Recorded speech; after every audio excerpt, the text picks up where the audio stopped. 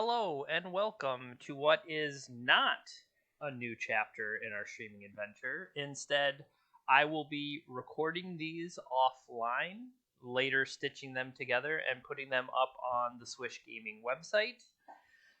The idea with the weekend challenges and a big event like Eternal Weekend is there is a lot of downtime between the rounds. Unlike a daily event / league that kind of fires back up after you go into the queue. This is more like a normal tournament that the round ends, and that's when you go and normally talk to your buddies and bad beat stories and all that kind of thing. Except, we might be waiting 20, 30, 40 minutes just between rounds. And so I thought it made more sense today to cut the dead air and put it together. And so, like I said, this will be up on Swish's YouTube page. So if you like this better, please comment and let me know. All right, as for the deck itself, we are playing 8-cast, a similar version to what I played in yesterday's Buffalo Chicken Dip event, but I did make a few minor tweaks. The big thing is getting an extra engineered explosives into the main. It is really good. Again, you don't necessarily have a sweeper effect here, and so sometimes you can get behind and need to kill a Ragavan, a Dragon's Rage Channeler, there we go, or maybe a bunch of elves come out, or something to that effect, and having the variability, because you can always set it for blue, but also between Lotus Petals and Mox Opal, we can up the number of colors if needed. So I like that effect, as well as worst case, you can play it as a 0. It'll trigger a Psi. It'll trigger your affinity on a couple of your other cards. And you can always sacrifice it later to Psi if you need to. I had tried a Hull Breacher main. Didn't necessarily like it as much. And, well, at least as a main card. I still want it for certain matchups, so I am going to put it in the sideboard. The other thing I did is change up my mix of Force of Negation as a hard counter and switch that into Flusterstorm. So, other things, the uptick in the meta of graveyard-based decks made me want to add a Soul Guide Lantern to the main, in addition to the one on the side. And then Retrofitter Foundry is really kind of impressive, especially with Psi generating Thopters that can be immediately converted into the 4/4 constructs. So I wanted to find a second one of that somewhere, and that made it into the sideboard. So getting ready to start here. I think we are just a couple minutes away. Yep, so about 3 minutes. But what I'm going to do here is cut this video, and then I'll join you soon. Thanks.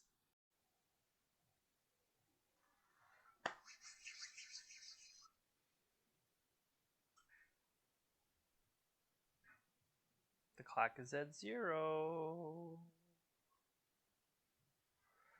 Dear Magic Online. There we go. All right. Round number 1.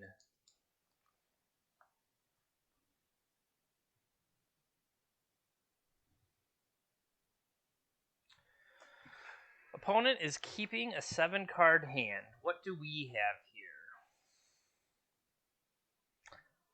This is a turn 1 Emery.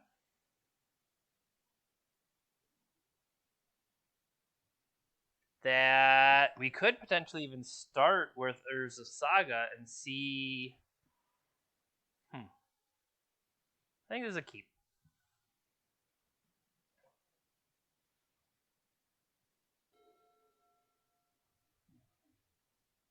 City of Traders, Chalice on 1. I'll allow it.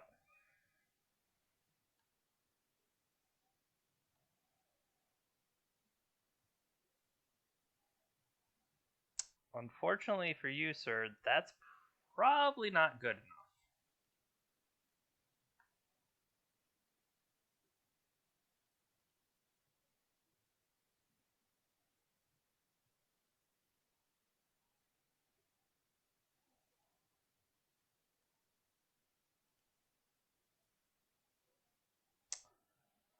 So I could Chalice on 0 here, which I don't necessarily want to do.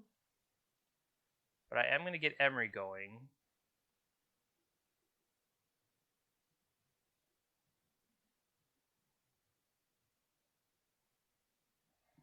Thoughtcast, a Chalice, a Mox Opal. Yeah, Chalice out on 0 does not help me for recurring Mox Opal, or if I'm going to start doing Mishra Bauble type things. I actually think I don't want to cash in the Bauble yet, because it's not like I can draw into Force of Will. That makes me think I want to wait a little bit longer.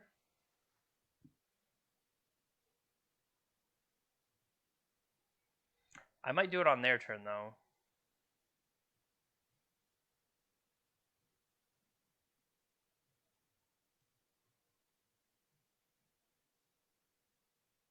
Yeah, if I fire off Mishra's Bauble here,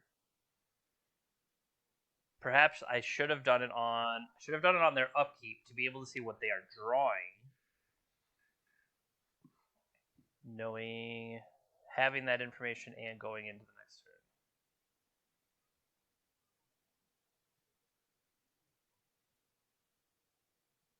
They're definitely, having seen what I did, they might be reconsidering their turn. Okay, so they're red. Sure. Simian Spirit Guide, this could be like Chandra. Fury. Neither. X damage divided as you choose among those two.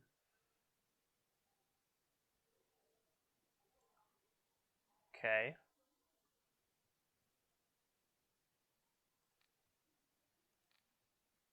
What are you drawing? You have another Shatter Skull coming. Okay.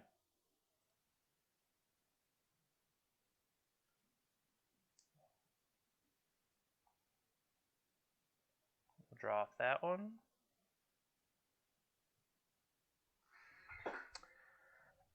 So we've got some land. I feel like we might as well deploy this Urza Saga.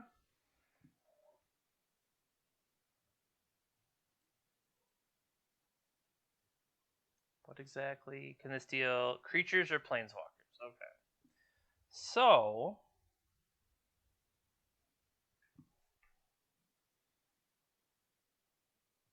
I could Chalice on 2, but I don't think that's any good. They're struck on only 1 land. They could follow up with Shatterskull could give them a land. Yeah, I'm gonna hold this Chalice because I do not want to put it on 0 because I think that could actively hinder me. But it now needs, I need to, okay, they went with actual mountain.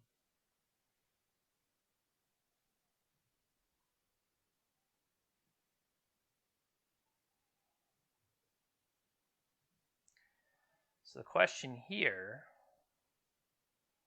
if I play out New Saga, am I putting myself... Oh, you can't play the Soul Guide Lantern anyway, Jeremy. So...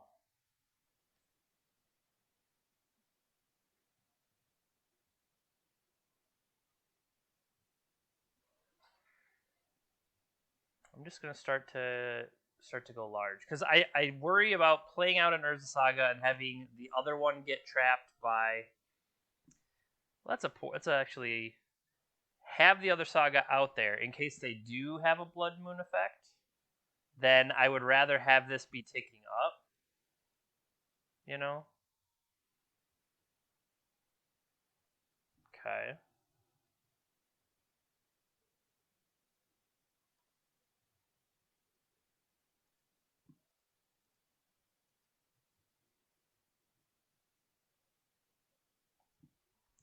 So, did I just run into a Fury here is a good question.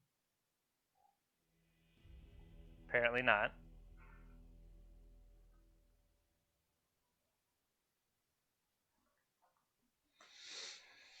Alright, things I care about. Or I should say, correction. Things I don't want. Chalice.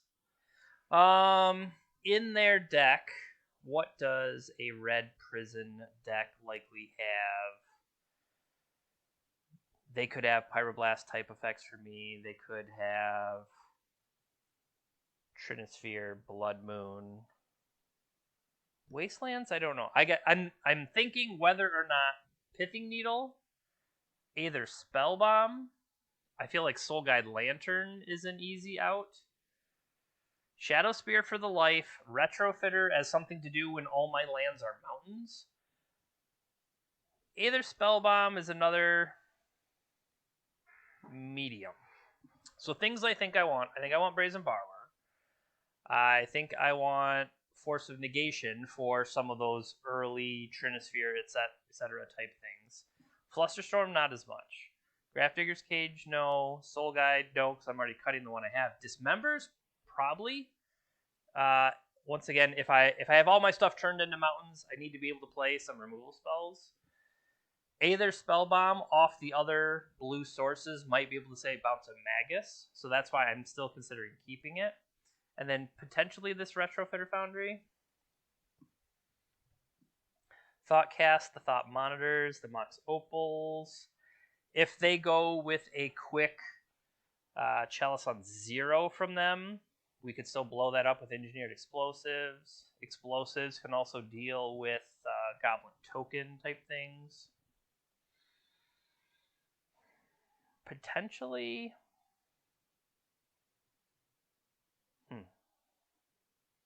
3 more cuts.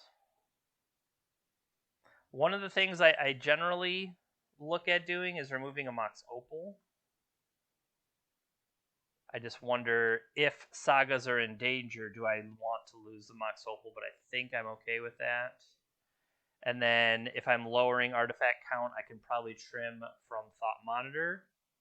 And then after that, it's probably Pithing Needle. I'm just trying to think what else I might need that Pithing Needle for, and I'm not coming up with it in my head. So I think I'm going to go with this. Let's see how it goes. We can always, having being up a game, if things went poorly, we can reconsider. All right. Yikes. Yikes. So, they're keeping a 7-card hand again. We don't even have a turn 1 Emery if we wanted it. Until we draw another 0 artifact off the top. But I've already removed some 0-cost artifacts. If they're able to land a Blood Moon, Alpine Moon effect, it turns off Saga. If they put their Chalice out on 0, that's bad for me. So I think this will be...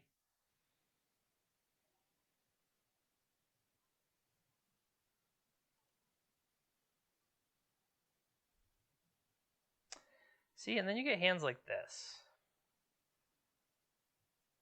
I can't... Chalice for 0 is nightmarish with this hand. Alright, I'm going to keep this. So then let's look at what we can reasonably play. I want to keep some lands. I'll keep this Mishra's Bauble, and I have to put 2 cards back. Well, it's probably Thought Monitor.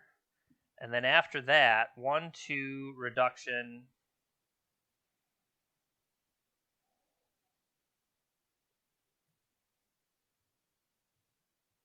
Could just be Thoughtcast. Because 1/2, that means this turns into a divination. It's not terrible. It's kind of terrible. I'm actually going to do the Ancient 2. The acceleration from that is not necessarily what I need right off the bat.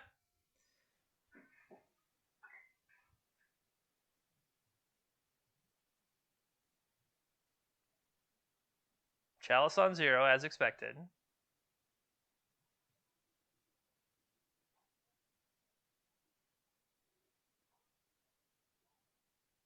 That's pretty good. All right. So I would have to deploy this as x equals 1.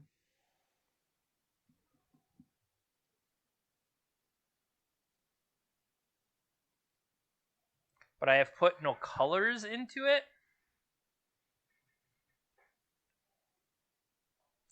Let's just hope they don't. I mean, they're probably playing artifact kill spells, and maybe that would be a reason to have waited.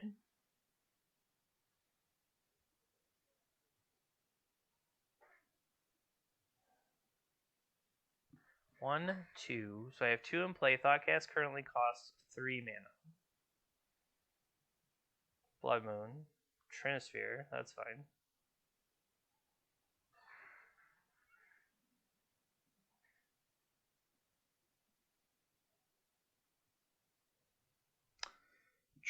Trinisphere would be a good reason to have kept Ancient Tomb. just say. Just say. Alright, let's draw land.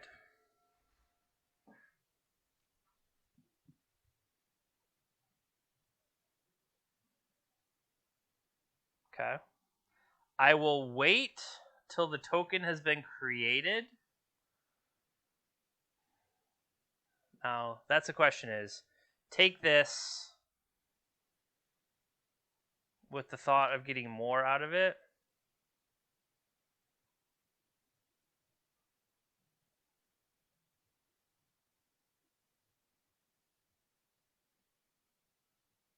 Okay.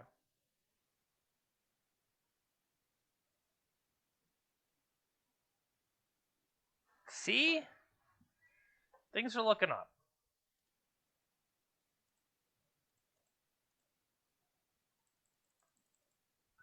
I thank you for playing your Shatterskull Smashing. Cannot currently cast this Mishra's Bauble, but maybe next turn, and then that'll start giving me Thopters.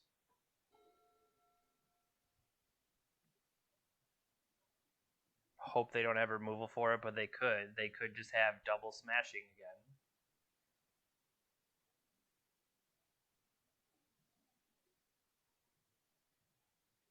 Yep. So the second smashing, obviously pretty good. Take it.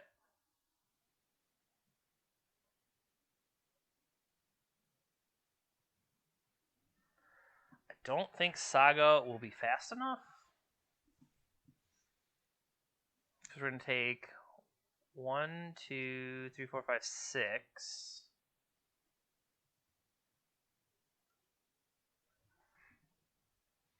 I guess force them to have a Blood Moon-esque effect. 1, 2, 3, 4. Yeah, I guess that's all I can really. Because Brazen Borrower will be able to bounce one particular thing. I guess it matters what is the thing they're going for. See, like that's bad.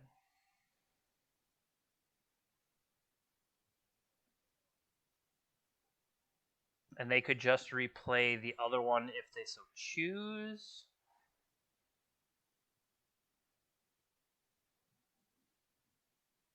One, two, three, 4, 5, 6.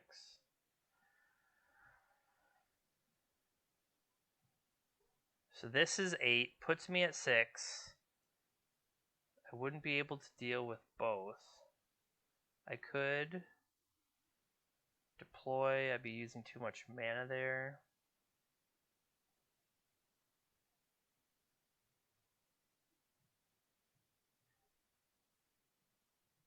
I think I have to take it. And they could have something else too. What is that? Another 3/2 creature. Okay.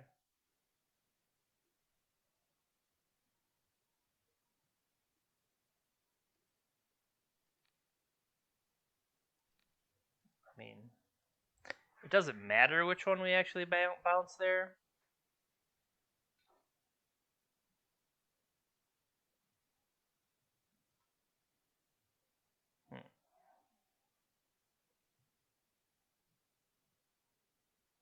So activate. They could just play another one. What does this cost to wake up? 3 and a white. But they'd have 1, 2, 3 cards coming in.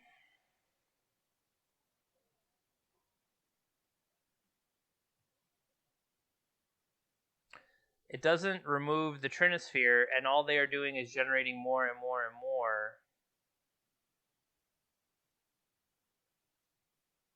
Yeah. That's enough. Alright.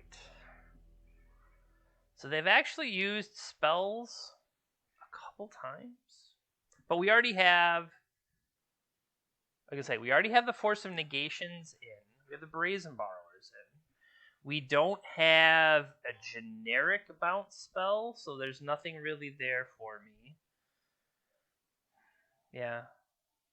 Trinisphere. Trinisphere is bad news. I'm glad that we have the Either Spell Bomb. Retrofitter Foundry. Is there anything else over there I would rather have? Pithing Needle, no. Grafdigger's Cage, no. I foresee Flusterstorm not being right, because if they're playing artifacts, stuff like that, Flusterstorm is just going to miss so much more of the time. Can't hit a Blood Moon, couldn't hit a Magus of the Moon, all of those type of things. So, no. I think the lineup I have is the lineup I want. We'll just need to draw better. Yeah.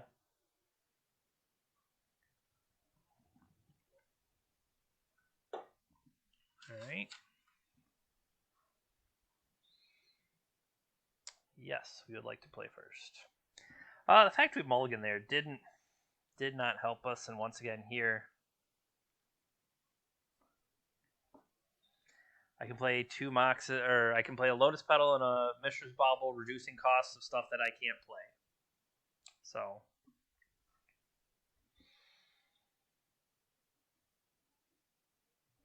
what are they doing? 7 or no? So this looks interesting. I could deploy Sai on the first turn, but not be able to immediately follow it up. I could then follow with Emery, though. I do have to put a card back here. So this is going to be a keep. The question is leading on Emery or leading on Sai. And I think it makes more sense to lead on Sai. And then just hope to have... Yep, they kept 7 again. So, say I led on Emery. Depending on what they do, the following turn we could have Sai into more. I think I'm gonna get rid of this Dismember. It's just whether I want to lead with Emery or Sai. So comment in the video and let me know, because I am still not sure what I'm doing, which I'm going with. So if I deploy those 3 out and I play Emery,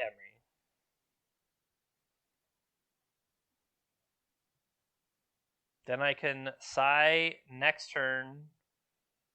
Yeah.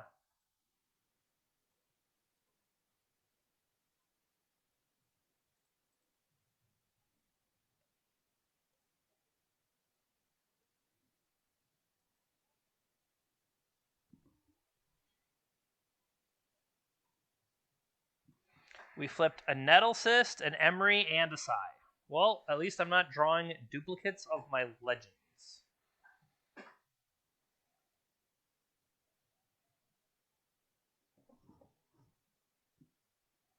Alright. Opponent thinking, long, hard. Not sure what about exactly.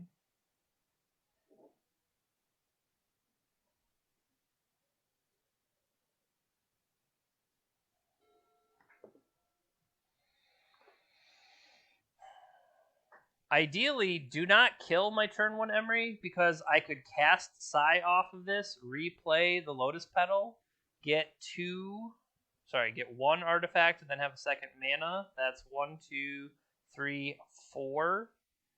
Reduction on Thought Monitor makes it cost 3. That's still one too many. Let's just draw a 0 and not have them have Chalice me or any other such nonsense. We didn't see Pyroblast from them, but that doesn't mean they don't have Pyroblast. They could also have Artifact Removal. They could have Meltdown. I hope they don't, but they could.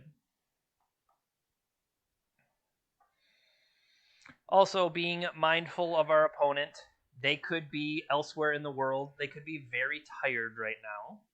You know, things like that. Chalice on 0, I'll allow it. I mean, there's nothing I can do about it.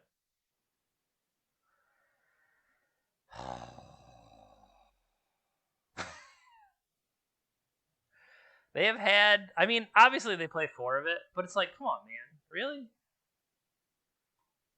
All right. Well, how about this? I would rather have Emery dead in a world of chalices than have Sai dead. I mean, that part's just true.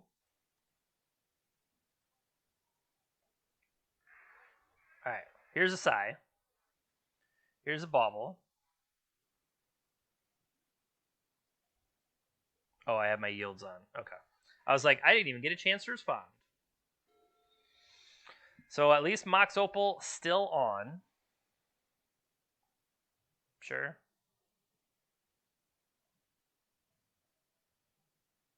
That was a nice draw. Booyah. 1, 2, 3, 4. What? How much do you cost? 4. I don't have that. Attack of both. Attack of both. Send a message. I don't think there's anything out there that I'm worried about, like tapped creatures.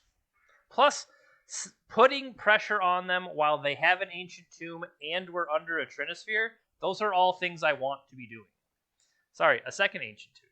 Even better.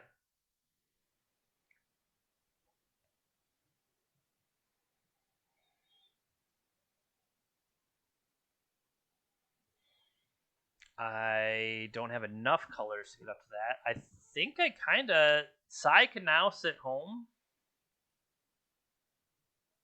Because I definitely want to make sure I am preserving...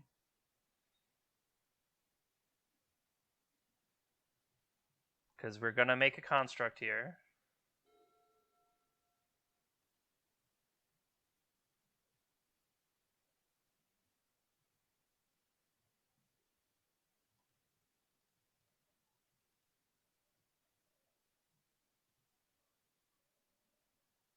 Okay, let's see what we draw. 1, 2, 3. Even if...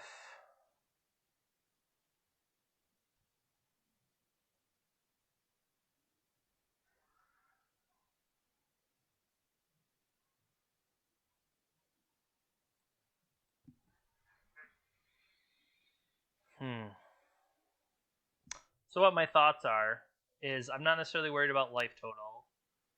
I could just get something as simple as Lotus Petal to be able to keep mana production going.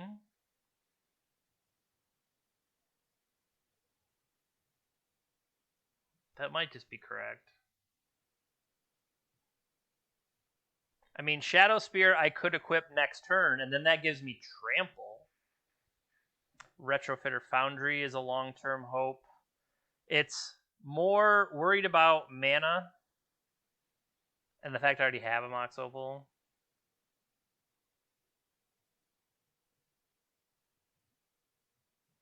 Yeah, I think I can get Lotus Petal. Yep. Okay. I was pretty sure that is how it interacted. I just want to be 100% sure. The Thoughtcast Trinisphere interaction.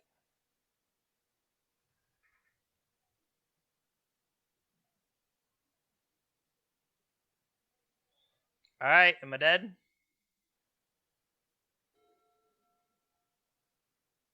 Like, probably dead. Urza Saga. Nice job.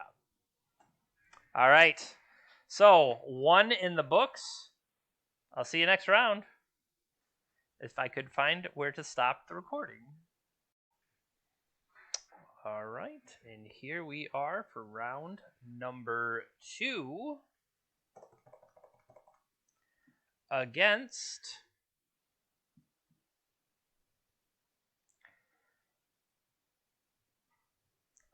Magic Online's unwillingness to pair us. Okay. Oh, it's against Alexander. Never mind.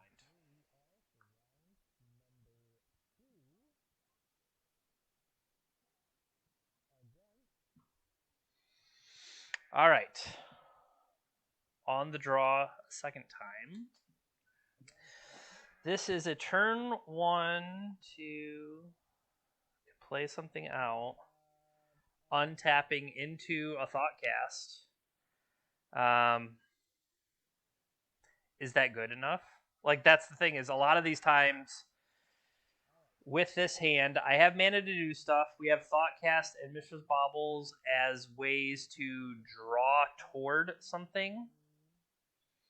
Engineered Explosives, potentially to clear Ragavan type thing. So I think I'm going to keep.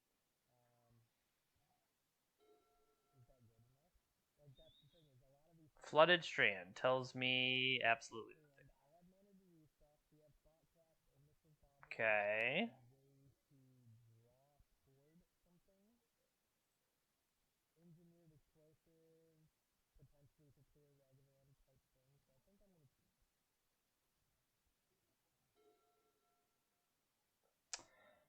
Reason I'm deploying the Retrofitter Foundry is, well, I'm not going to use it next turn, so maybe, like, I don't know what is the best thing. Flooded Strand, Scalding Tarn does not necessarily tell me what they're playing.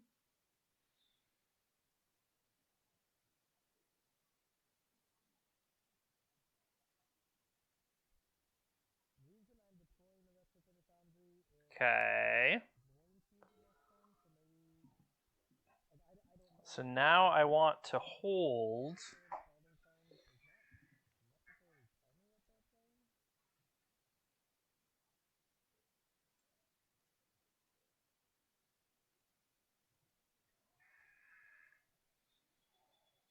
So I have 2 available to start spitting out servos. So I think I want to start drawing towards Saga and or, let's say, yeah, and I want to be able to have the force for when I go into my turn. So seeing a Brainstorm coming from them. Unknown if they'll actually let themselves go to that turn to draw it. Nope. So we can hide the Brainstorm that we knew was coming. Okay.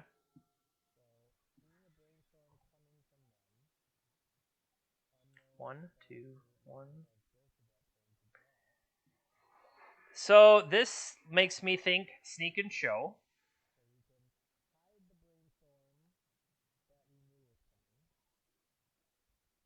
That they waited all this time. Yep, now we have a sneak attack. Sure wish I had deployed either Spell Bomb over that Retrofitter Foundry.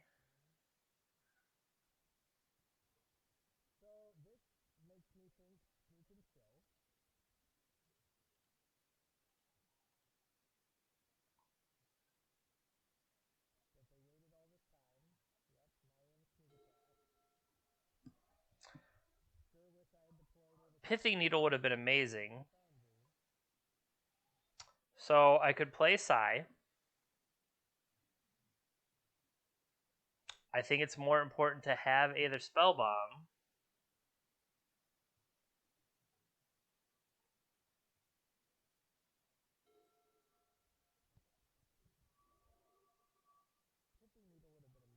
Like, this could just be a force.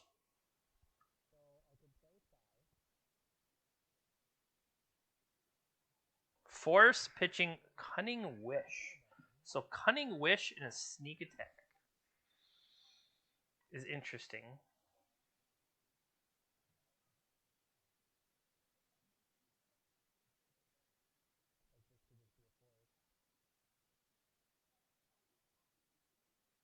1, 2. I'm wondering if how can I more quickly.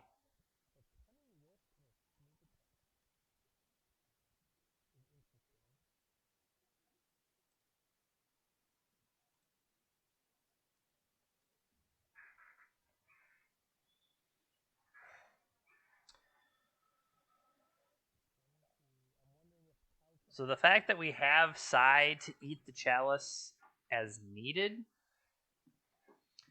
as long as it's not Emrakul, we could block and sacrifice so they don't get the life off Gristlebrand.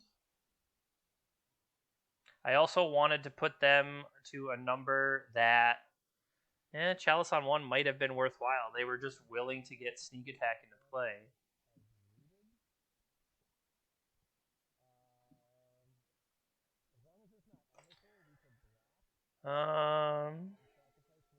Do I have my yields on? Okay, here it comes. A sneak attack for a Gristlebrand. They can only pay 7 once. Did they find Emrakul? Emrakul's the one we're worried about.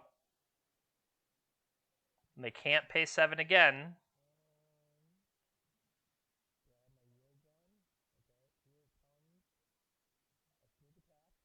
We're allowed to block and sacrifice it to turn off the lifelink ability.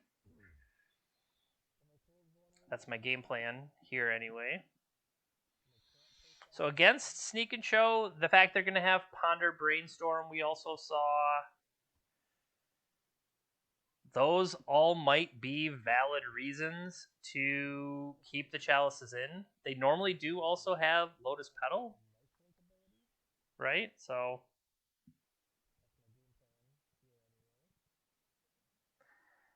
we are in the beginning of combat step.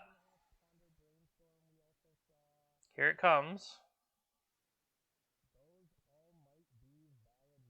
I'm going to declare a block.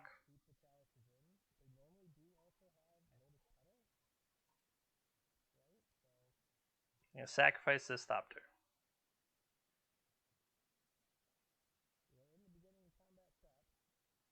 They might not have seen that. Right now we have 4, 5, 6, 7 points of attack.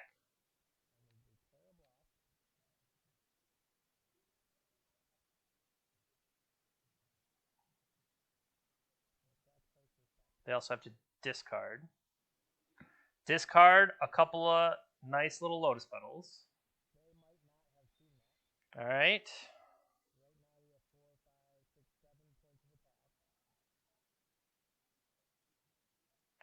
I like to cast a Nettle Cyst. Generate a new Thopter. But more importantly, I would like to suit Sai up.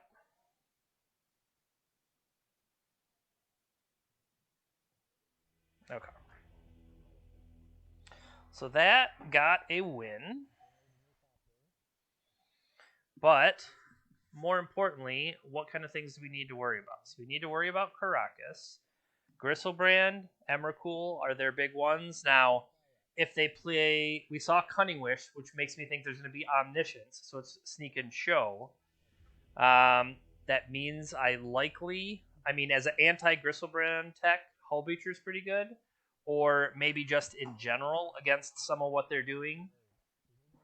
Like Soul Guide, Lantern, no. Pithing Needle and Spellbomb are both yeses. Chalice, they are going to have Lotus Petals and the Ponder, Brainstorm, cantrips, so I think we want it there. Engineered Explosives is actually probably a no. They're not going to deploy anything, we'll say, small enough. Grafdigger's Cage, like that one Retrofitter Foundry ended up working out. Long term, is that right? I don't know. Brazen Borrower, similar to the Caracas, just as a way to get things back to their hand. But more importantly, maybe I want Force of Negation. Oh, we grabbed the wrong one. I'm saying if it's going to come down to a counter war of them trying to resolve the show and tell or the sneak attack. Maybe I want Flusterstorms in addition to the force negations. As I was saying, like Nettle Cyst was able to close there, but I could see that definitely being on the slower end of what I'm looking to do. Maybe just rely on the Emery and Psy to help us, and then I trim the top end stuff like Thought Monitors. So I'm introducing more counter spells, another potential like bounce spell to mess with things, although Emrakul, I believe, has protection from colors, so I would have to rely on Karakas there. And then I kind of like the idea of Hull Breacher. I just don't know what Hull Breacher would go in ahead of. Maybe all the way of Hull Breacher are better than these Thought Monitors. I mean, it's plausible. Like, they go for something early and I'm able to Hull Breach it. And actually, I'm willing to go so far that I will cut a Thought Cast for a third Hull Breacher. So, not saying it's correct. Definitely not. But, so, what's interesting here is that we would have a counterspell as well as being able to start Urza Saga stuff. Urza Saga is going to be able to get us Pithing Needle. And we still have one Retrofitter. We only got rid of one. We are on the draw, though, so they would get a couple turns before that starts to happen. But that might... like, it's not terrible. It ain't great, but it's not terrible. Plus, we could maybe draw things to help it. I was going off mainly the fact that they did nothing the first couple turns last time.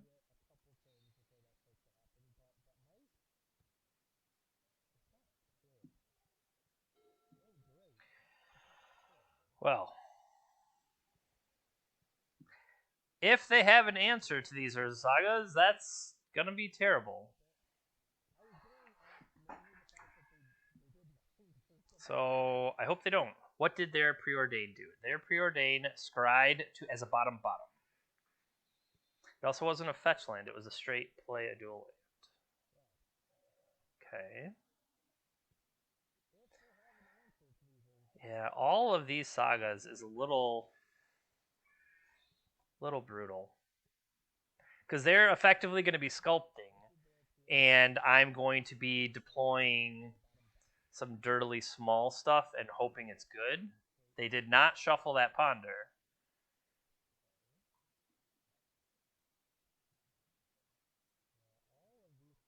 No shuffle on Ponder. I would expect at least, I expect a land drop. Perhaps another cantrip.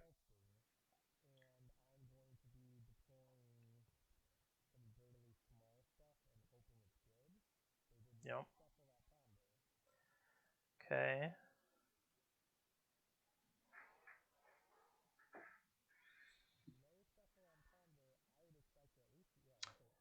So it's going to be more, can I... I'm just going to have one shot at forcing. Because we didn't draw any... Had we been able to draw more blue spells, perhaps, but we kind of put ourselves in this starting with 4 land. 5 land. 5 land, 2 forces is what we kept. So...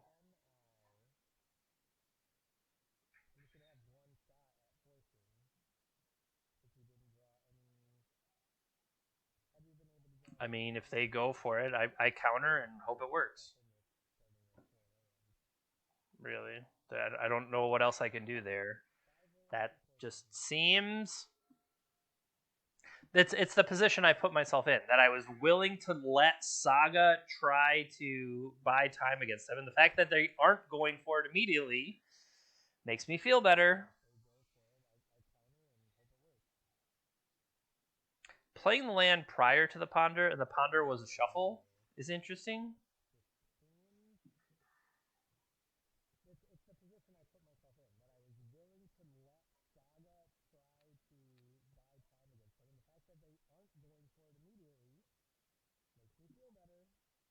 Wow, that worked. Cool. Didn't expect it to, so I'll take it.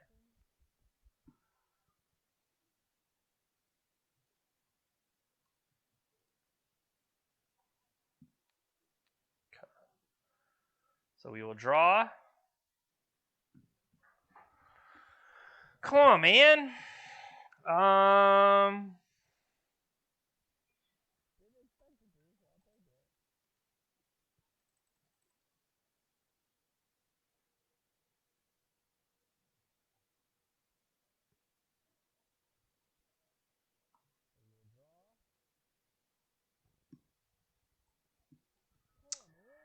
So we could do Mox Opal. We could have no Spellbomb makes more sense.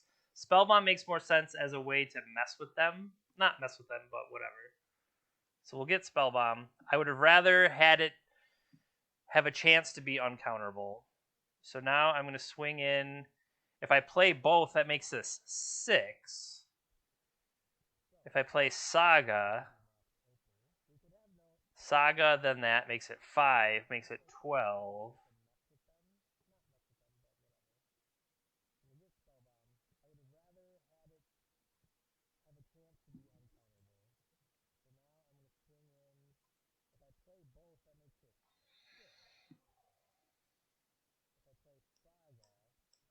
I feel like if they had the counterspell, they'd have used the counterspell.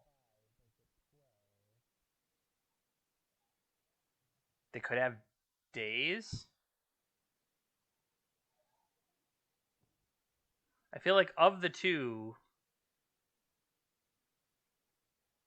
yeah. So now they're willing to Daze. I would have to cash in Lotus Petal, and then it's still, I guess it is enough.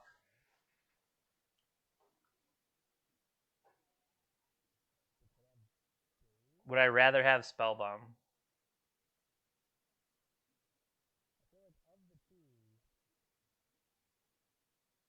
I think I'd rather have Spellbomb.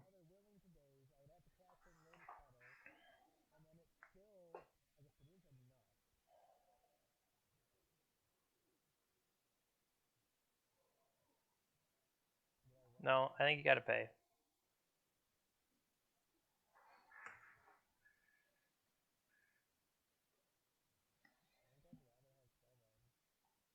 What the heck's it called? Sneak attack. I drew a blank.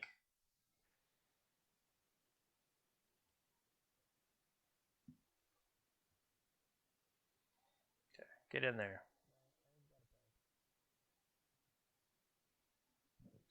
So now they're at 13. They only get one chance to draw off Gristlebrand, although that might. One draw off Gristlebrand is all they really need.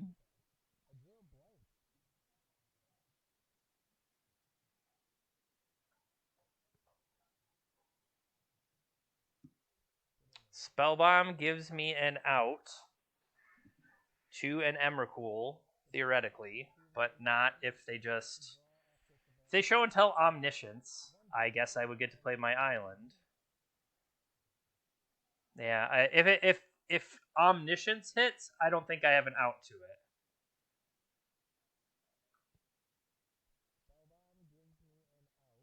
Okay.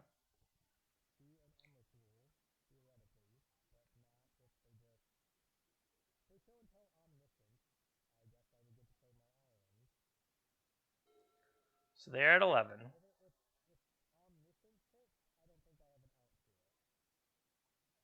Let that happen. 5.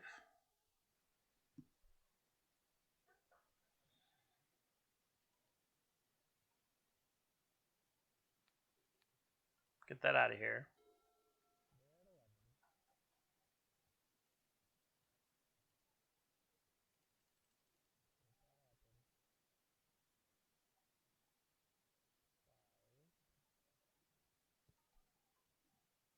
Put him at 1.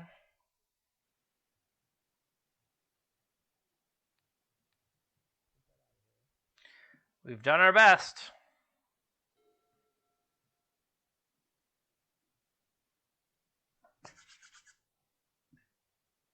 Big bucks. Big bucks, no whammies.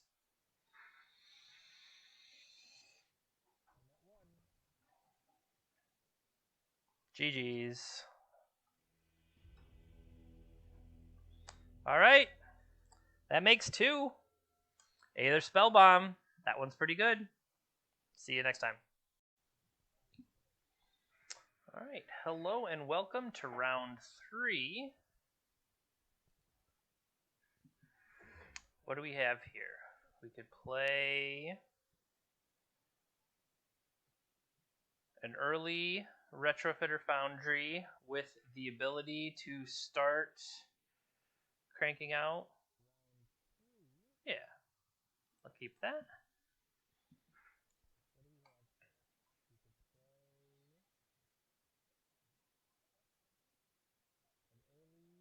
One, two.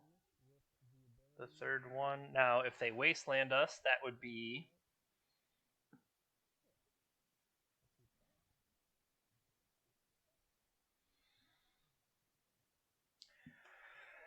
Saga, Retrofitter, Bauble, and Opal. That would let me have 1 mana available. Go into if I cashed in the Bauble. These are 2 artifacts. Play Seat. 3 artifacts turns it back on. Opal and Seat can tap to generate off the token. The question is, would I rather have the draw of the Bauble, or would I rather have the power on the Saga? Potentially. Now, if they cleared that Opal,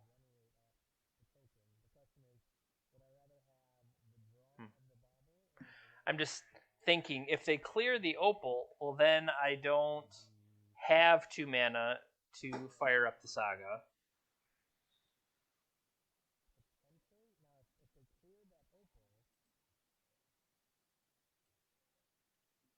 Let's play a Retrofitter. They yielded.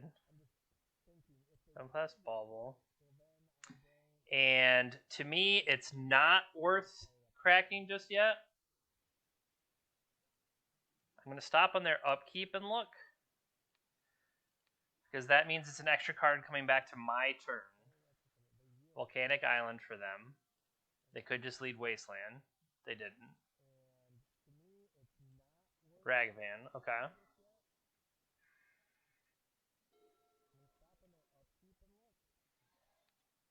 So now,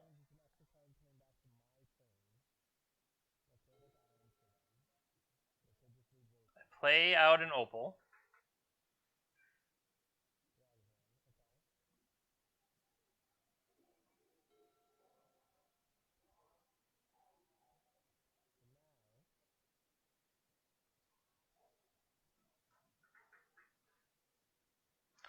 Now, they might be thinking, oh, do I daze this Opal? Now, I could tap this for colorless.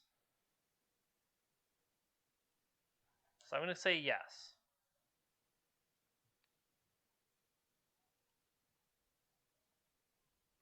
With the thought that I get to play this. I get to add a blue. I get to play a new Mox Opal. I get to keep this one.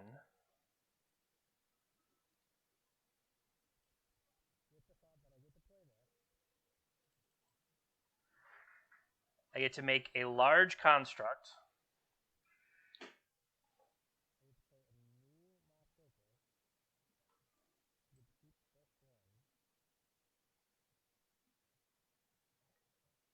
So I've seen Ragavan and Daze. Now what's interesting is I've seen Ragavan and Daze.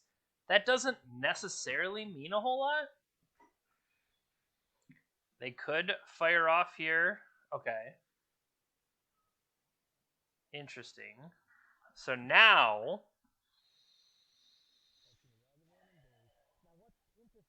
we could float for mana. Go get... Yeah, I like this. So let's generate.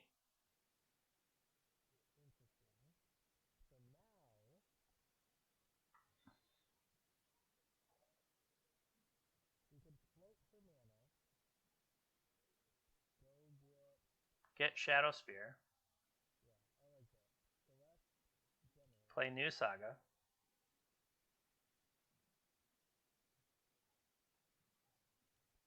Play Emery.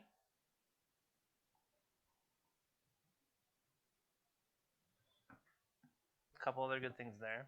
Play a bauble.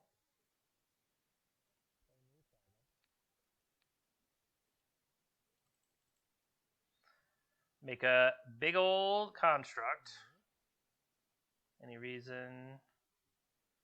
Rumble in. And again, don't feel the need to cash in bauble.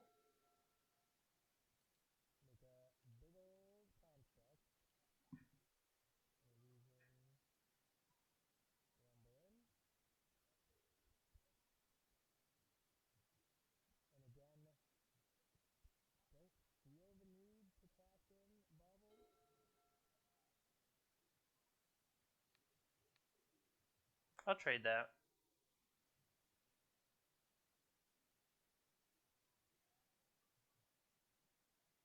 So now we know they are Jeskai at least.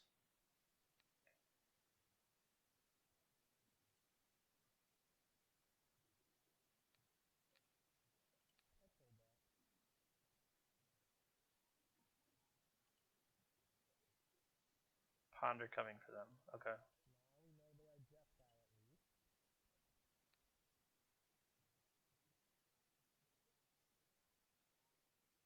Swords.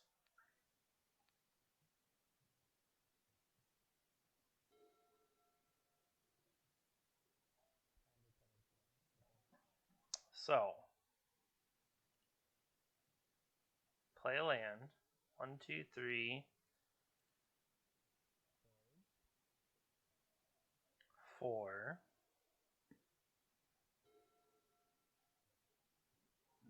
I'm just debating the merit of running right into a Thought Monitor.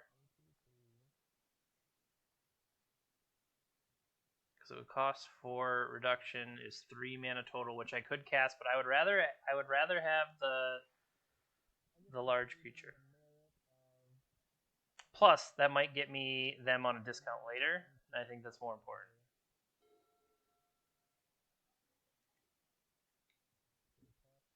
Brainstorm. Okay. Even though we know they drew a Ponder, they play a Brainstorm first. It's more cards.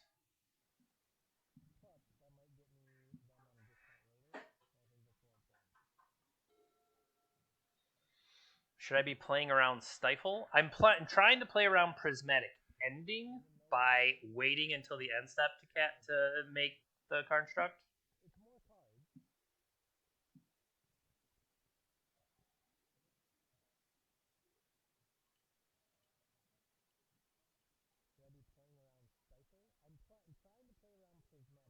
This could be a Stifle. Yep.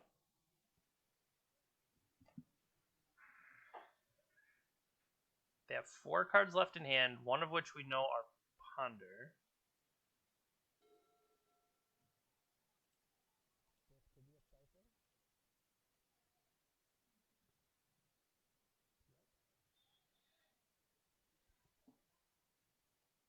So they could have Murktide getting ready. We could just wipe that with a Soul Guide Lantern, which might be worthwhile. We could also just have a Spell Bomb. 1, 2, 3, 4, 5. 1, 2, 3, 4, 5, 6.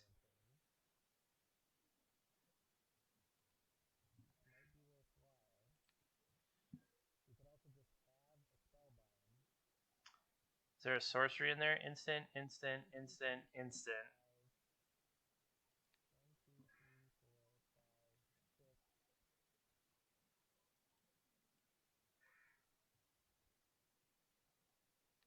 Keep this one.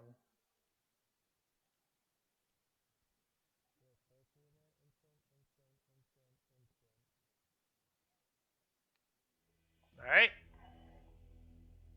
So, Jeskai, not just blue-red. So, Murktides, Ragavans, removal, their own sagas. So, Spellbomb is meant to be anti-Murktide. Still potentially worth considering. Pithing Needle. Now, they did Wasteland us, didn't they? Yeah, so they're going to be Wasteland, Stifle, things like that. So I like the idea of Chalice still. The amount of one-drop type that even though knowing they have, well, we didn't see it, but expecting Prismatic Ending. How about that? So then, how do we deal with their sagas, their Ragavan? I like Engineered Explosives as a way to deal with multiple one-drops, but I mean, it would be a way to clear Karnstrucks from their side. Alternatively, I can get an extra land, and maybe that's what I want. They likely have their own Caracas, and they're going to mess with my ability to Emery and Sai. Maybe I trim down on Sai. Or sorry, not Sai. Sai is the one I like. Maybe I trim down on Emery. Hull Breacher, Fluster Storm, because I do potentially expect Meltdown.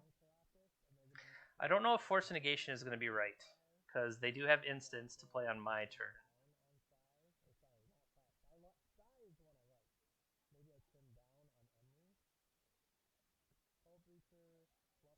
And I kind of like these Hull Breachers. So the question is, what goes out?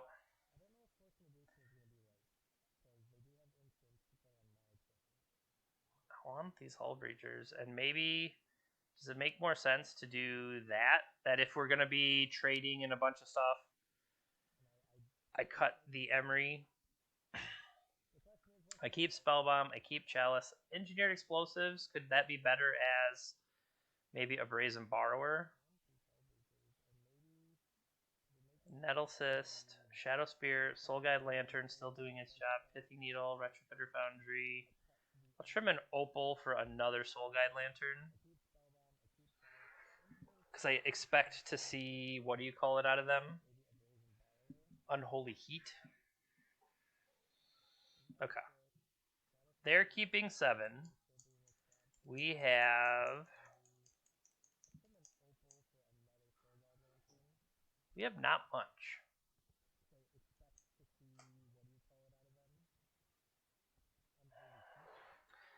Bauble is a redraw. I mean, I don't... What if they have a turn 1 Ragavan or whatever and stuff like that? Yeah, we're not even guaranteed to have 2 mana to start doing Retrofitter stuff.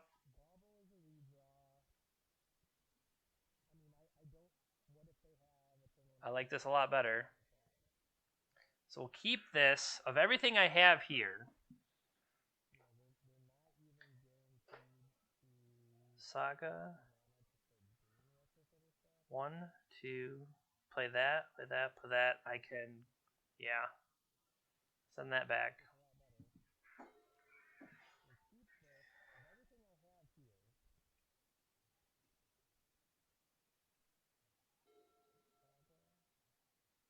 Alright. Do I get to Chalice on 1?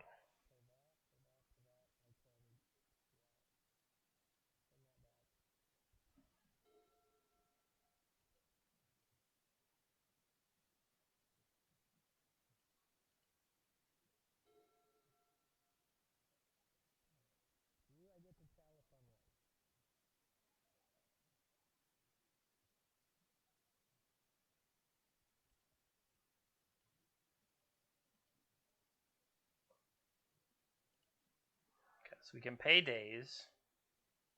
Okay.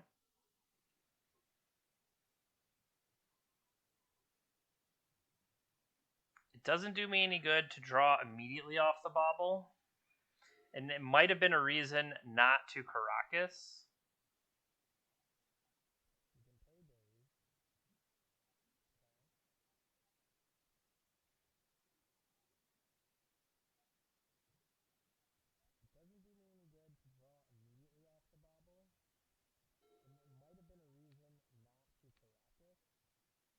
They have a retrofitter coming.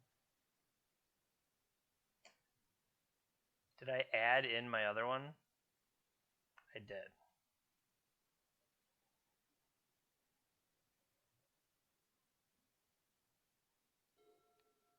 Okay.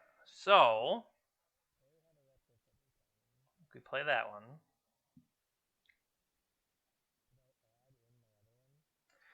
The debate is between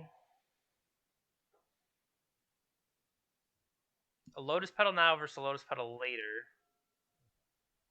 I cannot currently even turn on my Opal.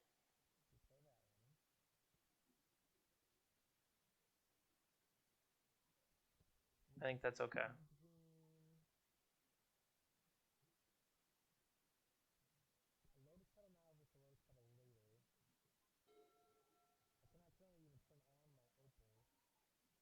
Ponder. So they picked up the retrofitter that we know of.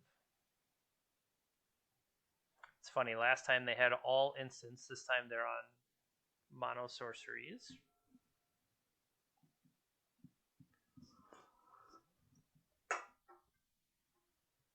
No shuffle ponder. Keeping the retrofitter in hand.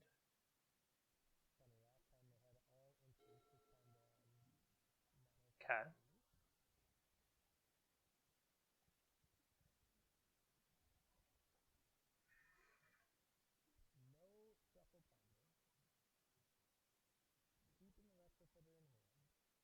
No need for me to activate first. Like we said, we know they have Stifle. I guess we just try to get them to use it. Definitely don't activate something on the main phase. Uh-huh.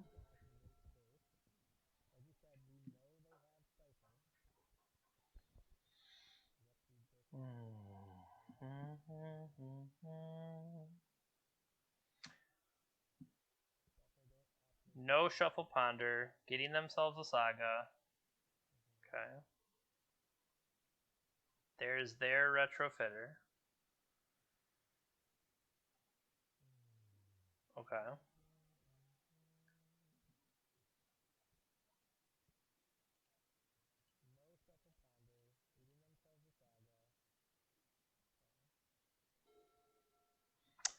You're spellbound too, huh?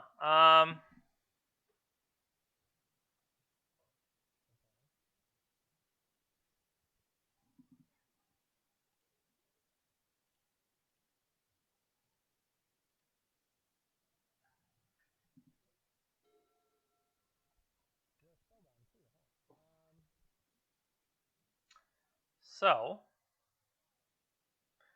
options include Pithy Needle on Saga, which would stop them from generating a token. Our own Retrofitter Foundry, a Soul Guide Lantern,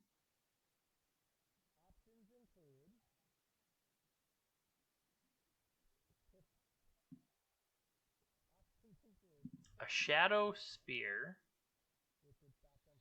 I mean, we currently have no protection against a Meltdown. I also would be not terribly surprised if they had Meltdown.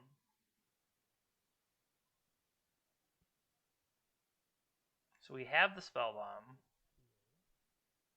I could just Needle the Foundry.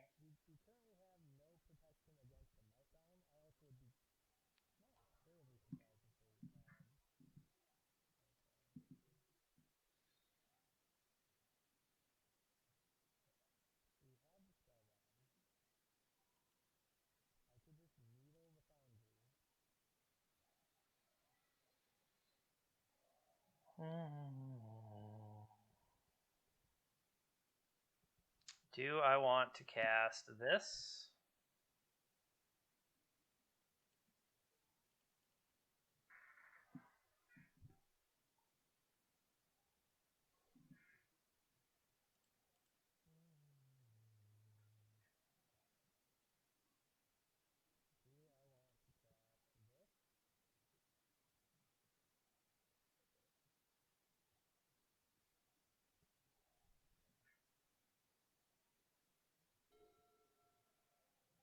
Okay.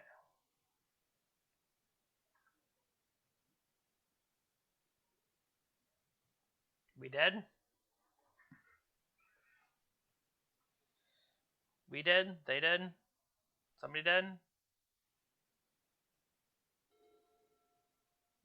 Chalice.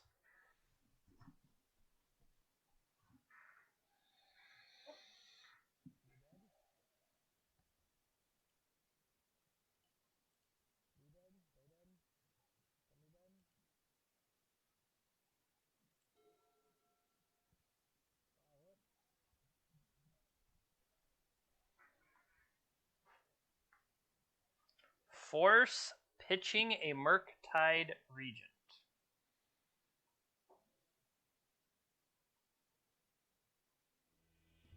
Alright. They see that I can swing in and bounce their blocker. Because that's what I'm... So, swing in. They activate Saga. We bounce the token back. And we will have cashed in our Spellbound. They go to 2/7/7s. 2/7/7s is more than 9. Nice. We could also have just deployed here and have 2 threats that are bigger than theirs. So, awesome. 3-0. Look at us go. All right, let's keep it up. See you in a little bit. All right, we are back for round number 4. As soon as Magic Online lets us play. Okay, we won the die roll.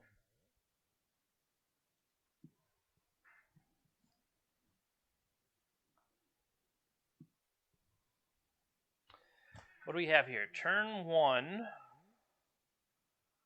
Nothing.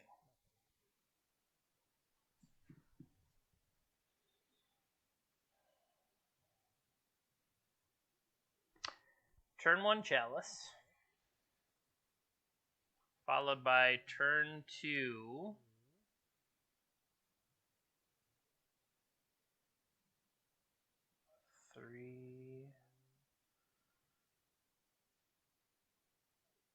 I'm going to keep this. They kept 7. So turn 1 Chalice, followed by turn 2, 2 lands. The Chalice already in play is a -3. Yeah, we'll ship Thought.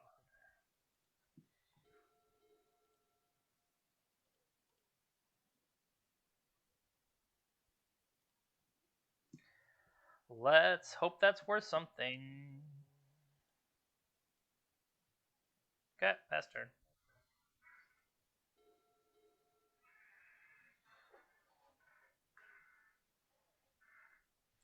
Cavern of Souls on Goblin. Jerk.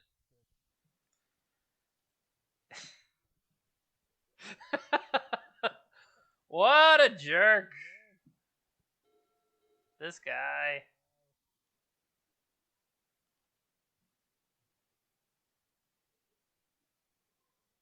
Alright.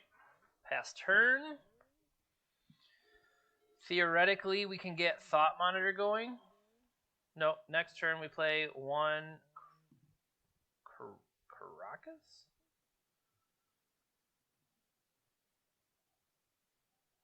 What? Okay. Hear me out. Instead, we play Urza Saga. We play Nettlecyst. Or do we put our 4th land down, play Thought Monitor to draw 2? Because 4, yeah. We could play Thought Monitor to draw 2. setting up to play Nettlecyst on it. I think I'd rather have the velocity. Although, had we gone Nettlecyst... Okay, I like the idea of next turn, Psy, then Mox Opal.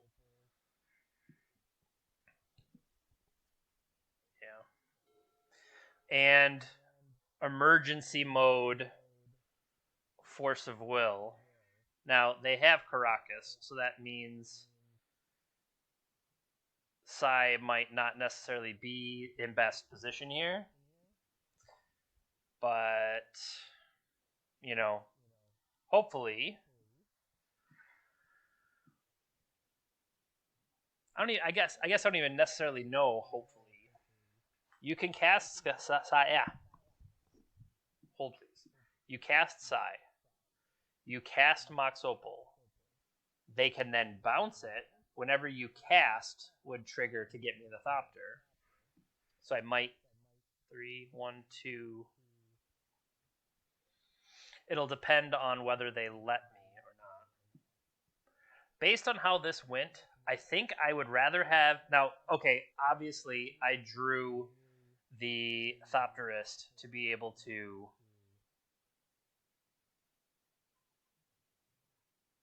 Goblin Matron can't be countered. Therefore, I will not counter.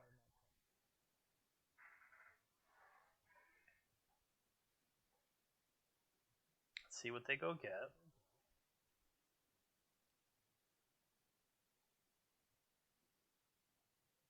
I don't have any way to interact with their lands. Skirk Prospector. Okay. Maybe ramping to a Muxus. Okay. Does that change anything? So, it means if I play the Psy,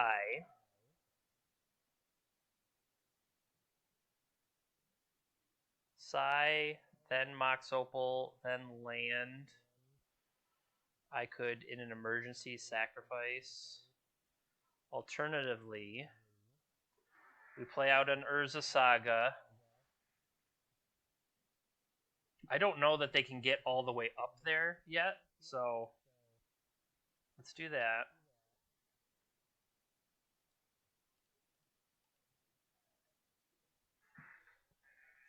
Trashmaster is more the one I would be worried about, I think.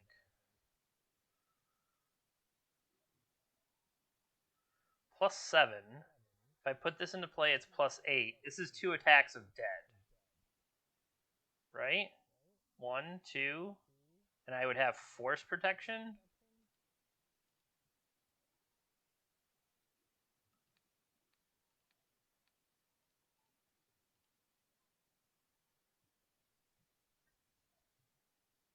This seems good. I'm liking this approach better. I'll tell you. I mean, that's just how we drew it up, so I don't know what the big surprise here is. That was my plan the entire time.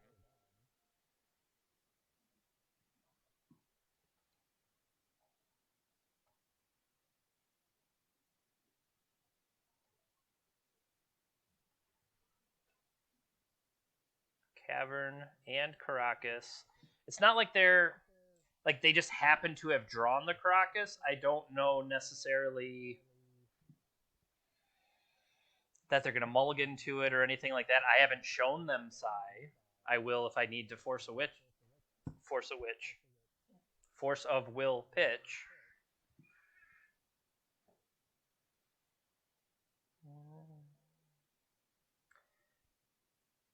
Okay. So they have a Prospector.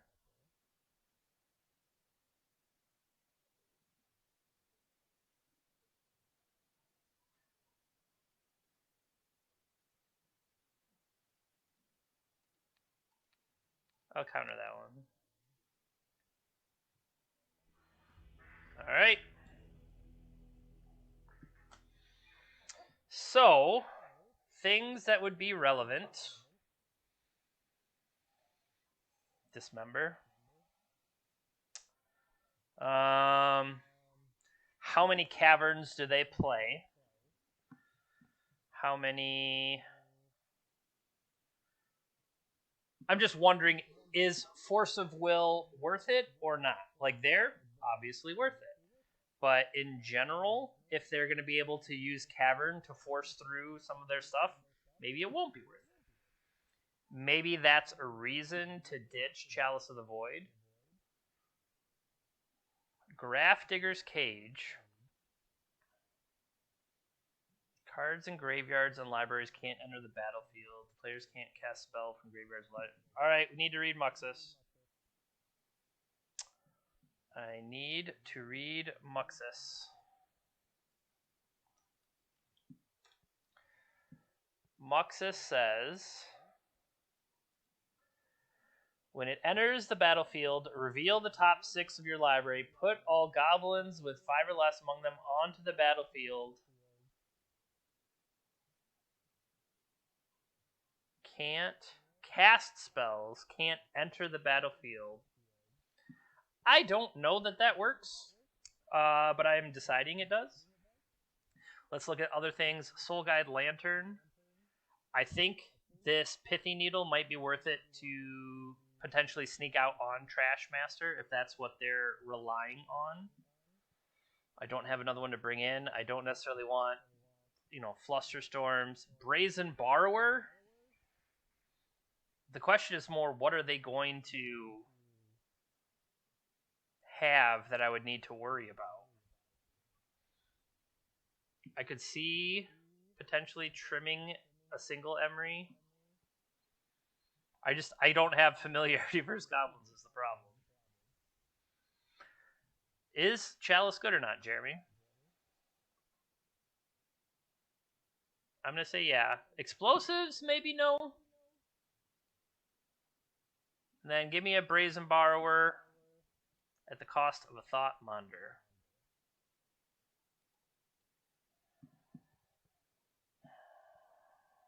Yep, let's try this. If you have different suggestions, please comment on the video. And if you haven't already, go ahead and subscribe to the channel. This should be going out on the YouTube for Swish Gaming. You can also find my Twitch stream and stuff like that. All right. Begins the game with 7 cards for them. I would have a turn 1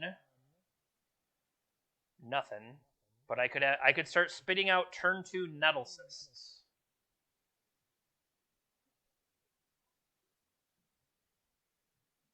Maybe.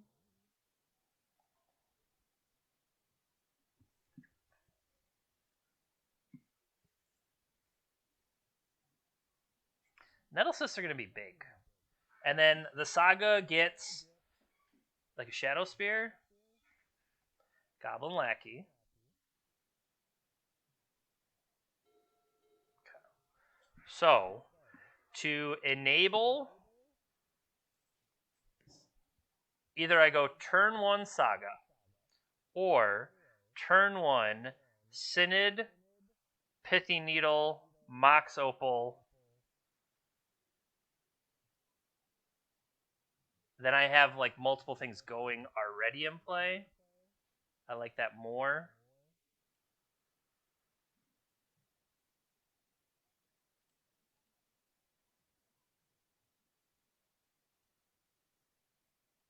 Is it Goblin Trash Master? God, I don't know which one it is. Goblin Trash Master. Hope it's in your deck.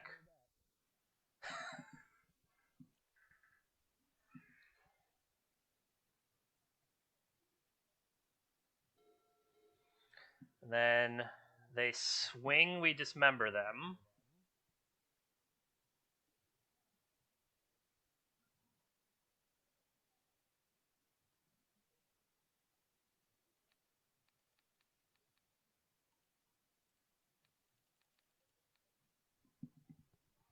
This is all going to plan.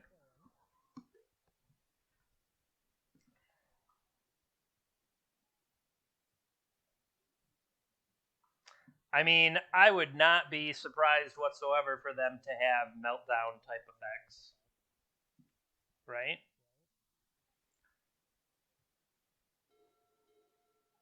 Why would you not waste me?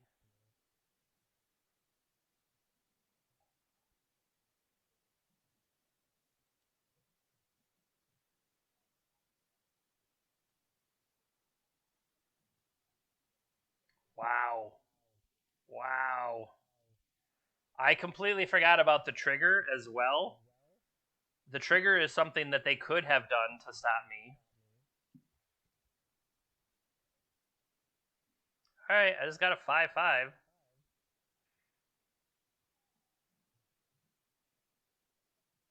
I'm going to play another one next turn if you let me.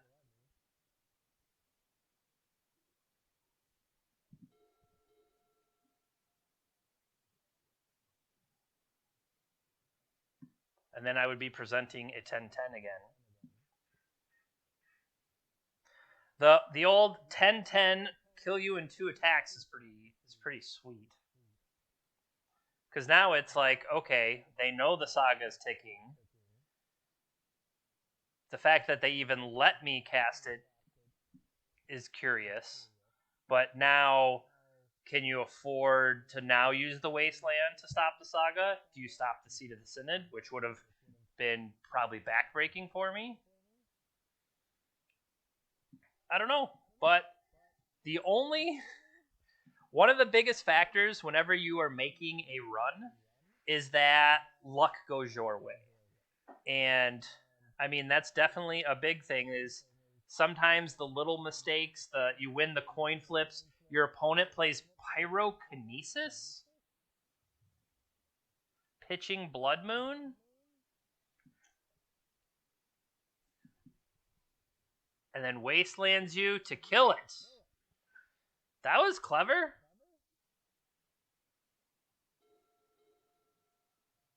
It's not enough, because I'm going to play a new one. And I'm going to play another Nettle Cyst.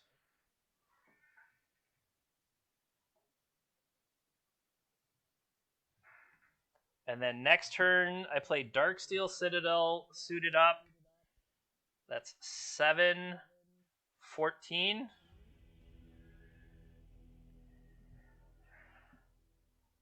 I mean, yeah, man.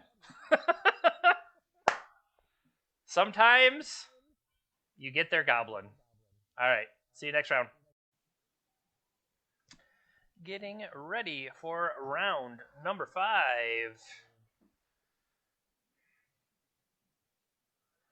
We have begun. Die roll. All right. So, things this hand has.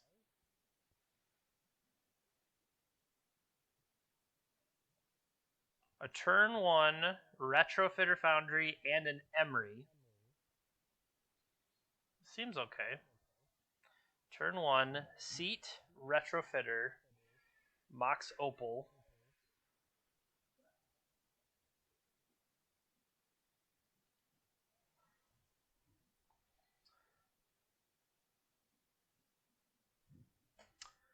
They have showed me Chancellor of the Annex, which means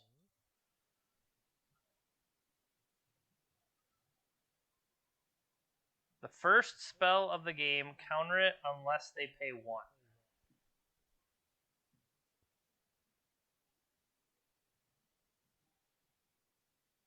So I could see Engineered Explosives not doing anything on this board. Therefore, I just throw out Explosives for 0, let it get countered.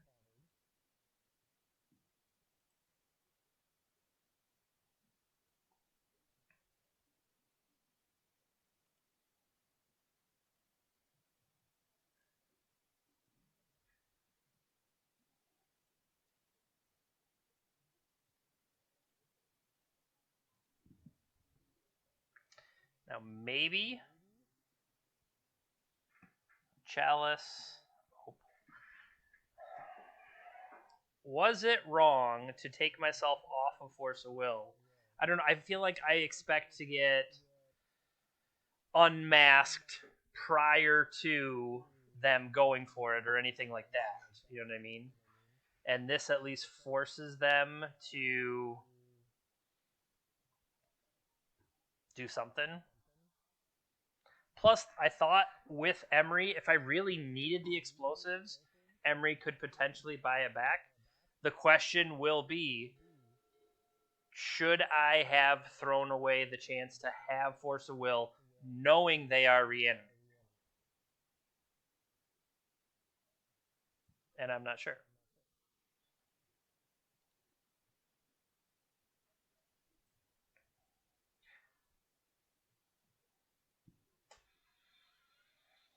We did not hit. Okay, so they are evoking a grief first. They knew they were going to strip from my hand. So now I'm glad I have the Emery in play.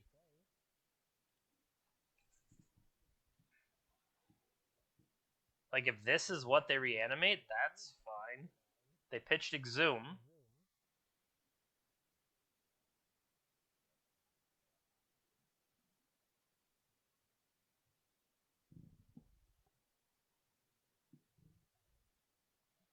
Two to make a servo.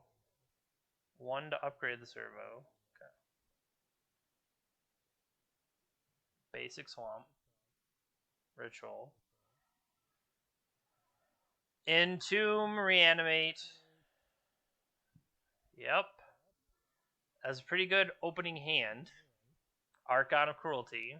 So now Caracas is not even necessarily good. And this strips the card in my hand and kills the Emery.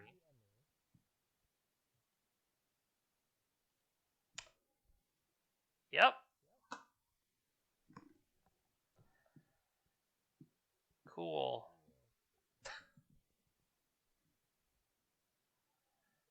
Oh, that's... I love you.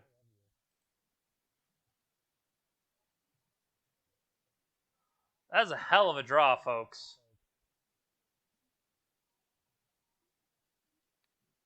GTFO.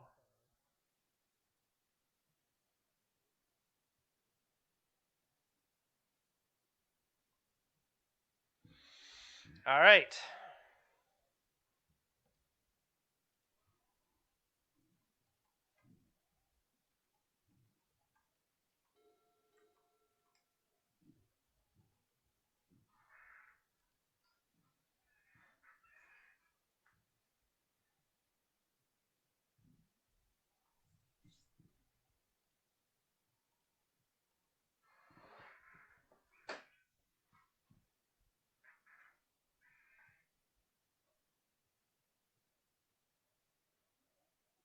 So basically, we are racing to try to get...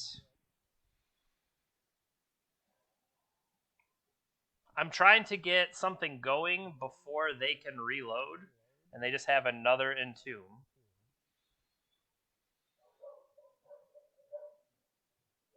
Wonder what... Gristlebrand, well, that'll be terrible for me if it happens. They might just be burning off Entomb because you sure don't want to draw it, right?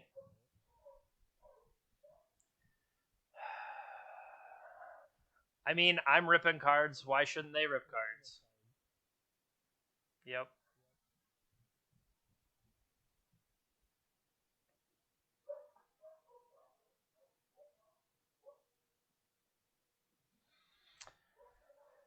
Just gonna... I was like, you might as well just put down the loss already.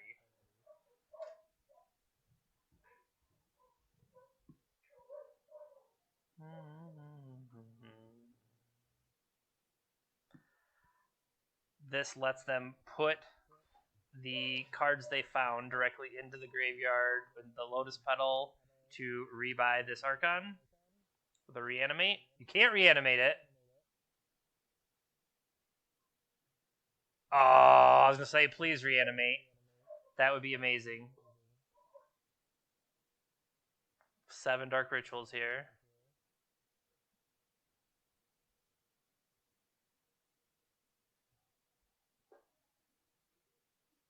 another Animate 10. Yep.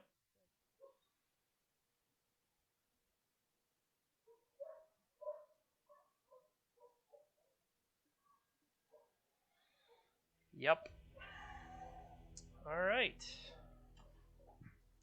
So, they do have Gristlebrand, but I mean, Gristlebrand, Archon, the Chancellor, Grief, lots of things that are not legendary that potentially make this Caracas less impressive. Things I do want for sure: Soul Guide and Grafdigger's Cage. Both of those I think are worthwhile. Brazen Borrowers maybe as well. And then how do I get more protection from their discard spell? Like, Flusterstorm won't stop an Animate Dead, but maybe I just need to protect in that way. Engineered Explosives here, not so great. Trying to bring in Grafdigger's Cage makes me less impressed with Emery. Being able to go first and get a Chalice on 1 especially, that's going to stop their Reanimates, Faithless Looting, Entombs. Retrofitter Foundry might just not be enough. Shadow Spear, Pithy Needle you could at least put it on Gristlebrand. And then maybe a Thought Monitor, this high cost stuff. And then we're just kind of relying, makes Urza's tokens and have protection and try to ride that home. I foresee Engineered Explosives just not being what we're interested in.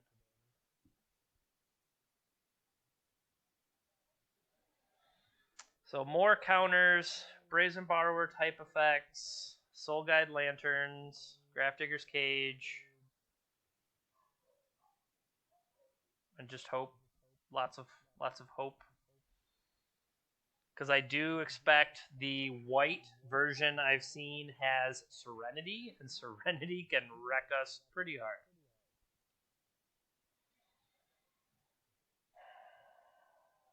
One, two, three.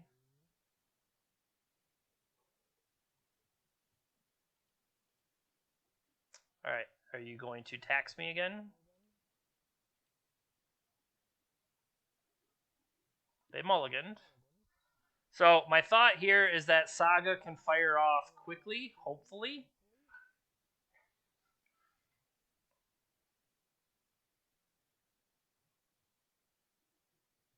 One, two, three. Okay, if I play out these 3, that reduces cost to 2. I can tap Opal and Saga for that. See what else we draw. Cash in the baubles. Yeah. Cash in the bauble to also get a redraw, but potentially be drawing a blue card to go with Thoughtcast. We can hope.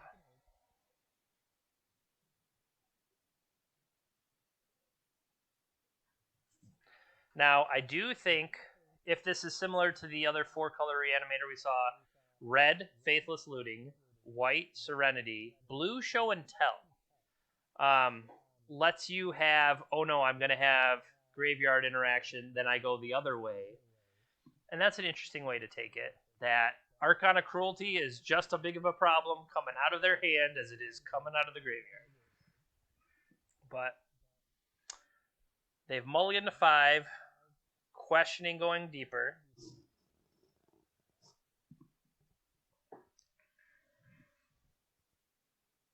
Okay. They are keeping 5 and are letting me go from here. So I am going to start with Saga.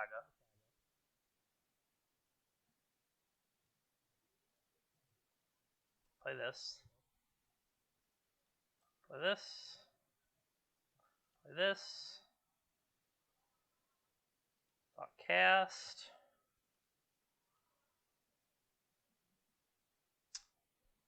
We found the Soul Guide Lantern. So now the question is, They've gone this far. It doesn't get to eat anything. Do I just put it in play?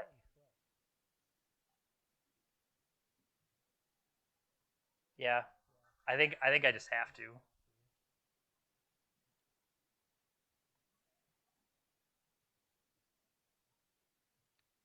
You can eat a Thoughtcast.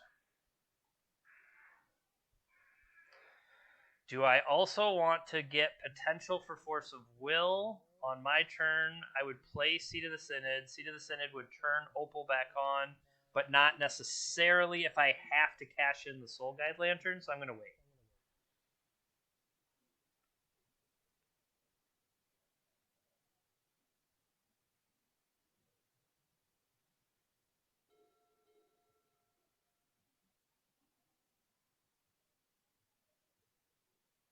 If they don't make me cash in the Soul Guide Lantern, maybe I do use the Bauble for the draw. Because by then I will have played Seat and been able to make a token which would turn the Mox Opal back on.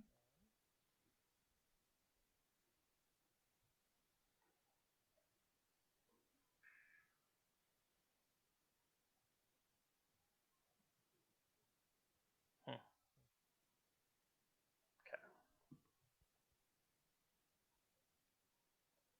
Scrub. Makes me think they have the Serenity. Tear. Destroy an enchantment.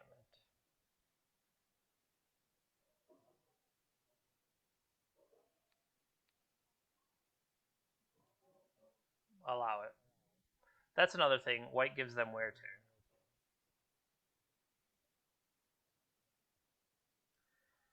I can play this for a single. So either I cash this in and draw a single card, or it can give me the same single card but save me a mana on. Yeah.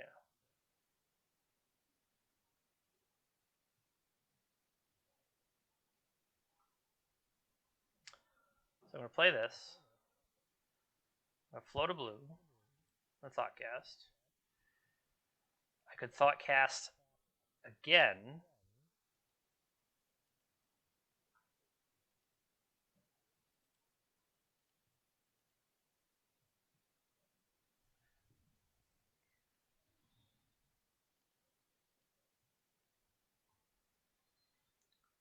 I think I want at least.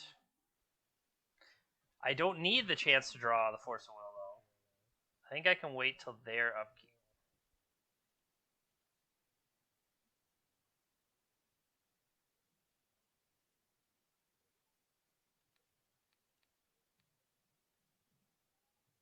Unmask coming.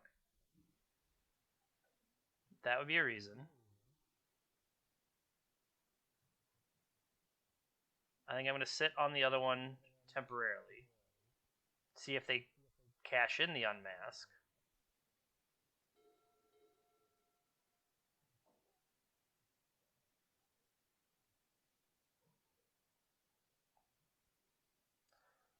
Serenity would be bad news bears.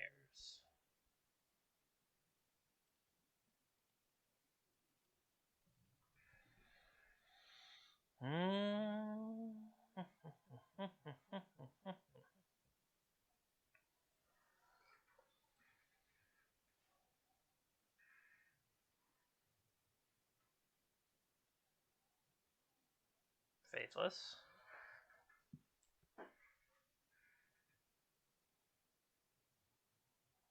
Instant speed reanimation. What's that? Shallow grave? Just thinking of things I need to be mindful of. I did take all of my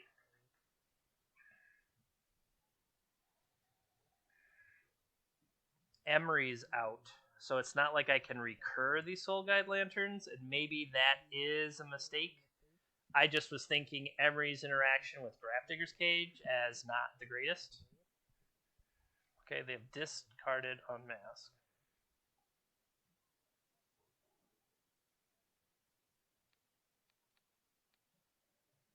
They have a Verdant Catacomb on top. So we'll get a few draw steps here. Or I should say, a few cards drawn. Okay.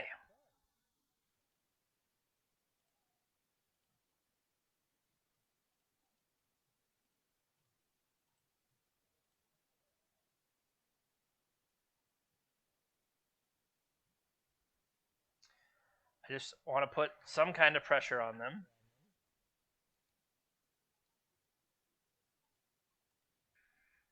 Knowing they were drawing Verdant Catacombs, they could potentially... Okay, so now they have something in hand. Flashback, I think that's fine. We're worried more about something... Serenity is definitely one. So discard 2. We know Catacombs is... Maybe they wanted to keep the basic? That's somewhat interesting.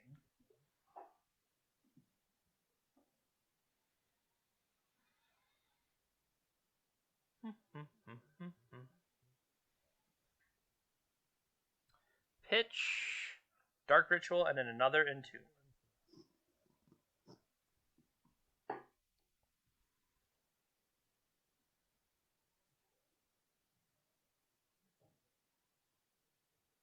I like it. So this is 5. I would cash that in to go up to 6, but I don't think it's worth it. I like the idea of 2 counterspells.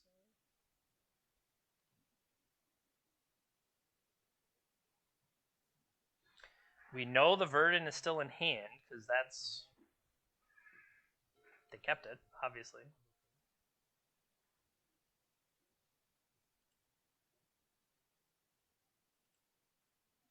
Blue. Nope, double red. Hard cast Grief.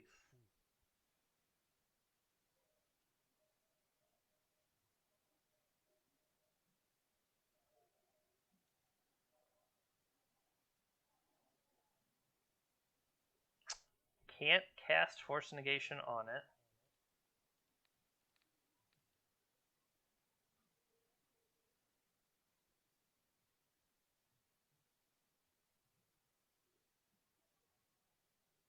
One, two, three, four, 5.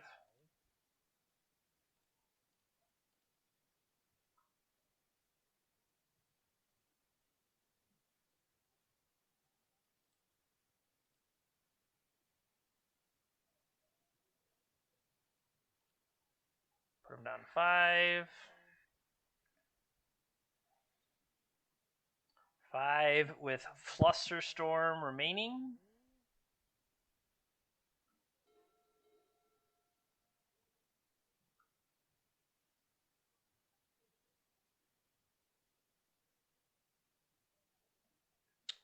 So they would pay 4 life to get Grief back.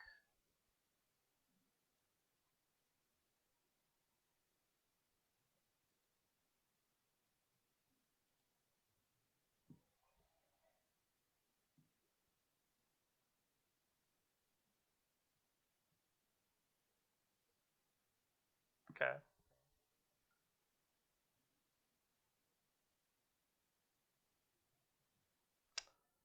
This loses to Animate Dead. Right? Animate Dead, Fluster can't stop Animate Dead. So maybe that's what I needed to do. Fluster the Reanimate, make them pay for it, let it come into play, and then they're at 1. What does it matter? That probably made more sense to do. Okay. Having looked at that, I think I do want to try to bring an Emery back in. Just with the idea of if I could get Soul Guide Lantern to recur, but it's like, do I need it to recur? I mean, maybe I don't.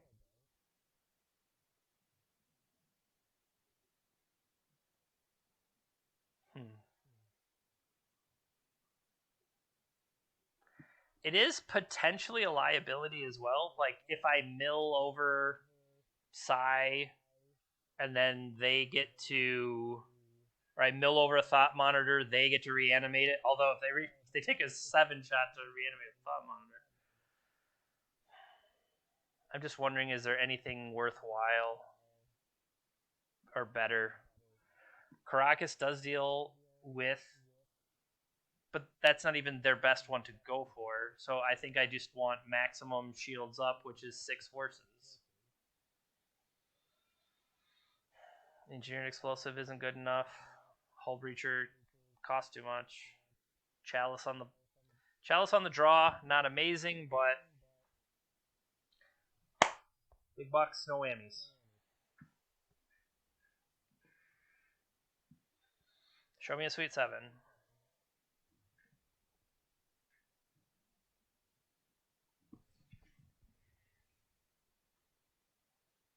They're keeping 7.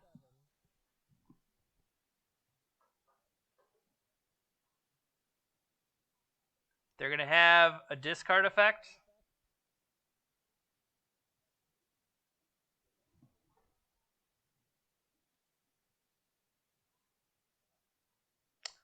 There's Chancellor Lanix. I'm dead. Cool.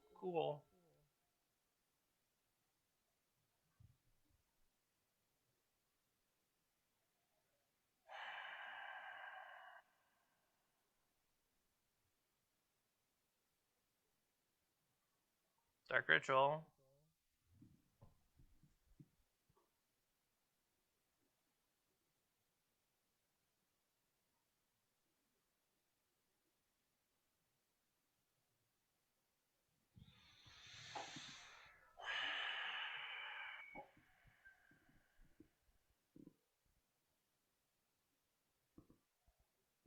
What? Maybe he can't kill me? Yeah, that's likely. I mean, they're at 4.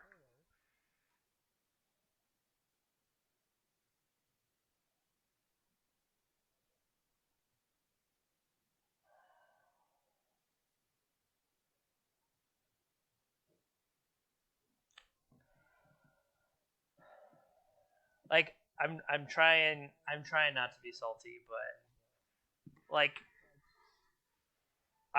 it's entirely my own fault. I could have gone back looking for 6 to hope for double force. I mean, I had Flusterstorms and Force of Will, but the Chancellor is all they needed, right?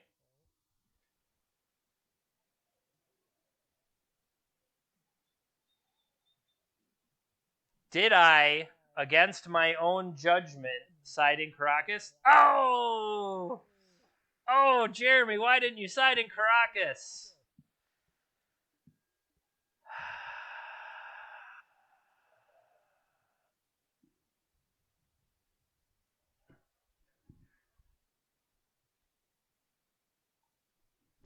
Spellbomb. That's what we need. We need to draw Spellbomb.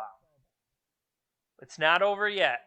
Draw Spellbomb, play it, and pay off Ancient Tomb, Lotus Petal, bounce your guy.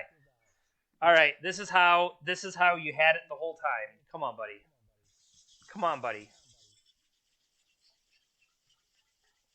Don't take my Lotus Petal. They just figured it out. Don't take my Lotus Petal. Ignore everything I just said. Well, opponent, not audience. We do have an out. We have an out.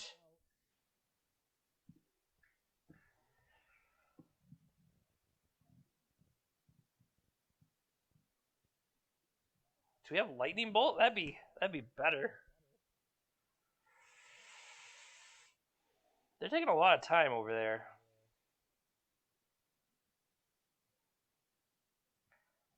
I mean, honestly, the out I figured out. You should take Lotus Petal. All right. I mean, I could somehow still be dead here with their 7 cards in hand, but I just like the fact that we figured out a out, not necessarily the out. Okay.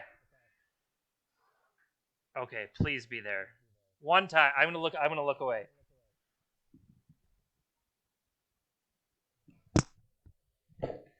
I saw it was an artifact, and I was like, "Oh, is it it?" And it wasn't. So the question is, do you play on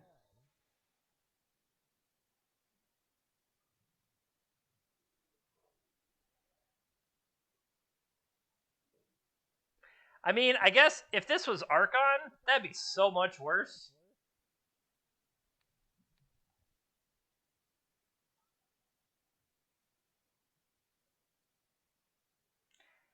I mean, theoretically, we're not dead.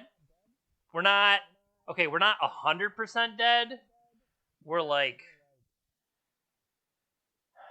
97. Because they're going to play Animate Dead, and that just makes Flusterstorm look foolish.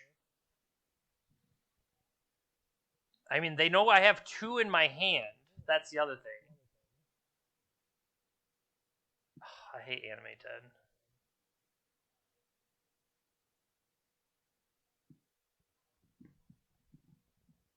Theoretically, we could still. They have they have 14 cards in their hand, but yet we could still draw. I don't know. I don't know what we are drawing to, but it would be terrific if we drew it. Spellbomb is still reasonable. I might have to go through Ancient Tomb for it, though, so I could keep Fluster available to me. You got it.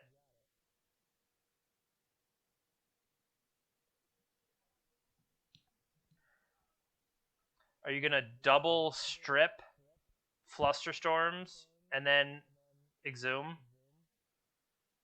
Because, of course. Why wouldn't you?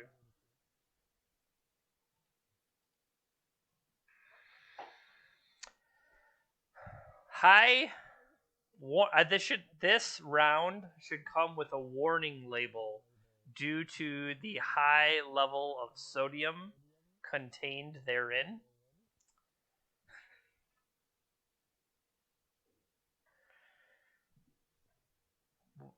What? I guess no, that's true. Because say I played Nettlecyst, they wouldn't be able to attack because they'd be dead. They're at 1. Play something I can fluster.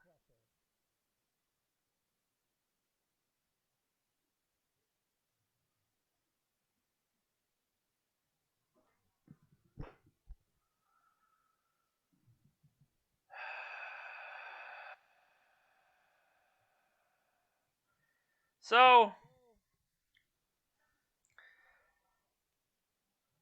I don't remember if you might have been here at the start of the stream, where it's not even a stream, so take that. I discussed how Force of Negation effects were not at their greatest, and that I wanted something more versatile, and so I went with Flusterstorm. And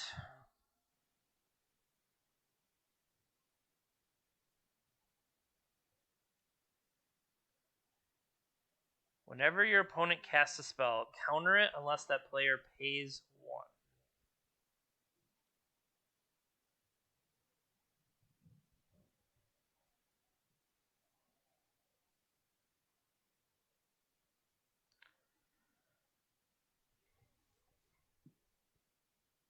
It doesn't have vigilance, right? No.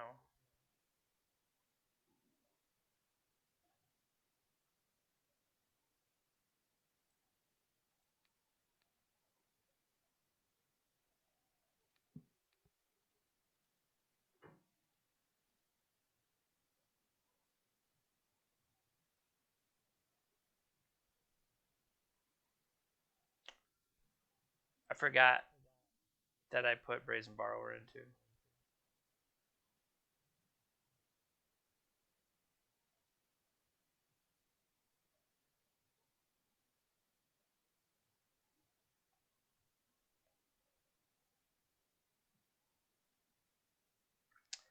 I go to 7. They're at 1.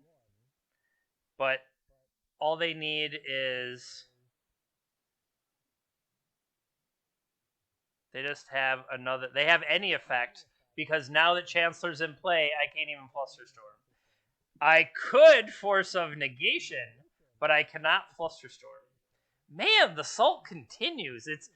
It's giving me a little bit of hope, and then pulling it back. It's like here, and then it pulls it back again.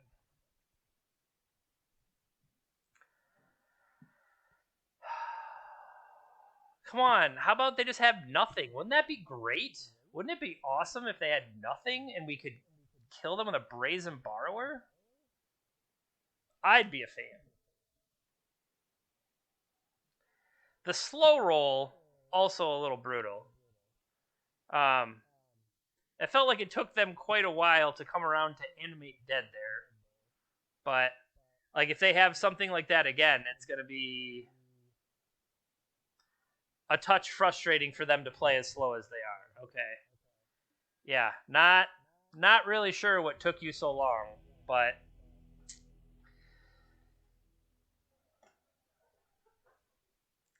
Oh well. See you next round. I'm going to go cool off, perhaps. Or not. Or complain about it. Complain about it to the wall that does not care. Or, equally, could complain to my wife, who potentially cares less than the wall. So, alright. Suck it up, get over it, see you next round. Alright. Time for round 6. Let's shake off that one. Gonna be honest. Still annoys me, but like I said, deep breaths. Breathe out. Lost the die roll? Sure.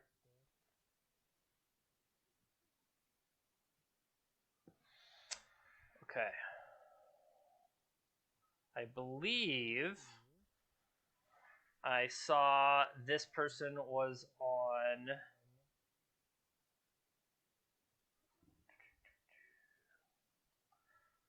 I think they just made top 8 of the second challenge. Or I should say the second Eternal Weekend.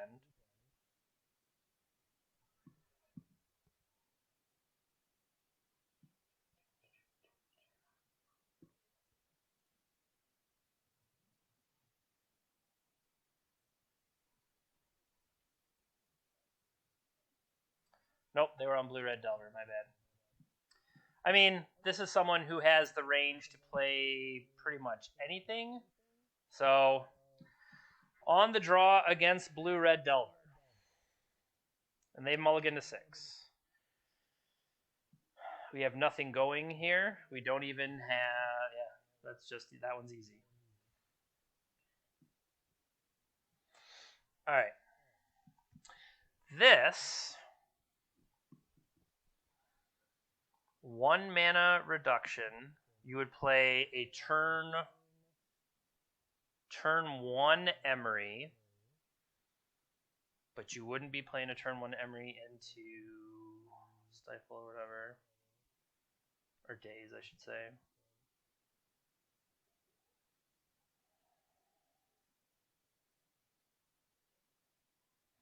If they are, then I want to keep the island, I think.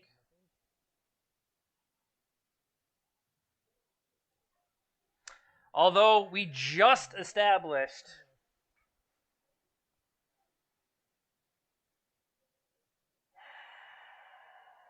Psy is the worst thing for Blue Red Delver, Jeremy.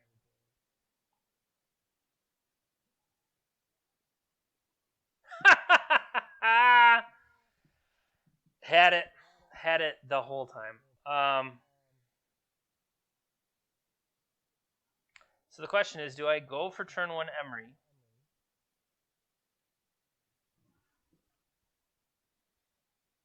See, that's why I shipped them. I figured it wasn't worth having 2 of them.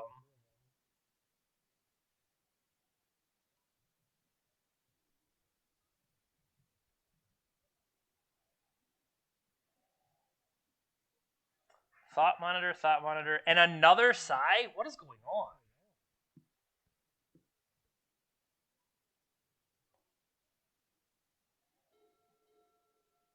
the question will be, they bolt Emery. Do you fight over that? Doesn't feel like I should. If I do and now they daze me here, is that worse? If I'm pitching the Sai, which I feel like is the more important card, am I blocking? I'm not blocking.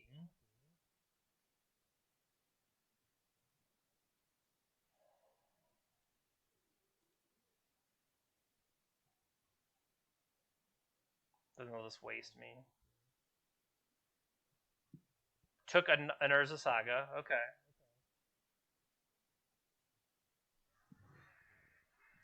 Don't.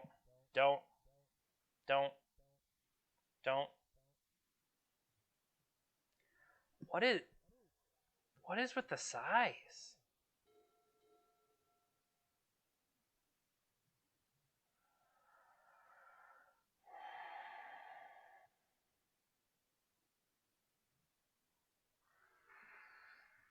Took a basic.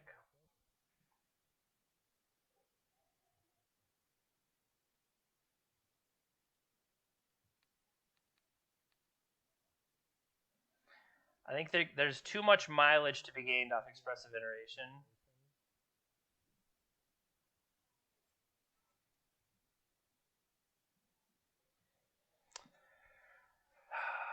Don't tilt, Jeremy. Please don't tilt. Like, I know you're busy tilting here, but days. Okay. Sure. I mean, 1 mana 3/3s are good.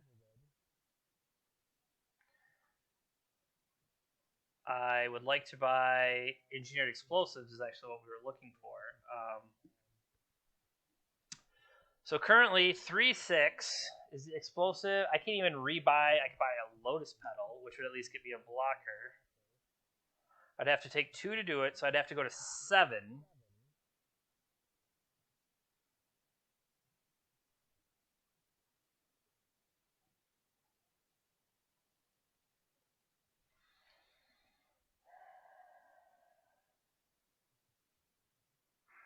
Mox Opal, Soul Guide Lantern to potentially cash.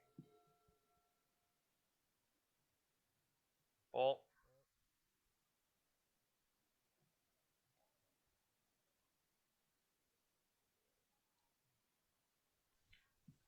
That could have been worse. They could have waited to use it on the Thopter. Kind of surprised they didn't, but... Alright, I will take an Engineered Explosive, which I will not be able to activate due to the Ancient Tomb. Cool. Don't tilt, dude. Just calm down. Calm down.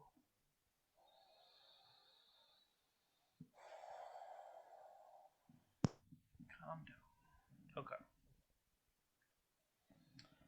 So we have our Chalices, we have our Engineered Explosives, Spellbomb, Retrofitter Foundry. What did we decide one of the worst effects is? We want the Emeries and Sai.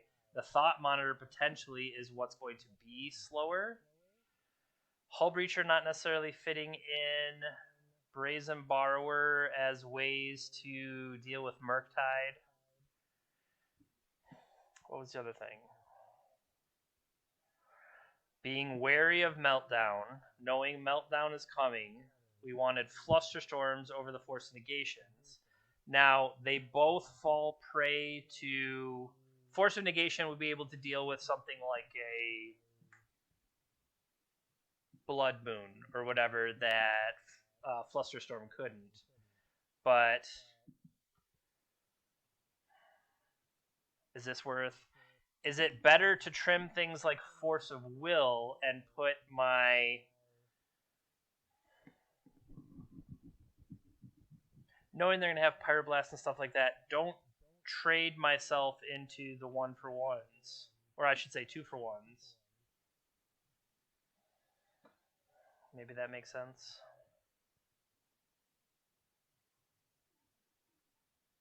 I mean, Retrofitter Foundry is good. It can start spitting stuff out that I want.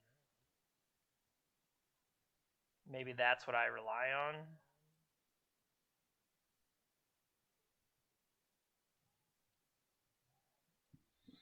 All right, Jeremy.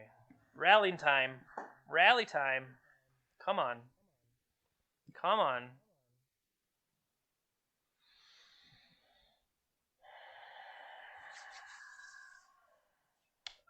Where's our match?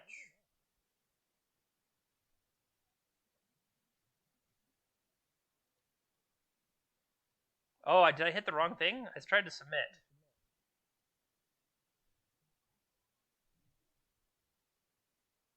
Did I sideboard? I hope I sideboarded. That was really weird. Okay, I currently appear to have sideboarded. Don't let the tilt monster get you, Jeremy. Okay. Land. Mox Opal.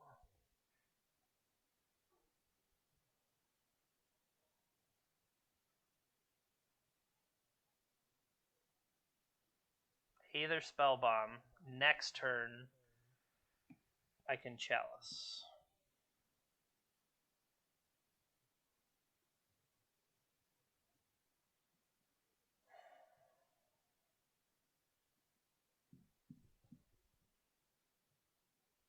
Land, Opal, play the Spellbomb. I would have Spellbomb available to me going into the next turn. I still only have 2 mana, and I'm not even Daze proof. And I can get Wastelanded right off this plan, and I'd be stranded with 1 land and a Mox Opal that doesn't even work.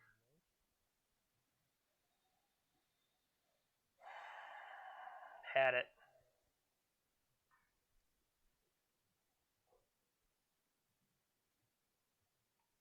One, two.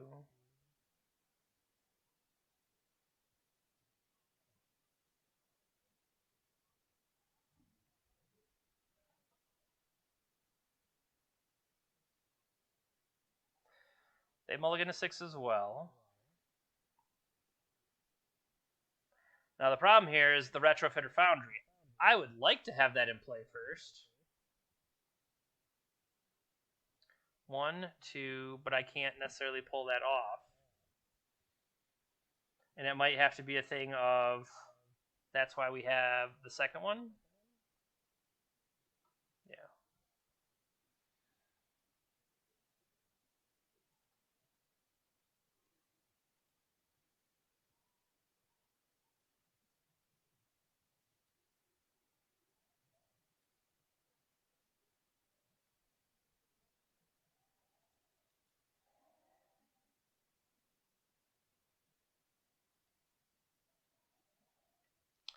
Based on this, I think I needed to have the second Chalice over the Retrofitter Foundry, because if they are able to deal with the first,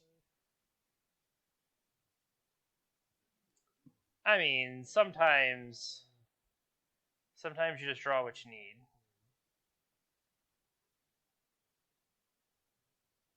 Force.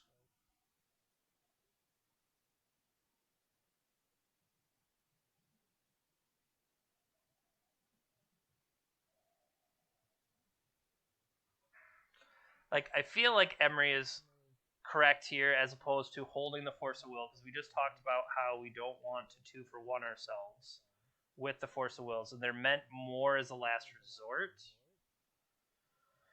Another thing that's interesting is the Retrofitter Foundry that sits in my hand could be protected. Shadow Spear and a Bauble, so Shadow Spear is gone. Okay. But that Bauble could potentially get things started towards getting some advantage.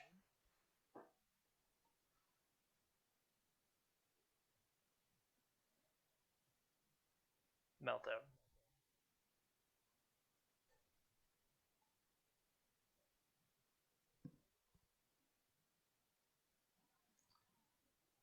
That seems interesting.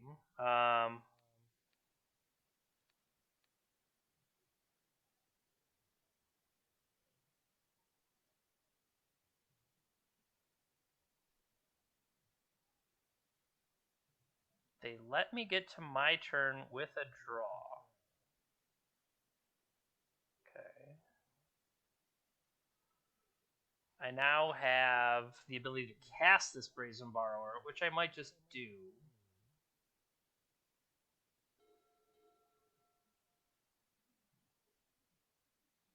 Cast Expressive Iteration.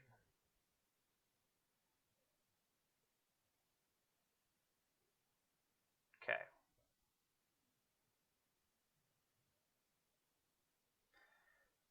Scalding Tarn. Okay.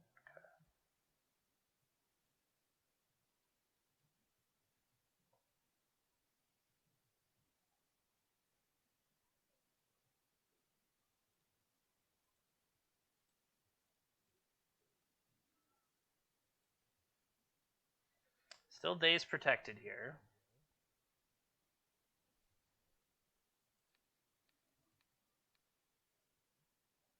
They are Drawing Force.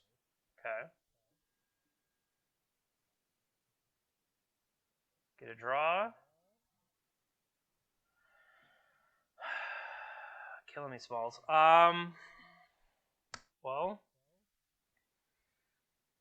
it's a spell.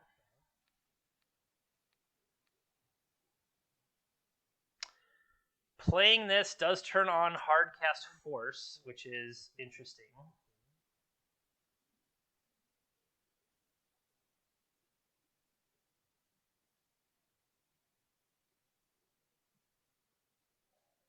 I mean, thinking about this game itself, drawing this basic island was pretty lucky. Chalicing ourselves out of our own 1-drops is interesting. So they pitch Murktide Regent, to Force of Negation this, which means I won't be able to recur it. Currently, I do not have Opal active. I cannot respond with Force of Will. So that's an interesting and probably worthwhile play on their part. I can't cast any of these into my own Chalice. Therefore, let's rumble.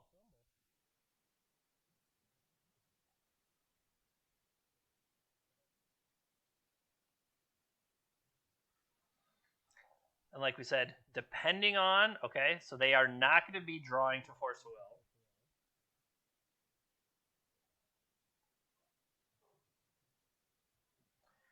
Curious if they should fetch Steam Vent if they fully expect to, say, not use this mana with, Chalice existing. Just saying. That's an interesting... Why cash in the fetch? I'm curious. They're a good player. There could be a reason. But if you don't do anything with this mana, should it have been a Steam Vent instead of a Volcanic? Is what I'm curious. Is what I'm wondering.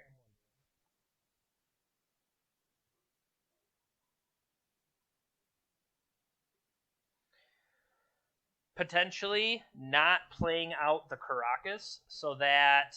I mean, it's a wasteland target that's just kind of sitting out there, and it doesn't need to be.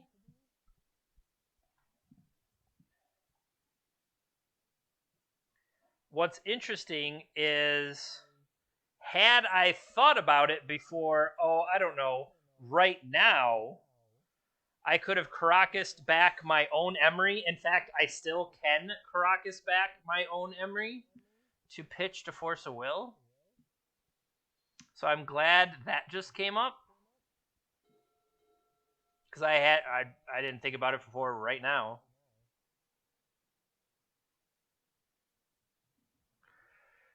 So, let's try it.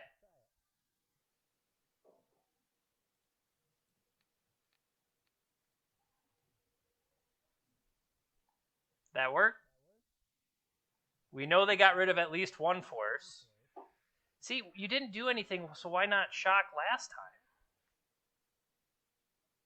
Here's a Murktide. Get me to commit. Makes sense. Legendary? Shockingly, no. Just an enormous card.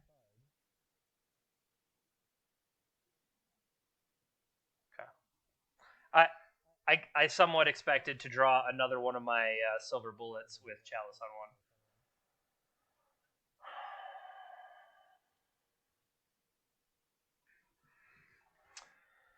So every turn this swings into me, it just gets worse.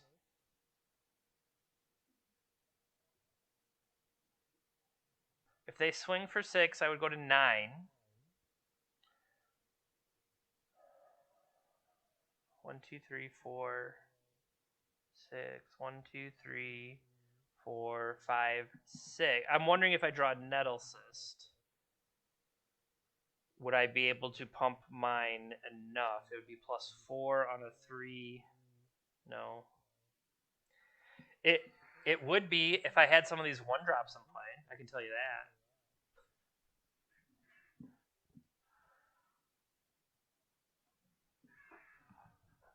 Two, one. That first. I'm just going back to that first turn of Ancient Tomb. If I had kept the other Chalice, I don't think I could have had the mana for Chalice on 1 and 0 to get the 1-drop in play and then the Chalice on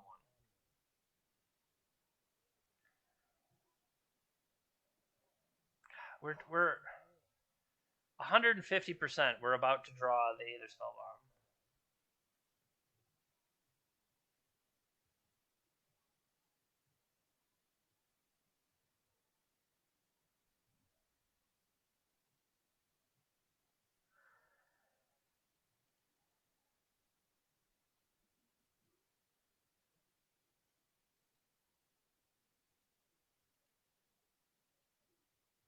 That's the wrong color.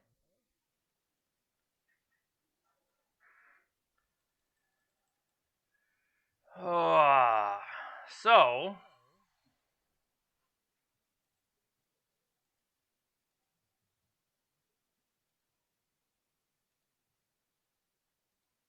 yield. I now have a Thopter, but I think I need to keep the other one back just in case.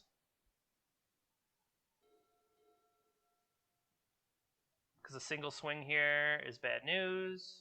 Does this have trample? No?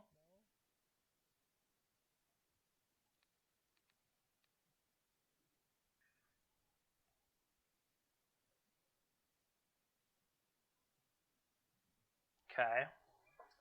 So let's start with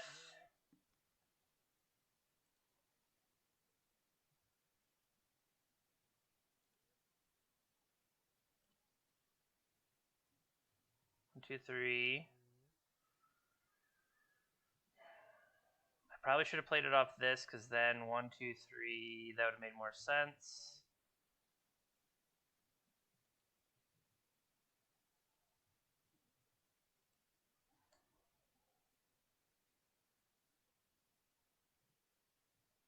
One, two, three.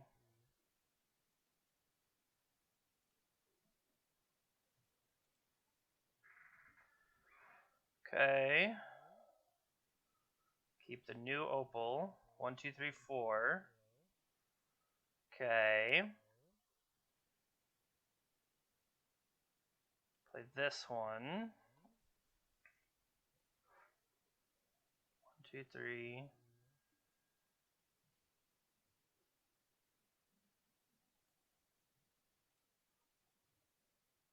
Send in 4 points.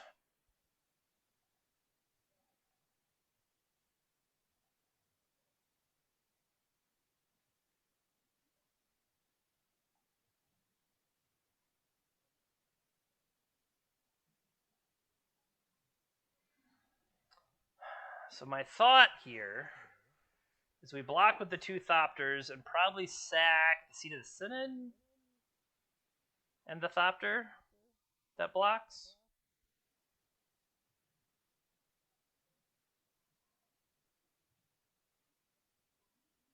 We also just die to another Meltdown, right? That's terrible.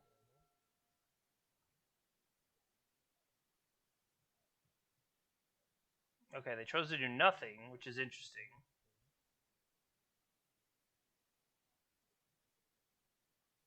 Which is actually probably correct.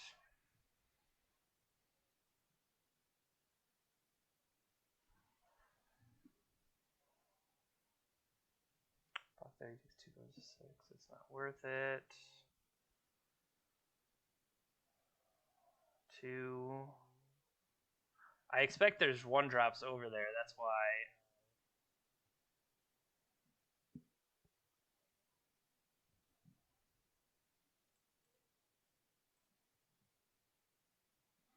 These 2.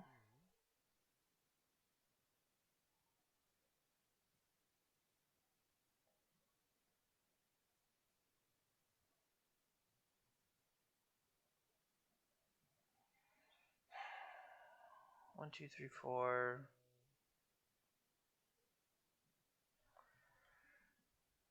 Soul Guide Lantern, but it won't do anything. But that's likely fine.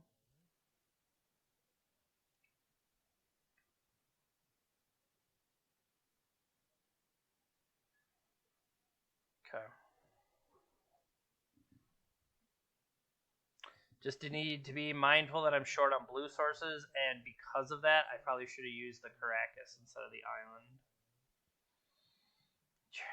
Jeremy, you're better. Play better.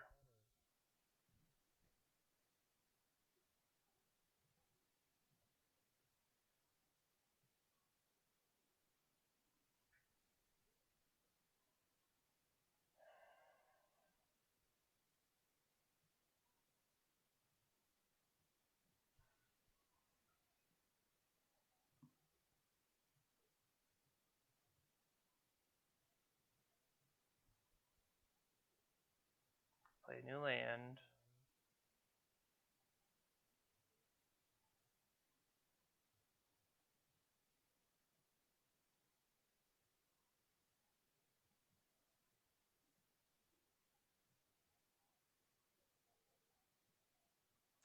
I want to force them to block a Thopter, which I think is like somewhat elementary.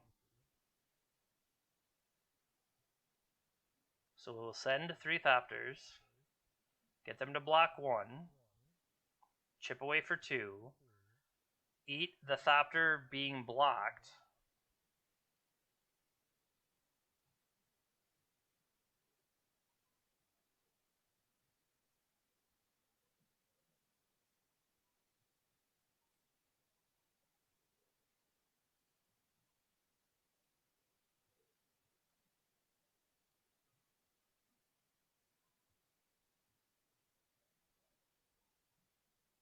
Okay.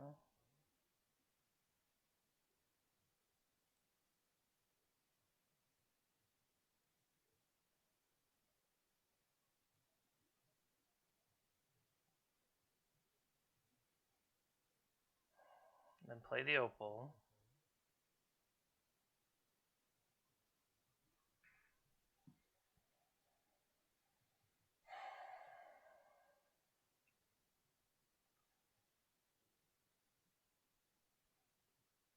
Opal will give me another 1, 2.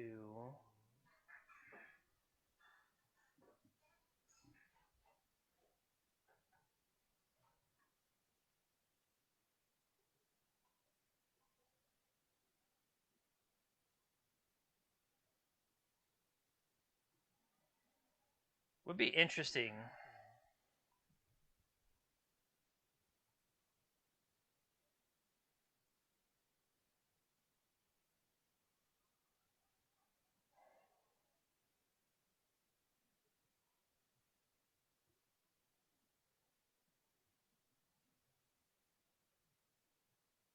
I was going to say, what was the storm count? The storm count was from the Mox Opal.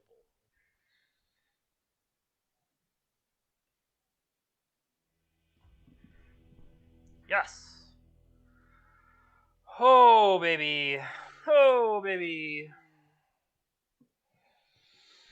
Alright, so now we're going to be on the draw. That other Soul Guide Lantern that's in our sideboard, maybe I want that. Do I want these dismembers?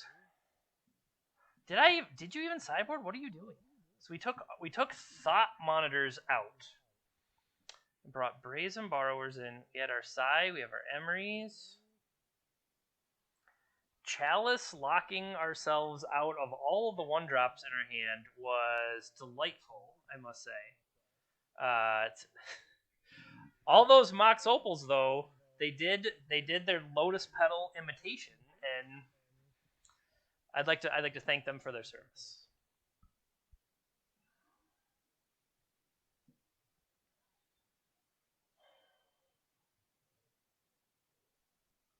Do I just need to load up?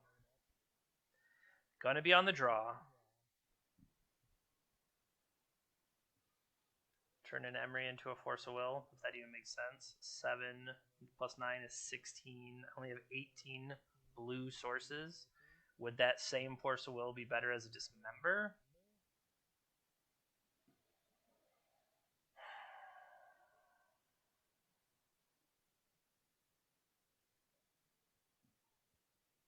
Spellbomb, Needle. What are we needling? What are we needling? Wasteland from them? That feels terrible. This could be a Soul Guide Lantern. Then it will at least have value at shrinking 1-drops.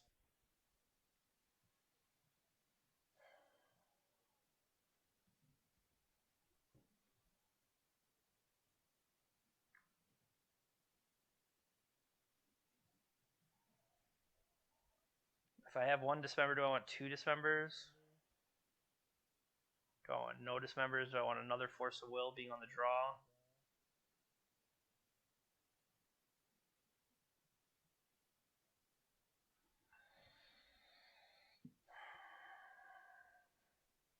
Big bucks, no whammies, Jeremy.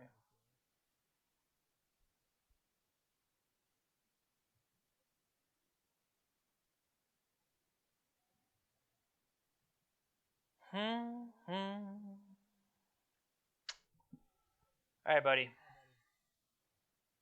We can do this.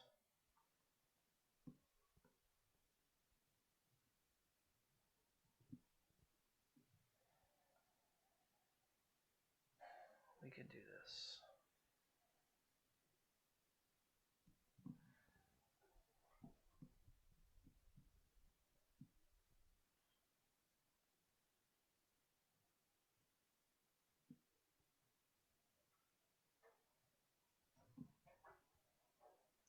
It is very windy, and leaves are banging up against the window.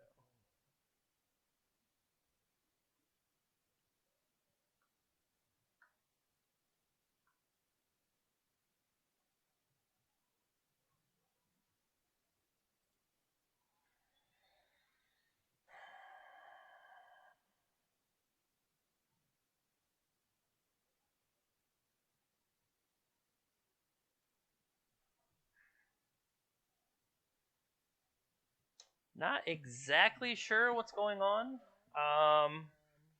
It appears I'm still connected in stream.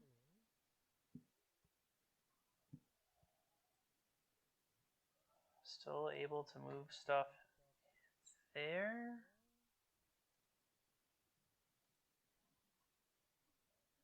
Checking that there's nothing wrong with the event.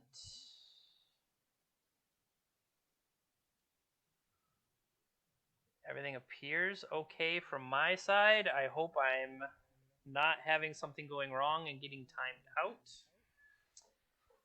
But opponent has taken multiple minutes deciding whether or not to play first. Hopefully everything's okay with them personally. Never wish anything bad on people. Well, I mean, come on. That Reanimator guy?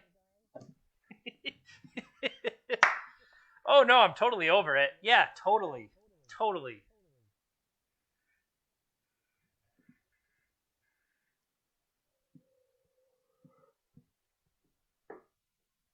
All right.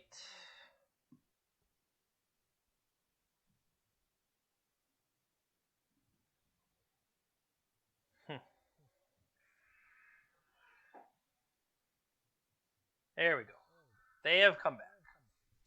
So what is this? This is turn 1. They're keeping 7 cards.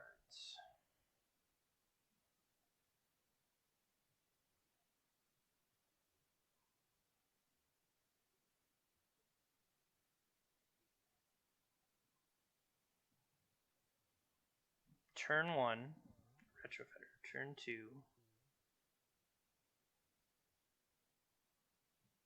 I could start making guys.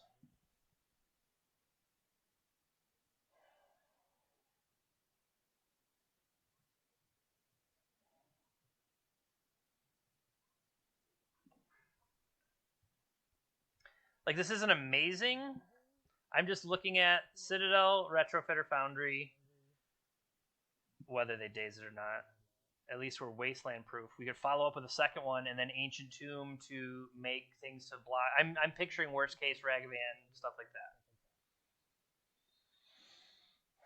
that. And then hope to get the incremental advantage back with the thought casts. Ragavan, DRC, somebody. Yep.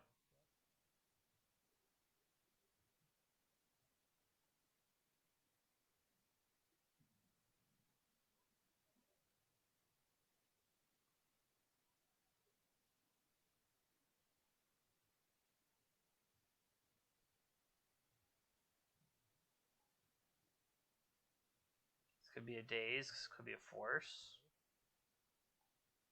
I kind of like that I have.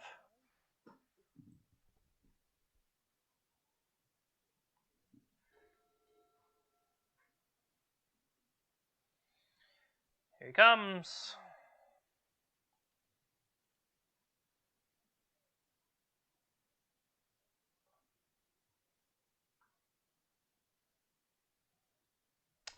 Sigh. Would have liked to draw on that one. Land, play their own Sigh. If they have Mishra's Baubles, would be brutal. Stays exiled, though, correct? Or does it go to the graveyard if they don't play it? Gains. I believe it stays exiled. So that's another anti-Emery thing. Ragavan stealing stuff. Something that in all the games I played, I hadn't really thought about it in a way that if I'm trying to set Emery up, that could be an issue. Are they wondering right now, is it worth it to go for Sai? Do they not have another land?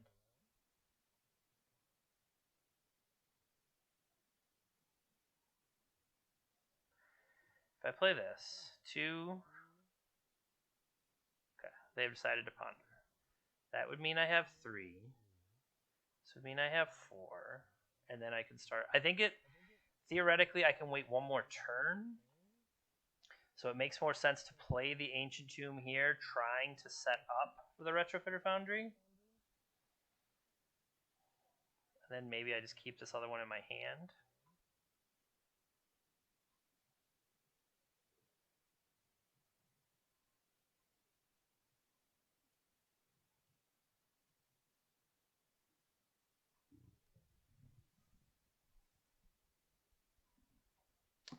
Ponder was a no shuffle. Okay. So potentially they didn't have the land up front. Dragon's Rage Channeler.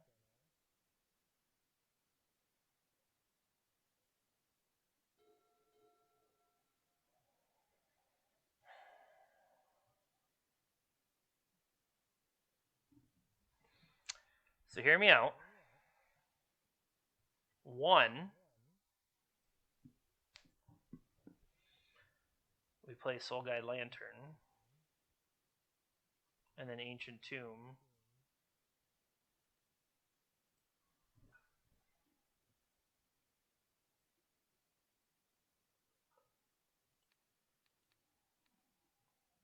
I'm going to try to keep instants and sorceries under control for the purposes of Murktiding, right? So now this will come down to whether or not. So they pondered and they put Misty on top, but they didn't use it. They also chose not to shuffle, so they might have known exactly what they had and what they wanted.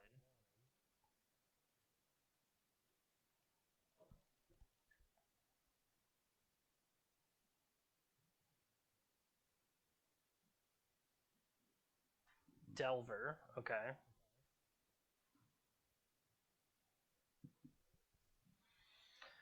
Forced the team to stay home. I like that. 1, 2, 3, 4.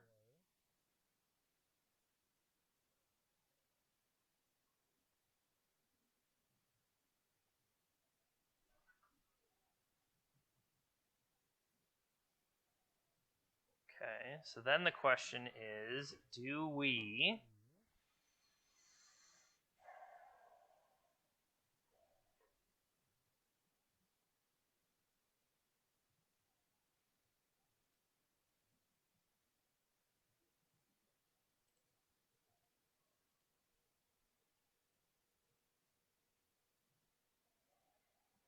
That looks pretty good for next turn if we can hold on.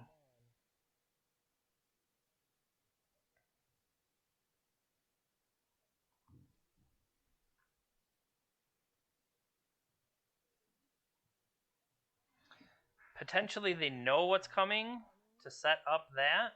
Hope for a blind flip. No flip. Tarn. Tarn and unknowns.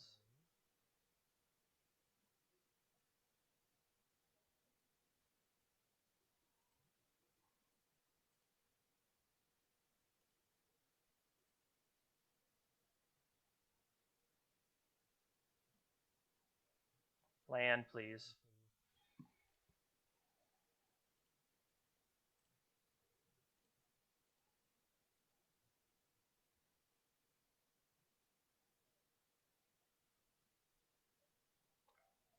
Okay. Force pitching days.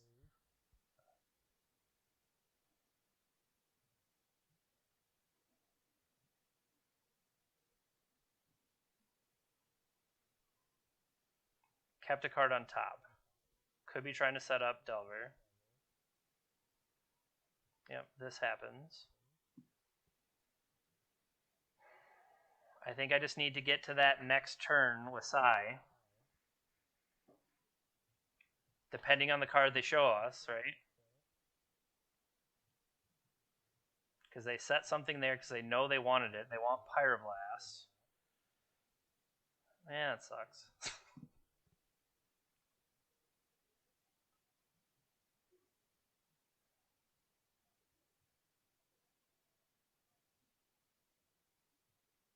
2 cards in hand.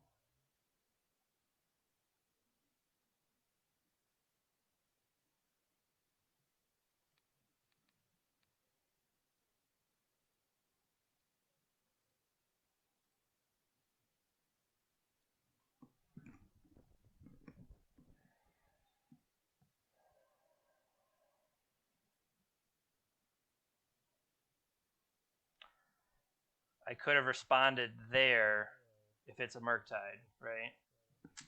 I could have responded there and I did not. That is frustrating. Well,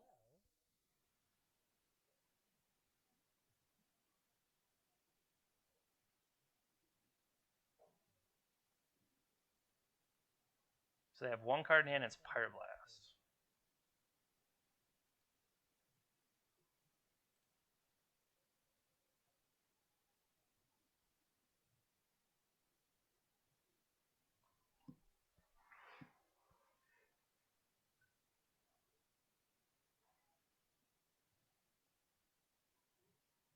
So we have the Sai,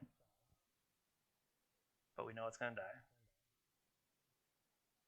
We know the Pyroblast is in their hand. So,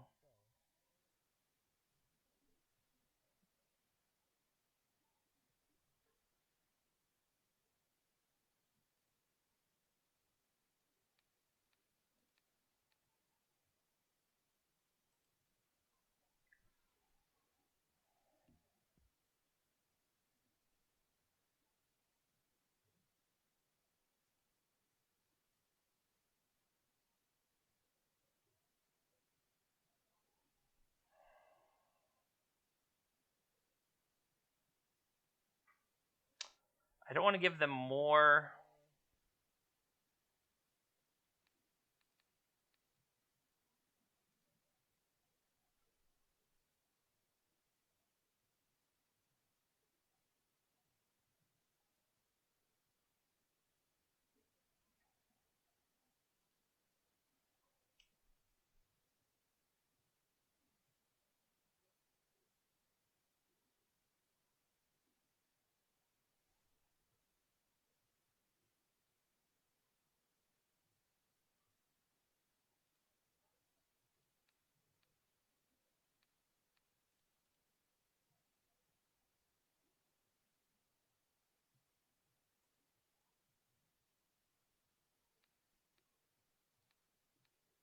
What are you drawing? You're drawing a ponder.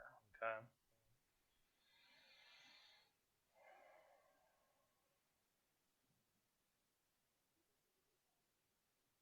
Ha! Ponder resolves. 1, 2, 3, 4.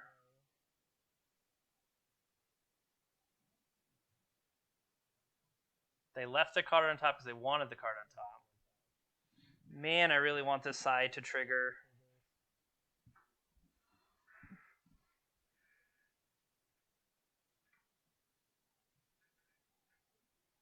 Meltdown, X equals 1.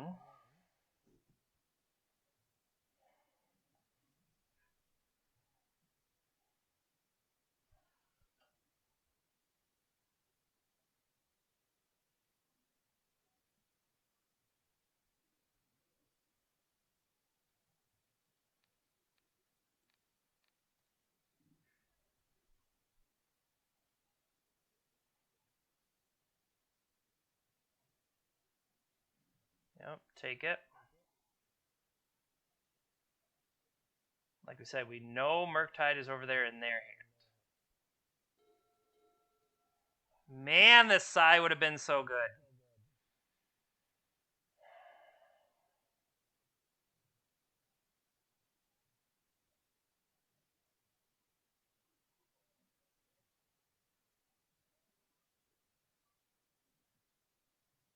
Three to play Brazen Borrower.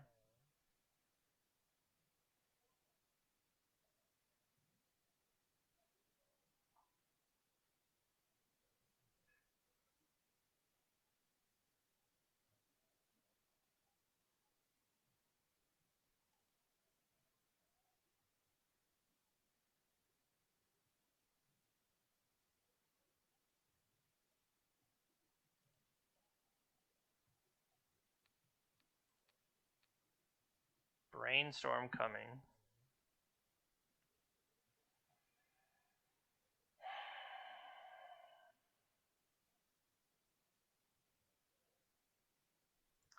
Three gives me that in play.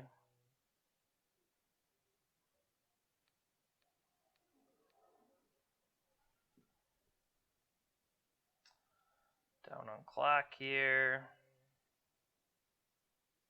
To generate that.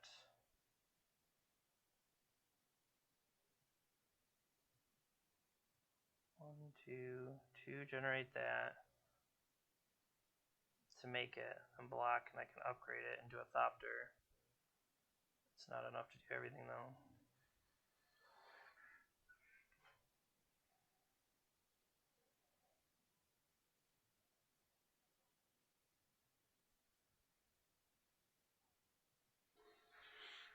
I mean, those are some draws.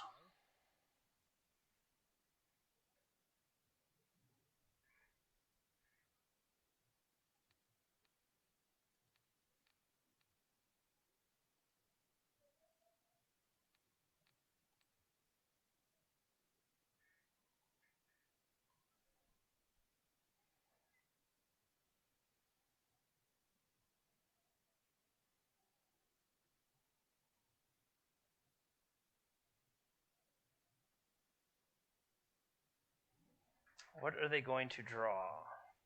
I mean, they could always draw another Meltdown, and I'm just in trouble.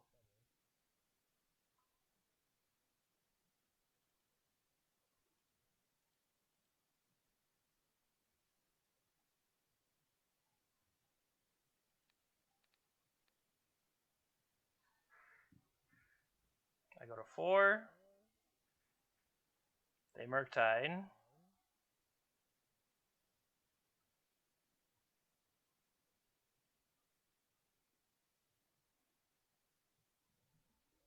Yep.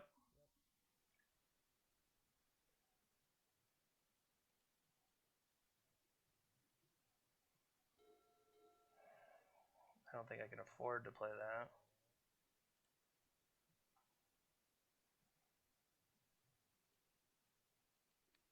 Bounce that.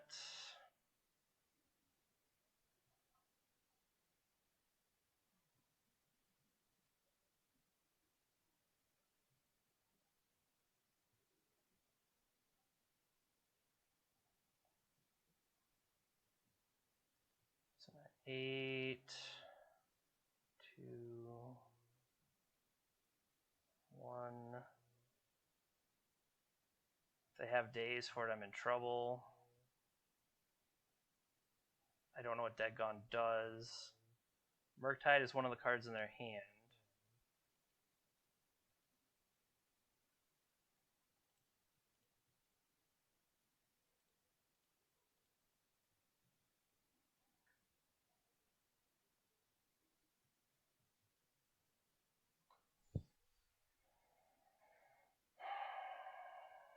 They're going to pay days.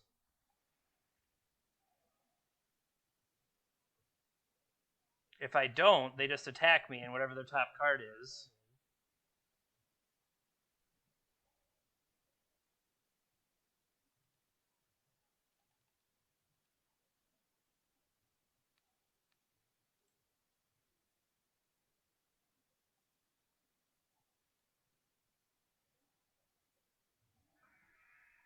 Am I dead? Am I dead?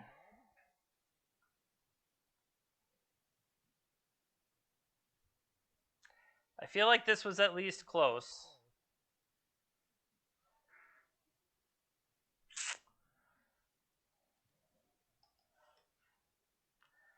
It was close.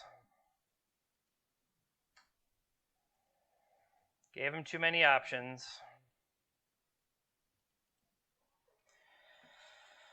Oh!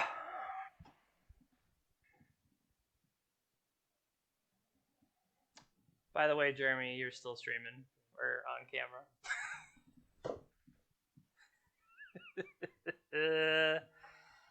Yeah. See you next round.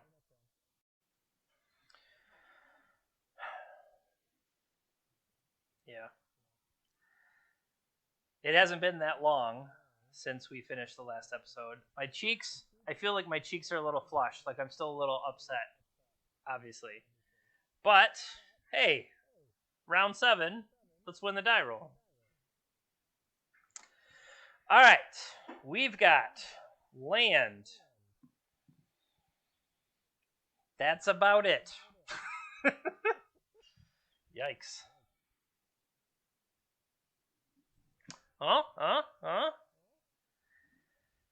Land. Spend. 1, 2. I could play a spell bomb. I could play an explosives. I mean, it makes more sense to put the explosives on 0.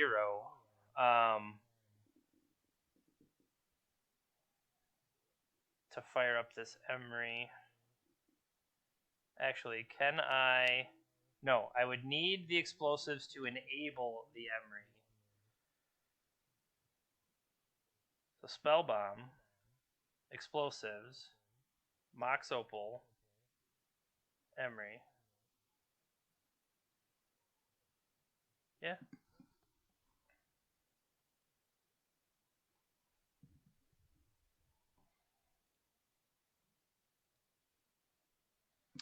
They also mulligan to 6.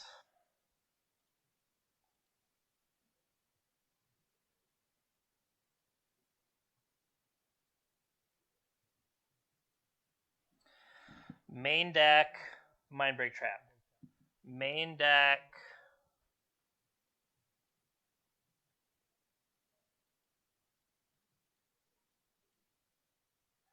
I'd like to pay 1. Oh, you have to cast the spell so that it asks you how much you would like to pay. That's true. I didn't consider that part.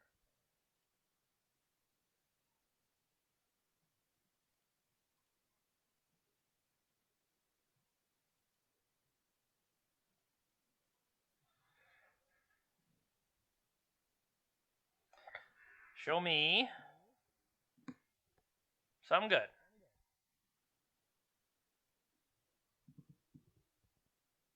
I know.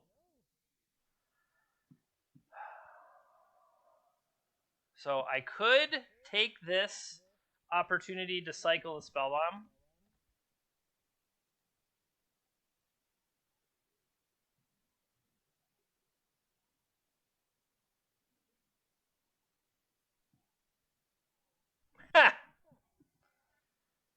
Yeah, sure. At least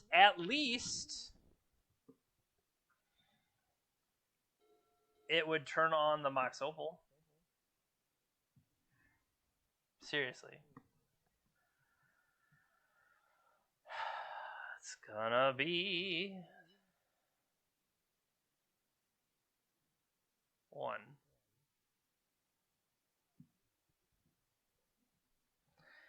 Is there a reason to keep doing that? Yes, because we could eventually turn Caracas off. Pithy Needle is in the main. You just have to find an opportunity to... If I play...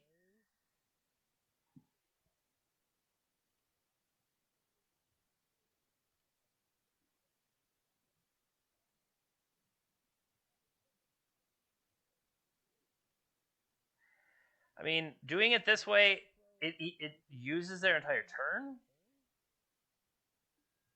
I mean, it's not their entire turn, but I will use that ability. Okay.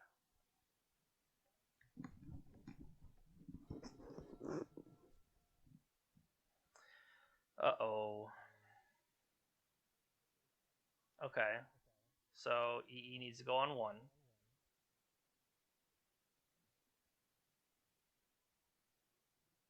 Do you want to keep playing? No? Yeah, me either.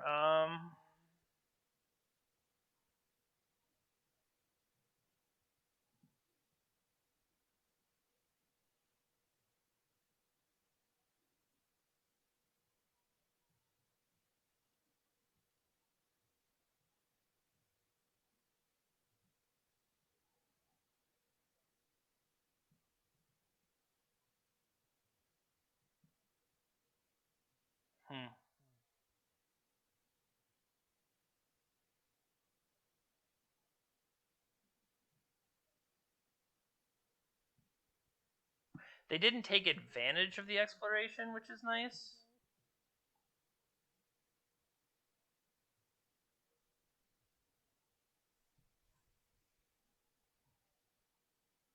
Okay.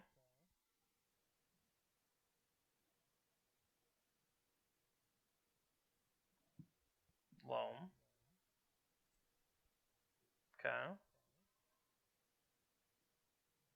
What's this? Expedition map. Okay.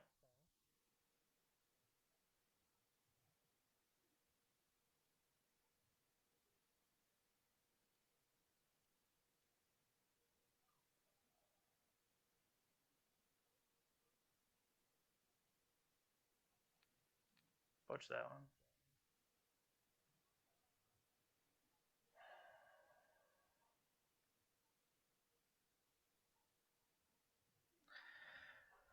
Unfortunately, explosive, able to stop the Urza Saga,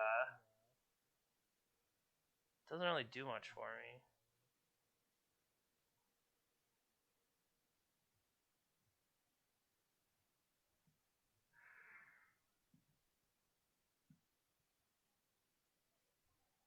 Cracking a map, I would think you go get.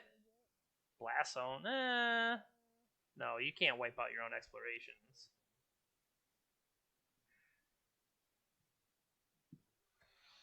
Probably just another Urza Saga. Make a bunch of idiots and kill me.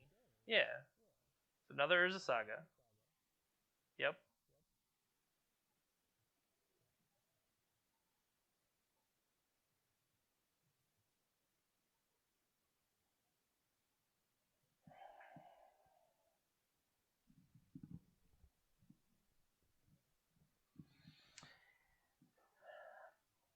I would cost myself. You lose both explosives to do that.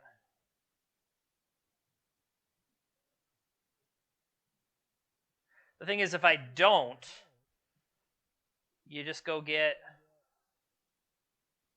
Don't you just get Pithy Needle and turn off explosives anyway? And then I can't do it if I wanted to.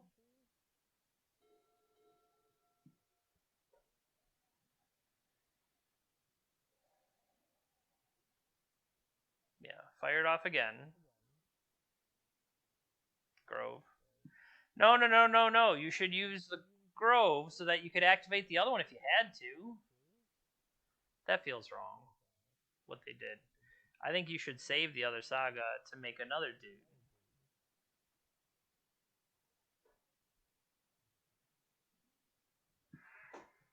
Yeah, Pithing Needle, and you should put it on Engineer Explosives. And then I can't stop your... What?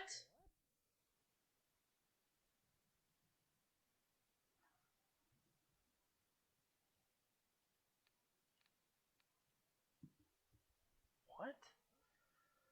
Who cares about Soul Guide? Oh, I should have drawn a card off Soul Guide Lantern. Touche. I did not think about the ability on there. I should have drawn a card off Soul Guide Lantern.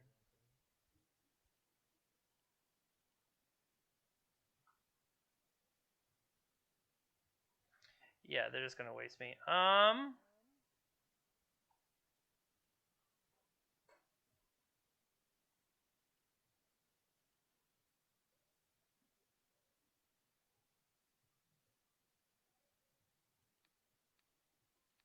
What you got coming?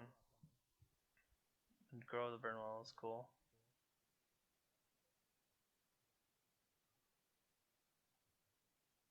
Now what sucks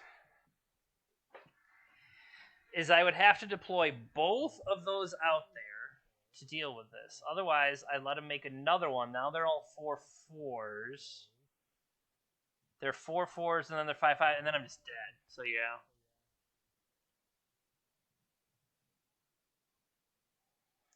It's gonna be sweet. I'm just gonna kill everything on my side of the board.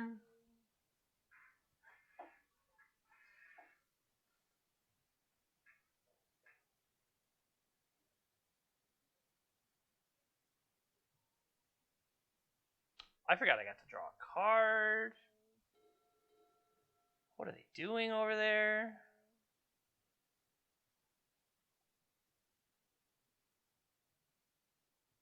Okay.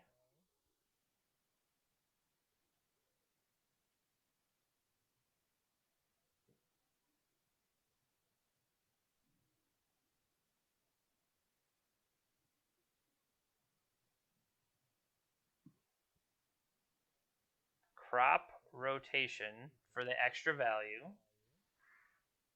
Cute.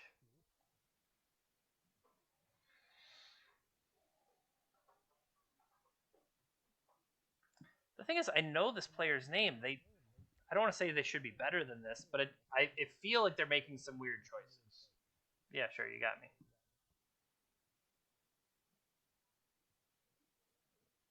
Pyrite Spellbomb, sure.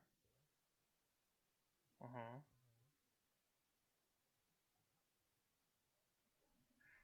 I think I knew it was Grove.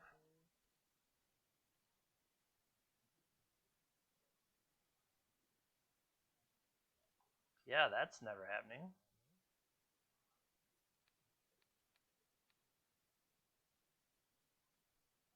Punishing Fire. Terrific. Delightful. We're dead. Oklahoma. So, yeah, Chalice. Chalice doesn't really do anything, and I feel like all I'm doing is wasting time because they have inevitability over there on me. So, things I care about, their ability to create a 2020.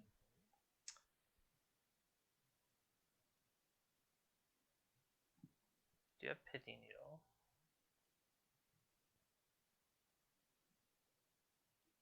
Speaking of Pithy Needle, we could borrow it. And then after that, I mean, they really just need to get the Caracas. And then after that, it's problematic for me. So is Shadow Spear worthwhile? Yeah, Shadow Spear is how we're going to win a race. Like I was saying, Chalice, not so great. Engineered Explosives can be set at 1 and mess with things that I care about. That's a little bit different than some of this other stuff. Dismembers, no. Force of Negation, yes. For Life from the Loam type thing. I want to have that kind of interaction. Flusterstorm, not necessarily, although they could have... Well, we know, having seen from their side, or having built that deck, Force of Vigor would be bad news. They're likely going to be able to pay, though. Although, you bring in Force of Vigor, they don't have that many green cards. But, you know, what am I... Force of Will isn't necessarily... Okay, here. I'm bringing in Force of Negation and the Flusterstorms. Trade that out for Force of Wills. And then trim on some number of legends. Trim my legends. Double Retrofitter. Double Soul Guide Lantern. Adding Caracas myself.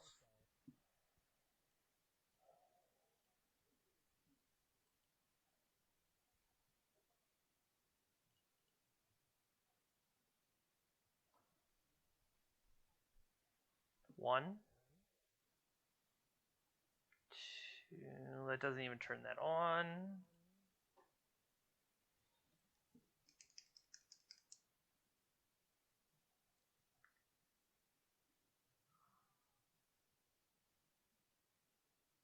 Saga Wasteland. I think of this, I'm going to ship an island. Is Caracas worthwhile?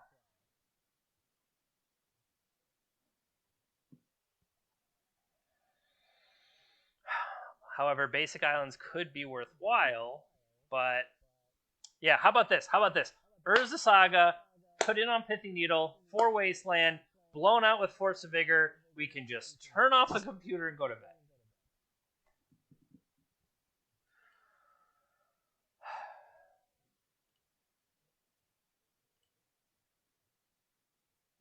Now, is it worth starting with Urza Saga? Because on turn 2, I would not be able to activate it quite yet. So I'm actually going to go...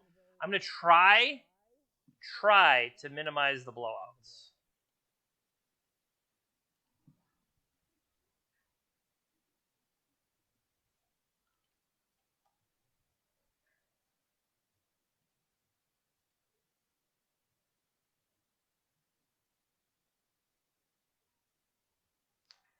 So now...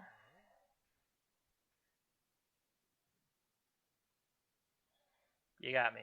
Mox Diamond. Pitch a Wasteland. Who knew? See, now they're going to be able to turn theirs on first, which puts me behind. Life from the Loam, sure. Okay. Play this out. 1.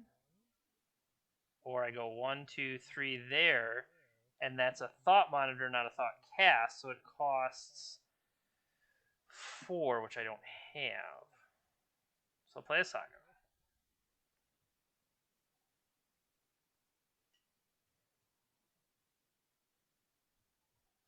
I would like to play a Mishra's Bauble. Okay. So for the potential, actually, should I let them dredge first? Okay. Port inbound. For the potential to draw Force of Negation is why I'm playing it or using it when I am to go into my turn, even though I expect that to get flipped away. Although they might not, because they might want to use the Saga as opposed to, yeah.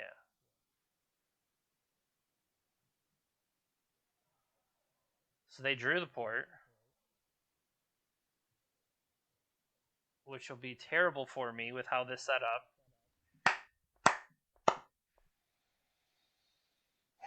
I think if no, because I would have had to, if I would bobble first, would I have played out Urza Saga?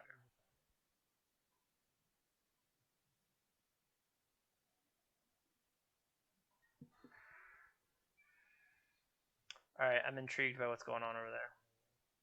I think they're setting themselves up for like Infinite Saga, which is good. 1.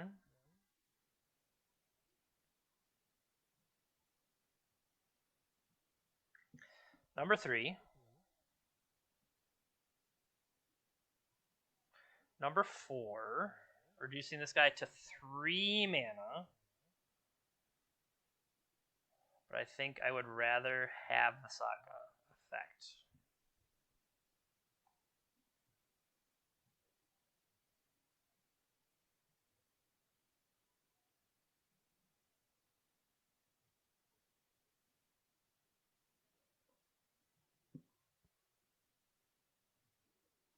They could be doing the crop rotation shenanigans again. They still have not dredged.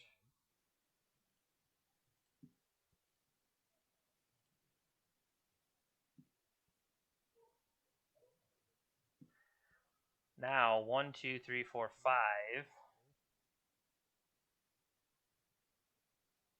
I'm going to hold the bauble for now. That's a good call. Throw your wasteland again.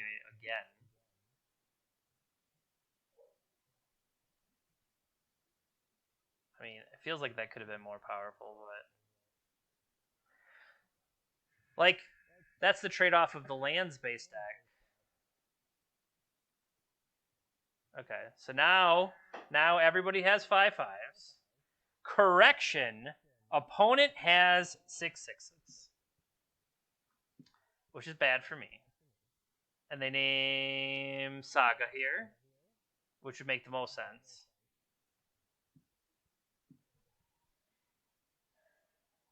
And they come in with some big boys.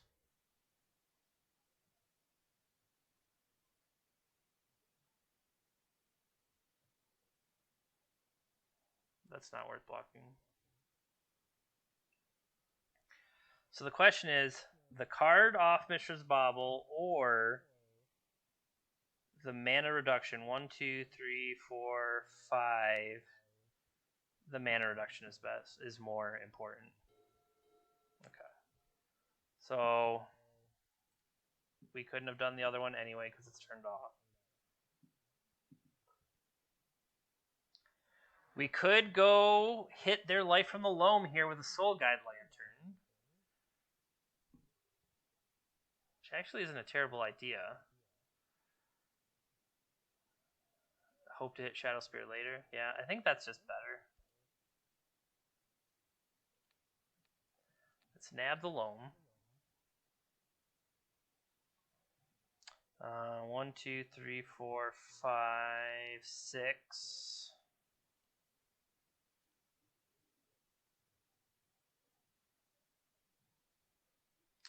Let's get some Retrofitter Foundries going.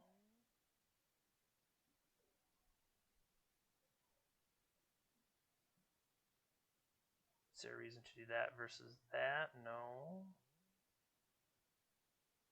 It's a tappable land would be why. Ancient Tomb, Force Negation. I could cash this in as opposed to playing Retrofitter Caracas.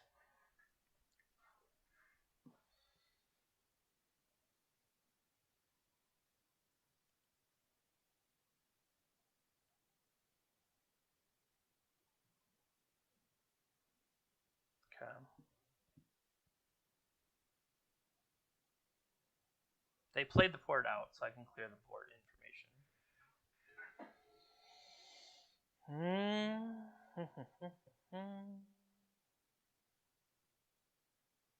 So things I have available to me. Cash in Soul Guide Lantern for a card. But that takes me off of making a servo. I can cash in Mistress Bauble for a card, which I likely should have already done. Yeah. Well, I don't have the blue card in hand, but it could have helped. I don't necessarily need this to be a 7-7 versus or an 8-8 versus a 7-7. That part does not matter as much. And it's one more thing to... Well, there's a bauble in there already. The bigger plan here is to block with Thought Monitor.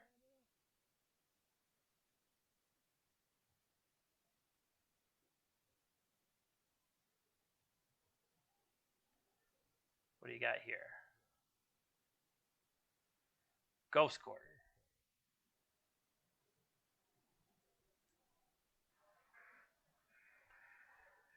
Now, they could probably pull off some shenanigans with turning off my Caracas with Port. Yep. Which is likely to happen.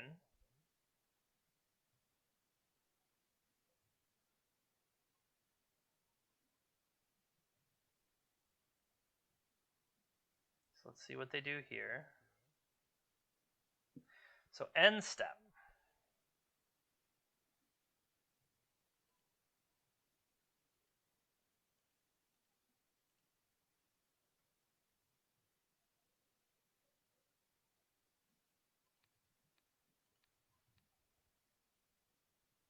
Sphere of Resistance coming.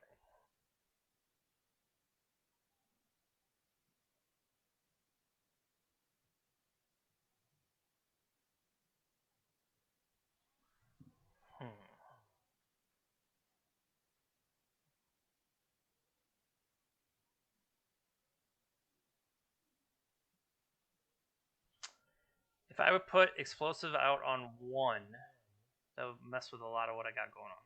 So I don't want to do that.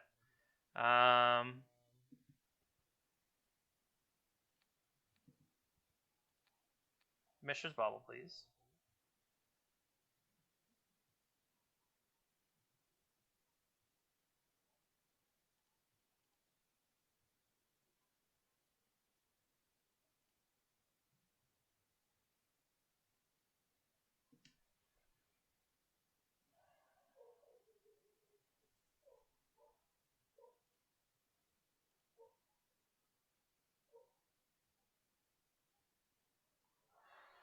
$10-10.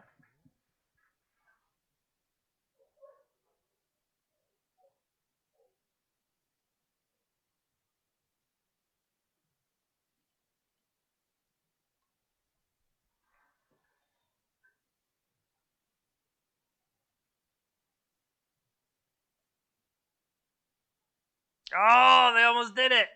They almost did it!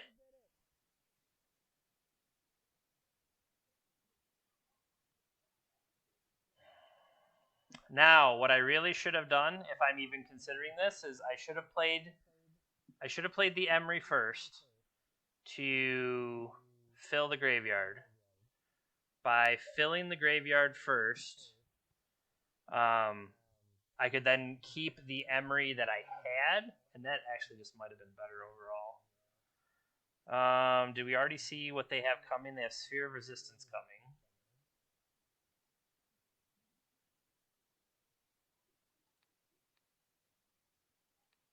But I want the blue card. Yep, still Sphere of Resistance. Good to know.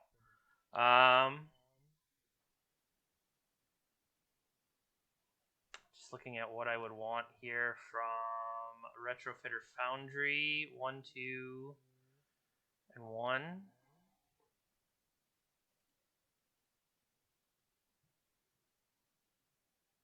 I'll keep the untapped one. What did I mill?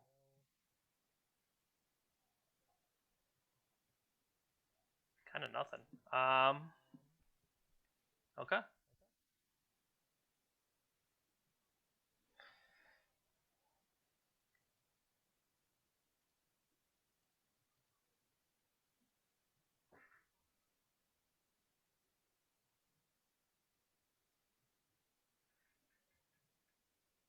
I thought they were tapping it with Rich and Import. That is my bad. And the reason we cashed it in is we were hoping to draw a force effect as we played our Emery. So, yeah.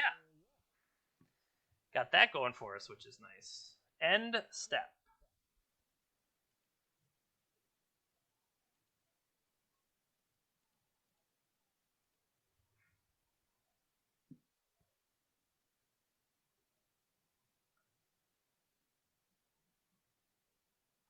Okay.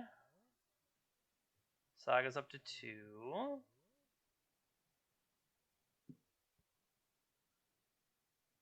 Saga's up to 2, but I'm still not able to activate it through, I should say, their Pithing Needle. So,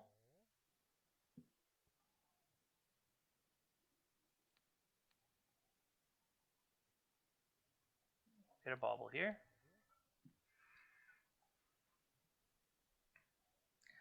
Play this bauble.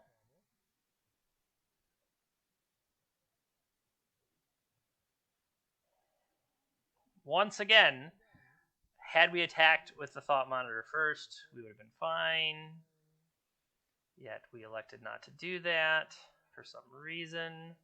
We also can't tap this Urza Saga either. So we will just have to resign ourselves to blocks.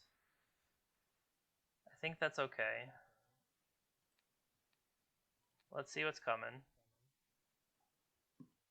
Grove the Burnwell is coming. Okay.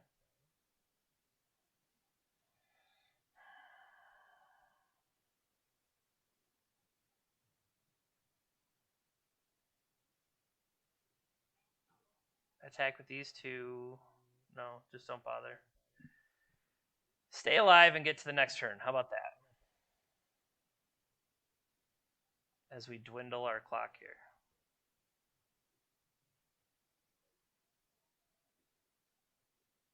Okay, they're going to tap Caracas.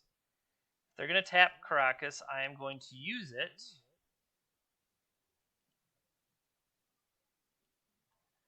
to upgrade the servo.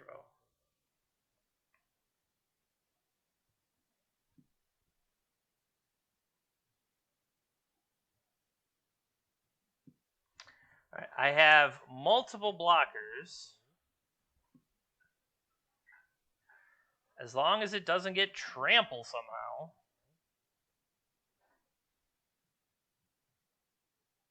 So far, I'm okay with these things happening. I can block, or block, and upgrade my team.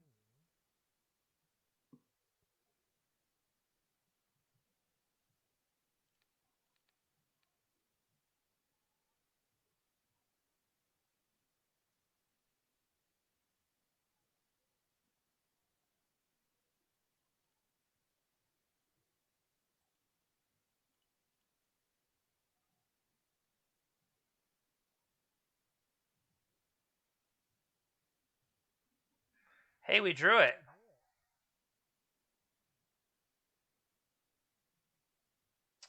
Okay, we can go get Aether Spellbomb. Could play a Shadow Spear.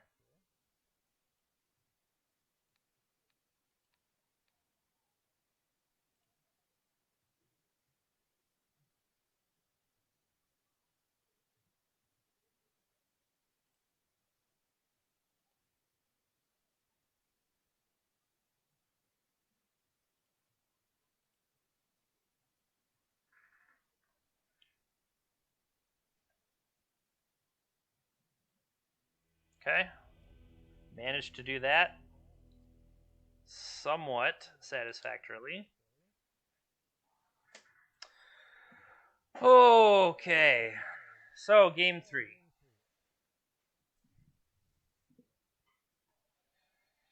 Sai making Thopters is one way to stay ahead of Merit Lage. But once some of these things are in play, we're not going to be able to stop them. Not true. We have Brazen Borrower, Jeremy, remember. Flusterstorm feeling... Flusterstorm not feeling amazing there. I'm willing to turn these flusters back into Force of Wills. I don't see Dismember, or even if I have Caracas, they could copy my Caracas. Yeah, let's try this. Try this.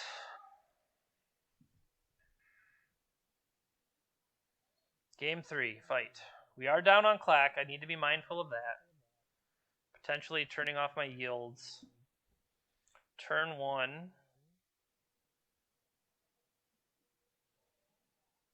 So I don't have an answer if they have something powerful. It's like turn 1, Seat, Opal, Emery.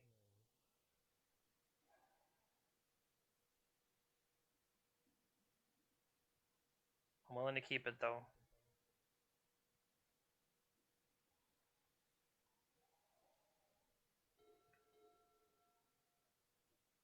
They did mulligan on their play.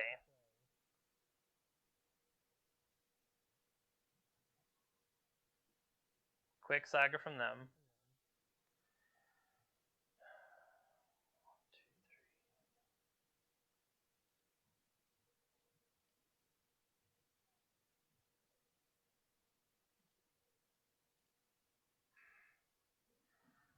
Saga, Bobble, Retrofitter, and a Thought Monitor. So need to be mindful that Thought Monitor is in there and can do stuff.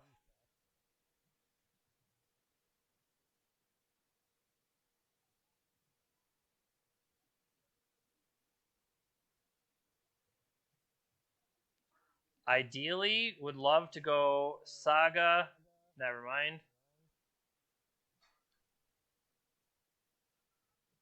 Sphere. Okay. So,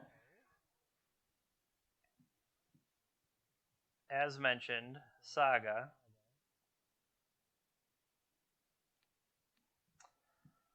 Let's try for Mishra's Bobble.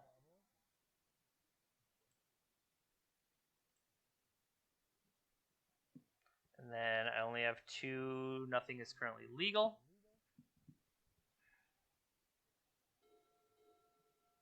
So they don't get a guy out of it at least, but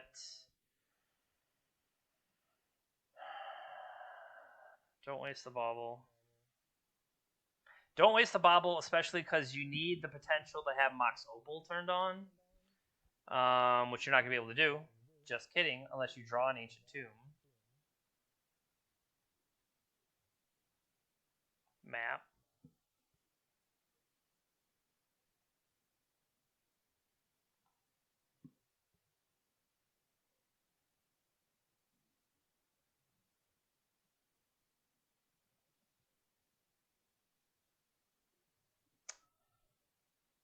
I'm kind of thinking we need this Saga to go off and get Needle to stop Thespian stage. Let's see what they get.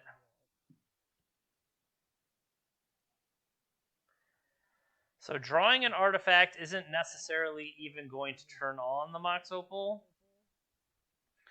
So do I need to look at having multiple shots to draw Ancient Tomb?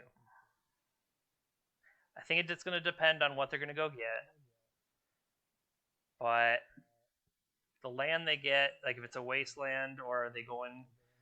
Well, they don't have enough yet to... I think they get another Urza Saga, right? But they played a land. It's very strange what's happening. They got a port. Port makes sense.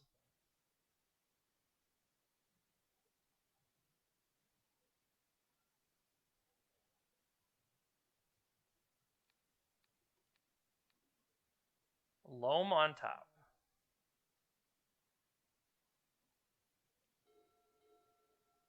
Okay.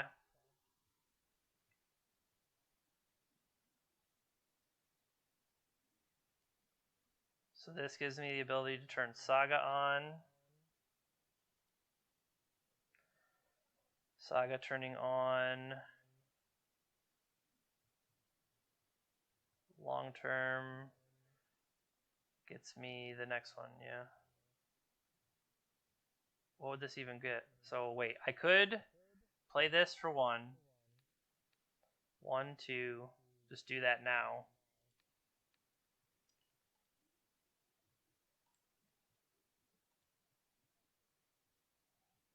Oh, you idiot. Oh, you idiot.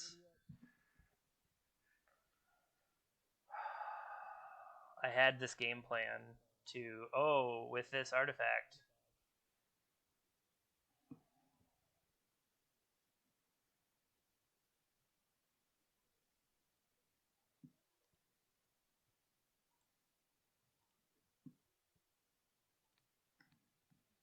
Let's eat.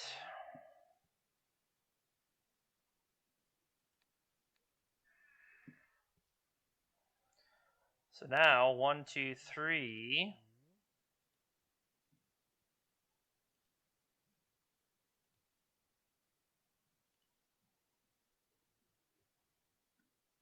More thought monitors. Oh. Finding ways to make this hard. Harder than it should be.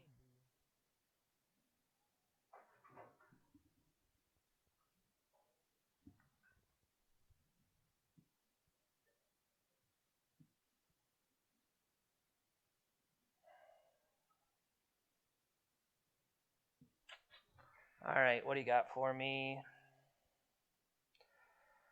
I'm hoping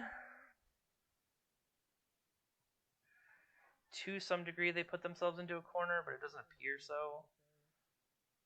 They're casting. Are they going to cast the loam?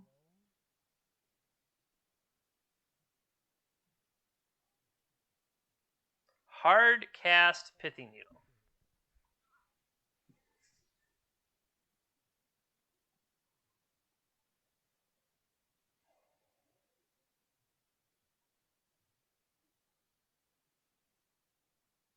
They could theoretically name Saga here. 1, 2, 3. I think I let this go. Even if they were going to say, like, crack on Soul Guy Lantern. If they do it on Soul Guy Lantern, I think I'm actually okay with that. I expect it to maybe be Emery or Saga. Either Spellbomb. Not what we were expecting there.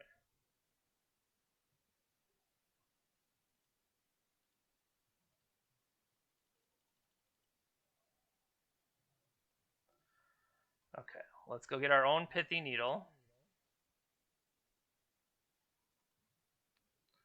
On Thespian stage.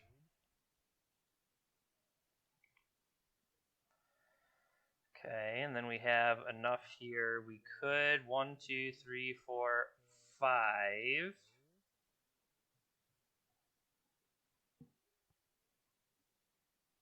Thought Monitor would cost 5 less.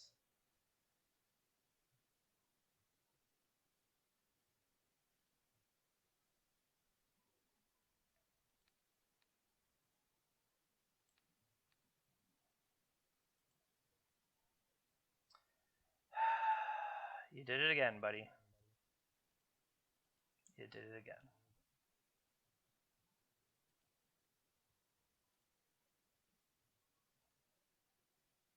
One, two, three.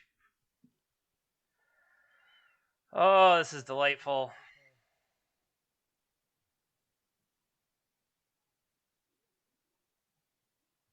It's a comedy of errors over on my side here.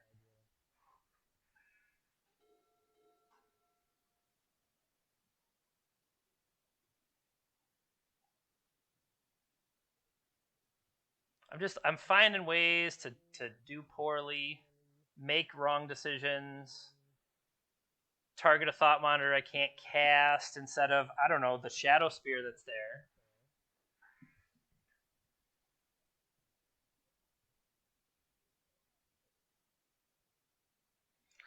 I hope the construct token can get me home.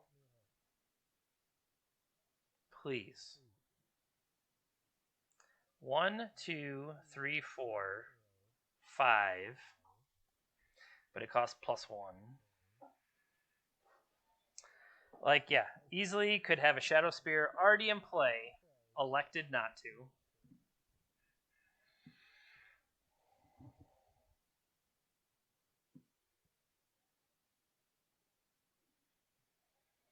We'll look into sighing. 1, 2, 3, 4, 5.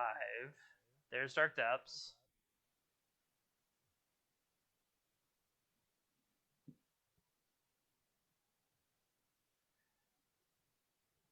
Port that.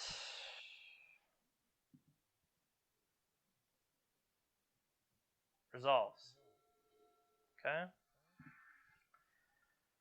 1, 2, 3, 4.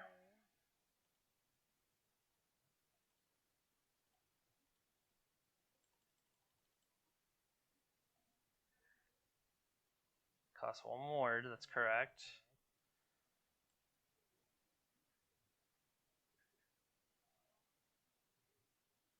I think you just need to sit back on Force Negation, Jeremy.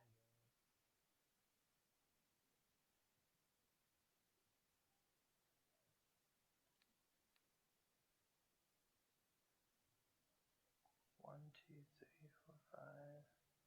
1, 2, 3, 4, 5. How about this? Play a Shadow Spear.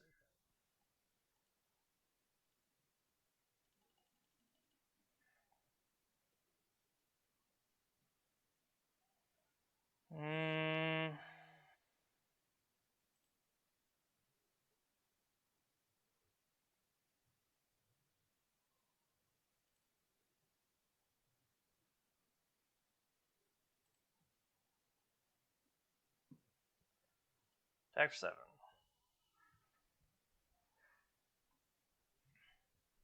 Stop messing around and just kill them.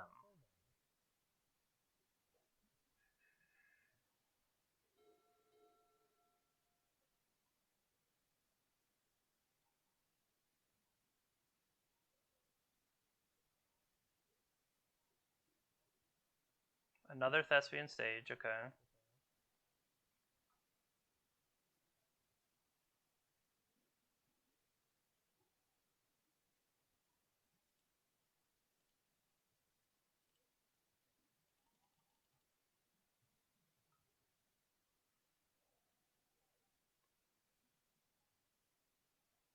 One, two, three.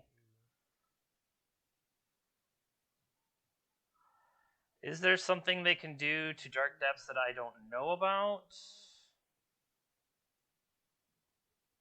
We're in main phase, so I'm going to tap that.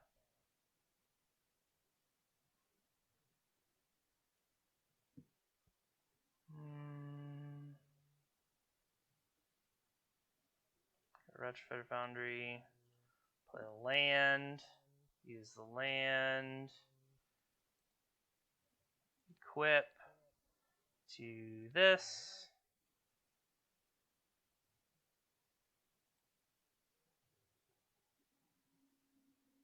Swing for 10. Think we're okay. Just have to avoid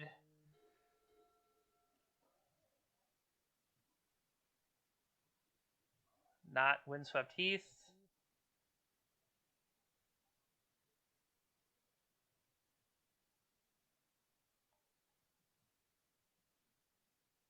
Do I play that? I'm just going to say no. Attack. These. They have Life from the Loam and one other card. Tap my land. Float it.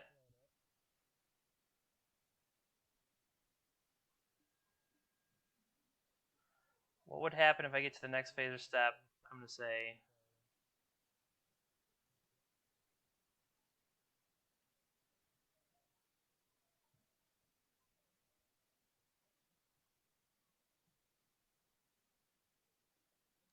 I'm wondering, are they trying to just do maximum triggers to make me click stuff?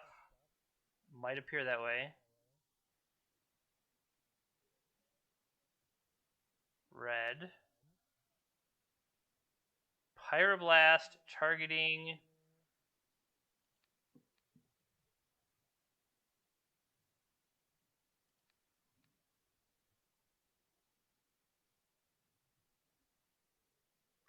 Yep. Opponent is just going for maximum salt. Or if for any reason I lag out there, any of that lag causing me problems. So, hey, win's a win. Let's run up and grab some dinner, and I'll be right back. All right, ready for round number 8. I was just looking at the standings. Our Reanimator opponent is, or our 2 losses. Our Reanimator opponent is 7-0, and the other one is 6-1. Condescend. They're in 26th place. So our tiebreakers are pretty good, hopefully. But how about we just keep winning? All right. On the draw.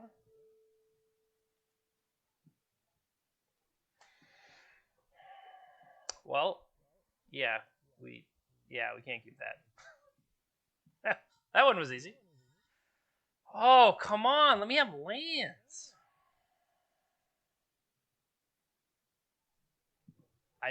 I don't think that's keepable either.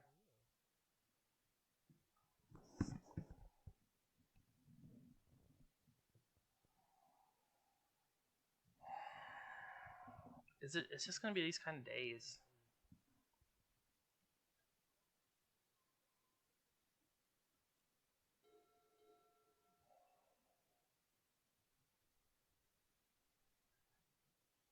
I mean, I talk about how great things are going.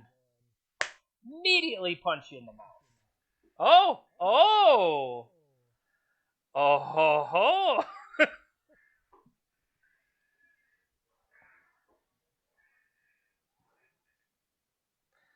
Sir, that's not as good as you think it is.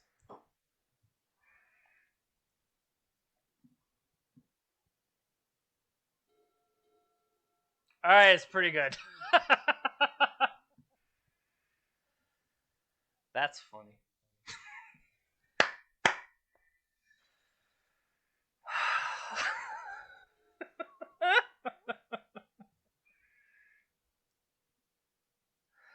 That was great. Sure.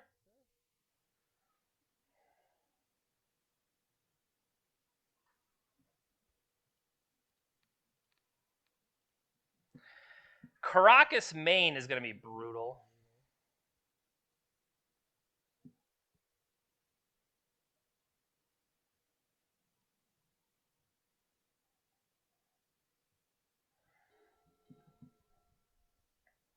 Like, I don't want to say like we spotted them.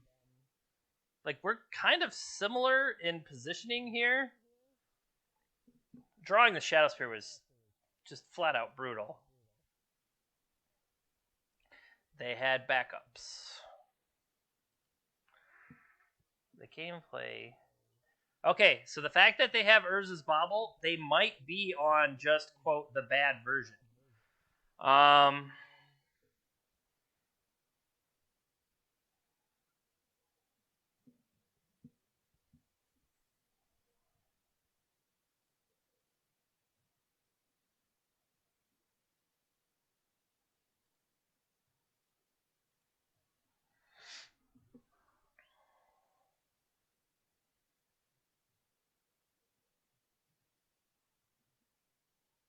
At least this way they won't get the value from their cards. Like, their Chalice on 1 wasn't good enough. Yep, that's a good one. And see, maybe to some degree, should I have not played this out? Or really, should I have not worried about Emery? I think the bigger thing was not worrying about Emery, and I did. And this really sucks.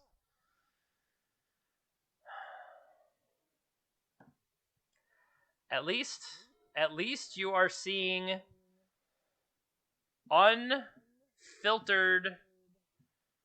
There's definitely no filter. You're getting as frustrated as I am. Which, you got a tournament, yeah.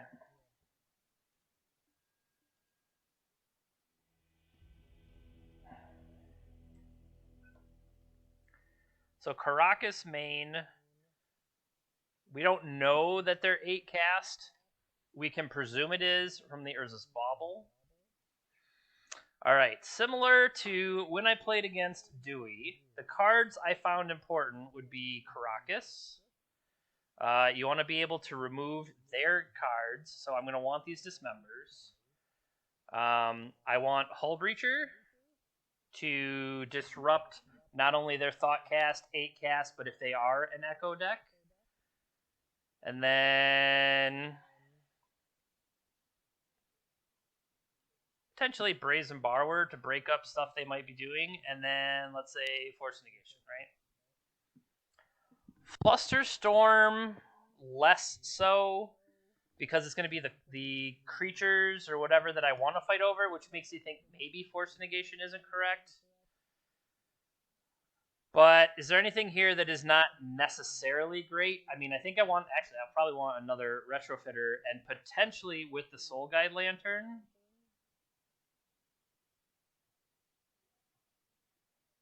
One, two, 3, 4, 5, 6, 7, 8, 9, 10, 11. I don't think I'm bringing in the Force Negations, actually.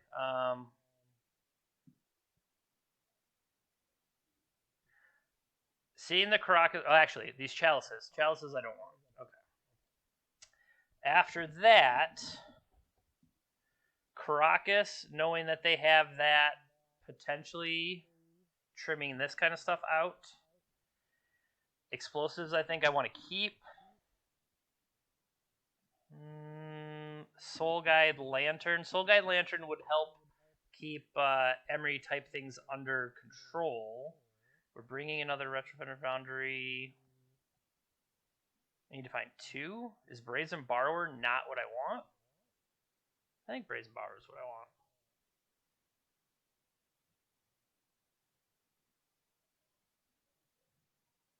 Maybe trim a Thought Monitor myself. And an Opal if this gets grindy-ish. Alright, let's kill him.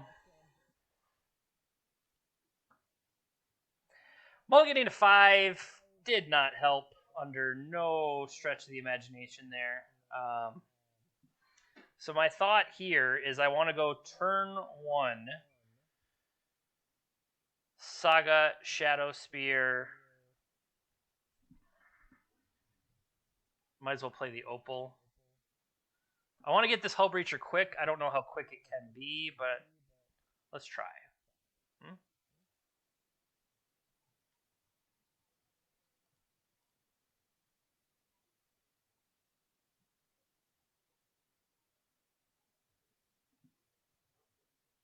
Force of Negation on the Shadow Spear.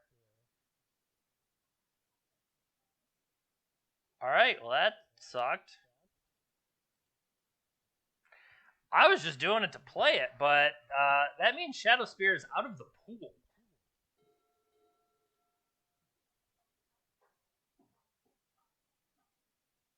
Yep.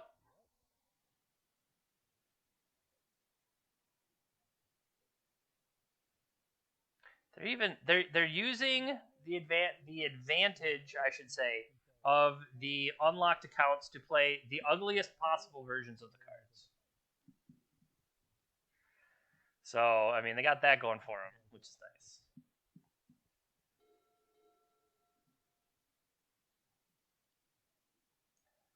So you played this.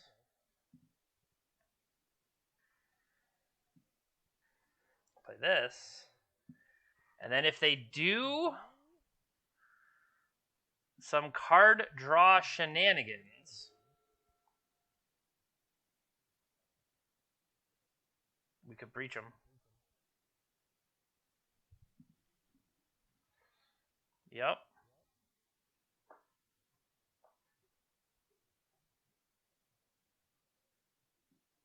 Foundry.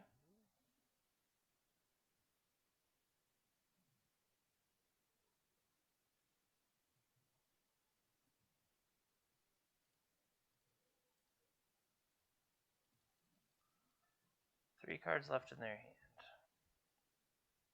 They do have enough to block. Yikes.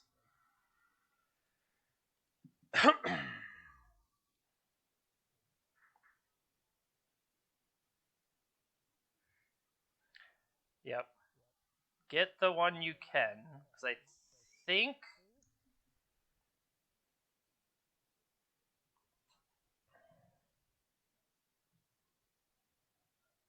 I mean, they don't really have anything going on over there.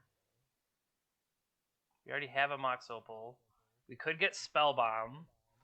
We get our own Retrofitter Foundry, and then we play a Saga with the ability to turn it on.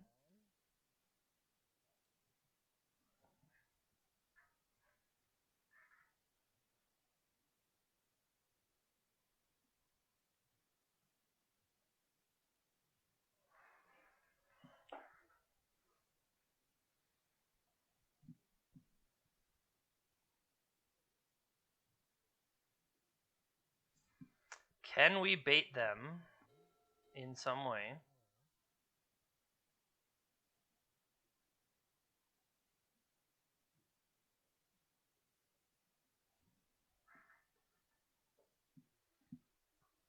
We need to bait them into going for something so I can Hull Breach it.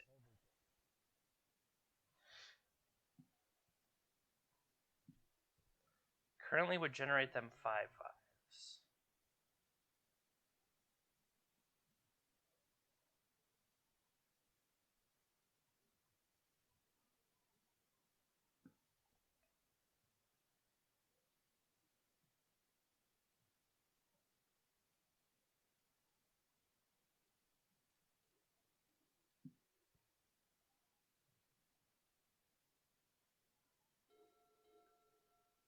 That's interesting.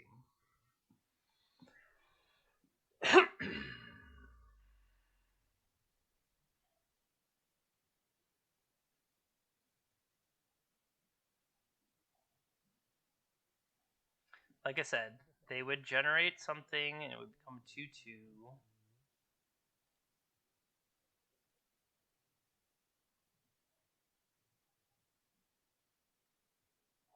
1, 2, 3, 4. We attack with these two. It'd be a 5/5. Correction.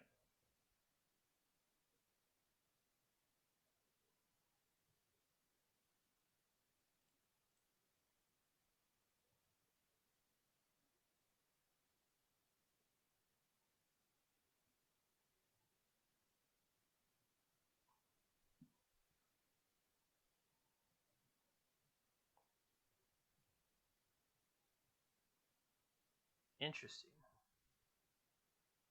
Do we pump the other one?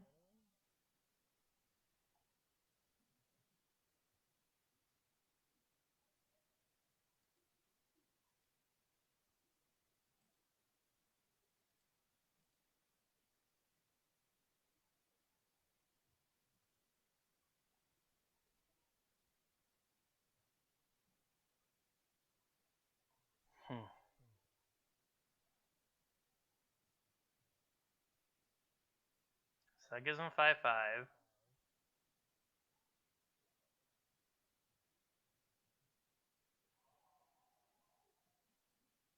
Yeah, I think that's okay. Because they still have the ability to go at Shadow Spear, but I can just be bigger than them.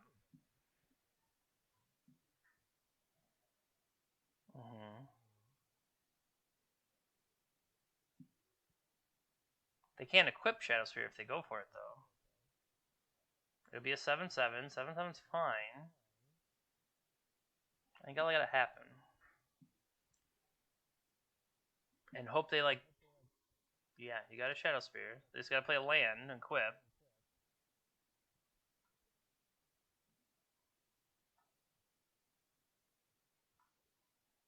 They're currently paying costs. They're playing a Thought Monitor.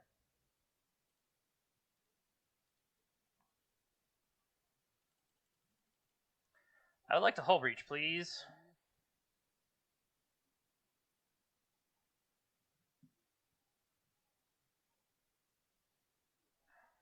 I will take 2 treasures to make my constructs all that much bigger.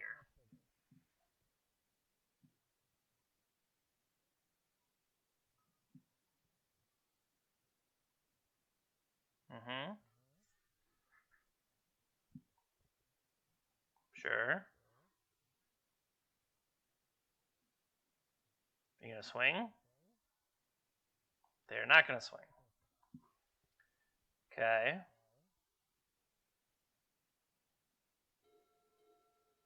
So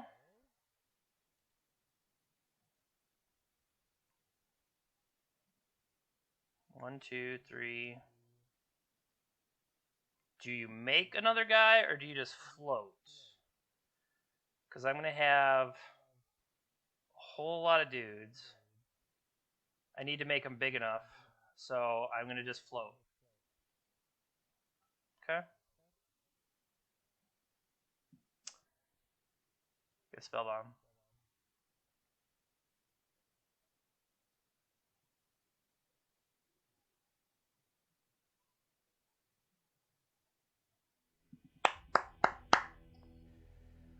Oh, so I forgot that we already lost the first game, and that was game 2. It went by so fast. Yeah, Jeremy, that was game 2. Okay, so having seen what happened, Shadow Spear obviously important. We're going to be on the draw for the third game.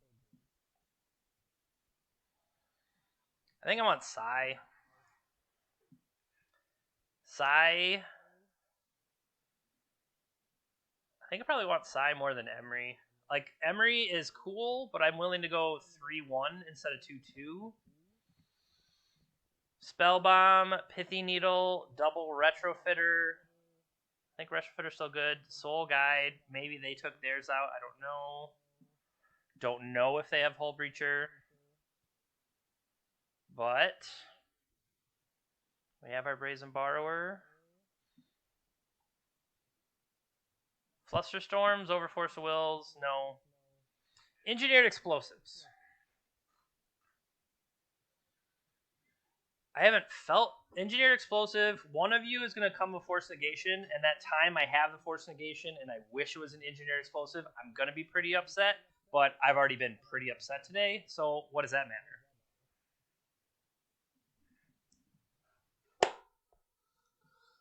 We're going to draw it, and it's going to be like, oh, if only it was a card that mattered. Okay. They're playing first.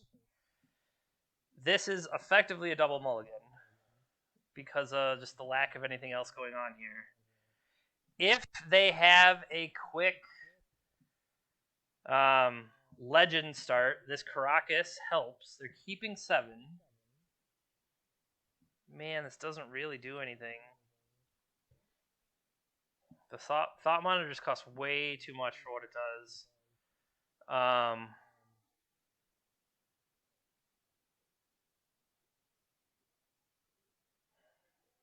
This doesn't have the elements I need it to have.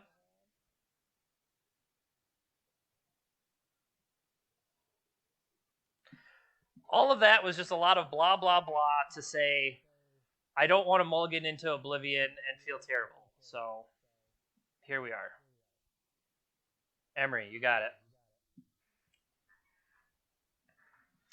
Engineered Explosive, Sai, Thought Monitor. They have 4 cards left in their hand.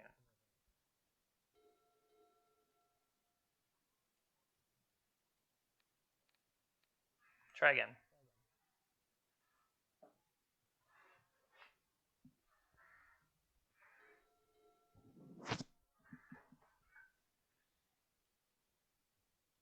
I mean, they could just Pithy Needle me, right?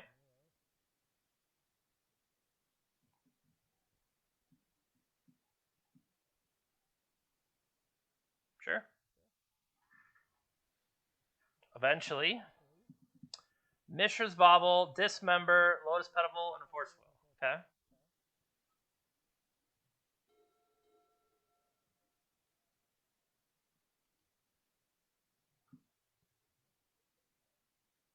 Which would I rather have?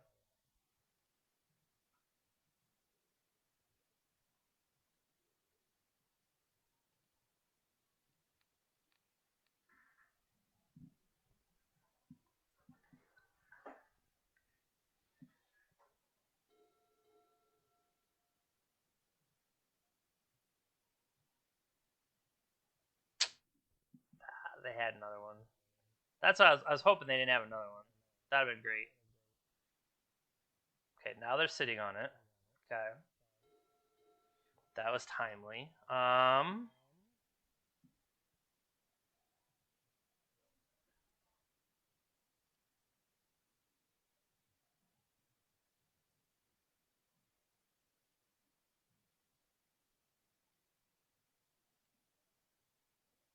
Okay, we're now reduced by 2.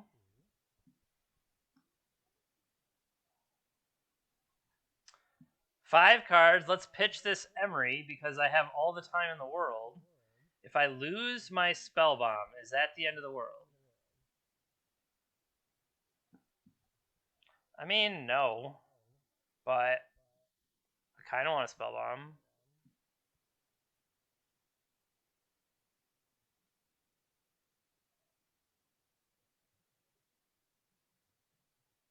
I want the option of a spell bomb.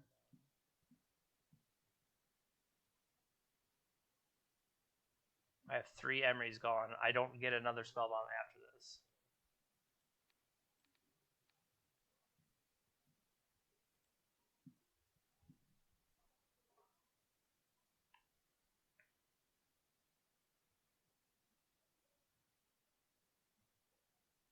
Alright, so they're going to make token.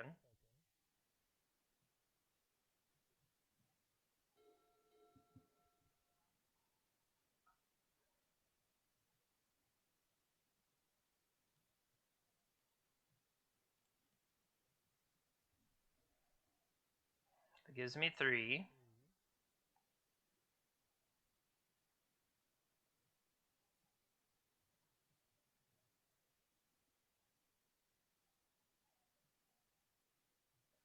Pithing Needle, Spell Bomb, or Retrofitter Foundry? It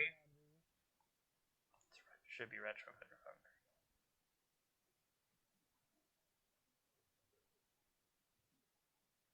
4 cards remaining in their hand. Spell Bomb. Okay.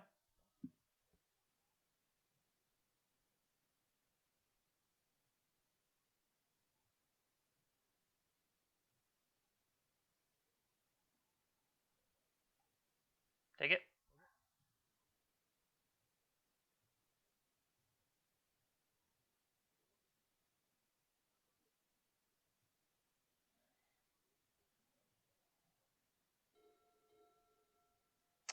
So 1, 2, 3. This will cost 2. We make our guy. It costs. We make a dude, and it costs 1.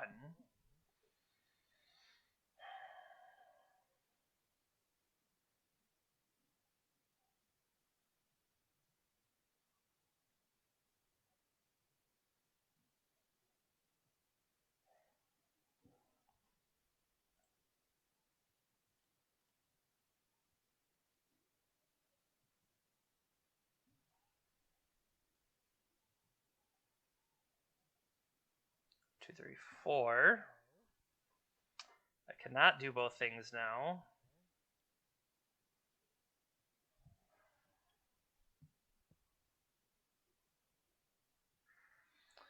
Is this worth cashing in now? Probably.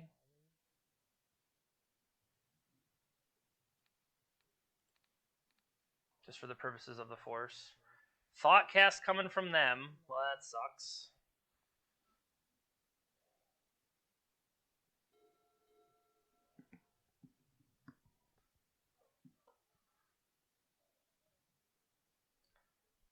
Oh, wow. Wow. And this game is over. Why would you not?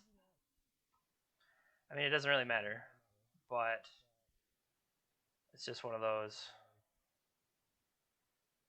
There goes the ball game.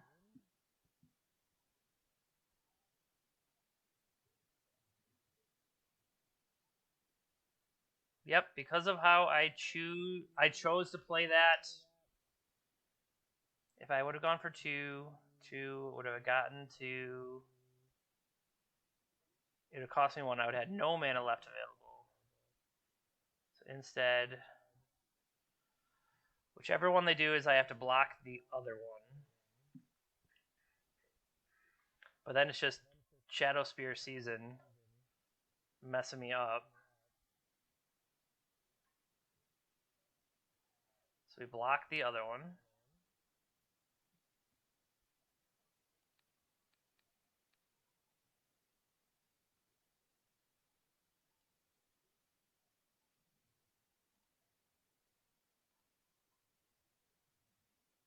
This one. Take 9, go to 4.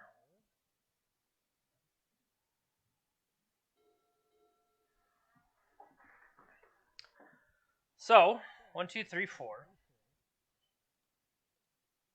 4.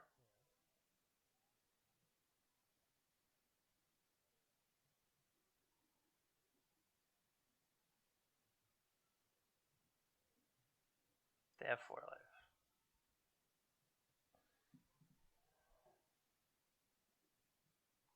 Two. Reduced by 4 means it costs 3 life total. I should say 3 mana.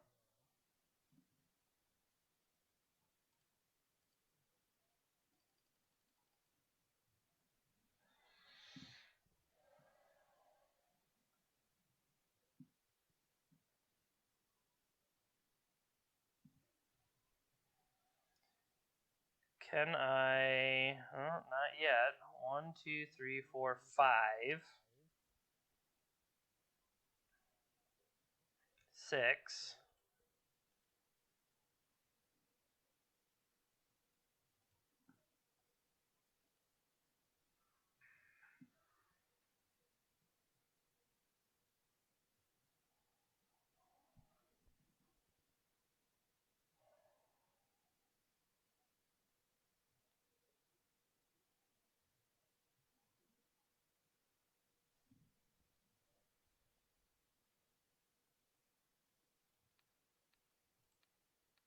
What are you drawing?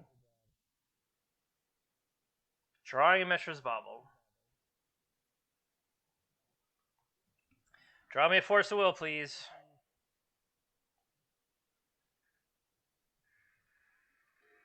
Oh, wait. Does that work? It does work. I'm brilliant.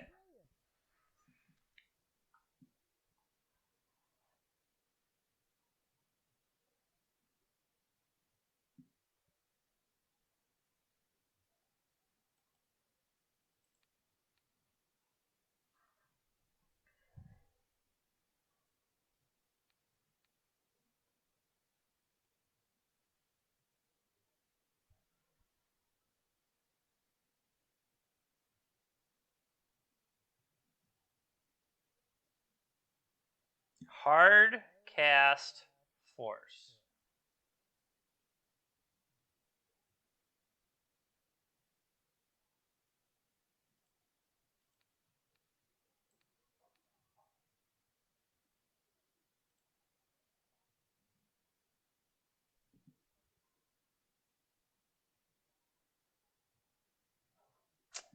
They had 7 forces in their hand. GG's, I guess. Good games. Oh. Well, that sucked. A match that I had tested a bunch and felt really confident in. Just sometimes, even when I had played against it before, it's just who drew the cards that mattered the most. And that's kind of what you're in for. So, thanks for sticking with me through this. I did have fun, but at 3 losses, I can no longer make prize. So, I am going to drop. But I hope you enjoyed this. Eternal Weekend is great. I hope you get the chance to play.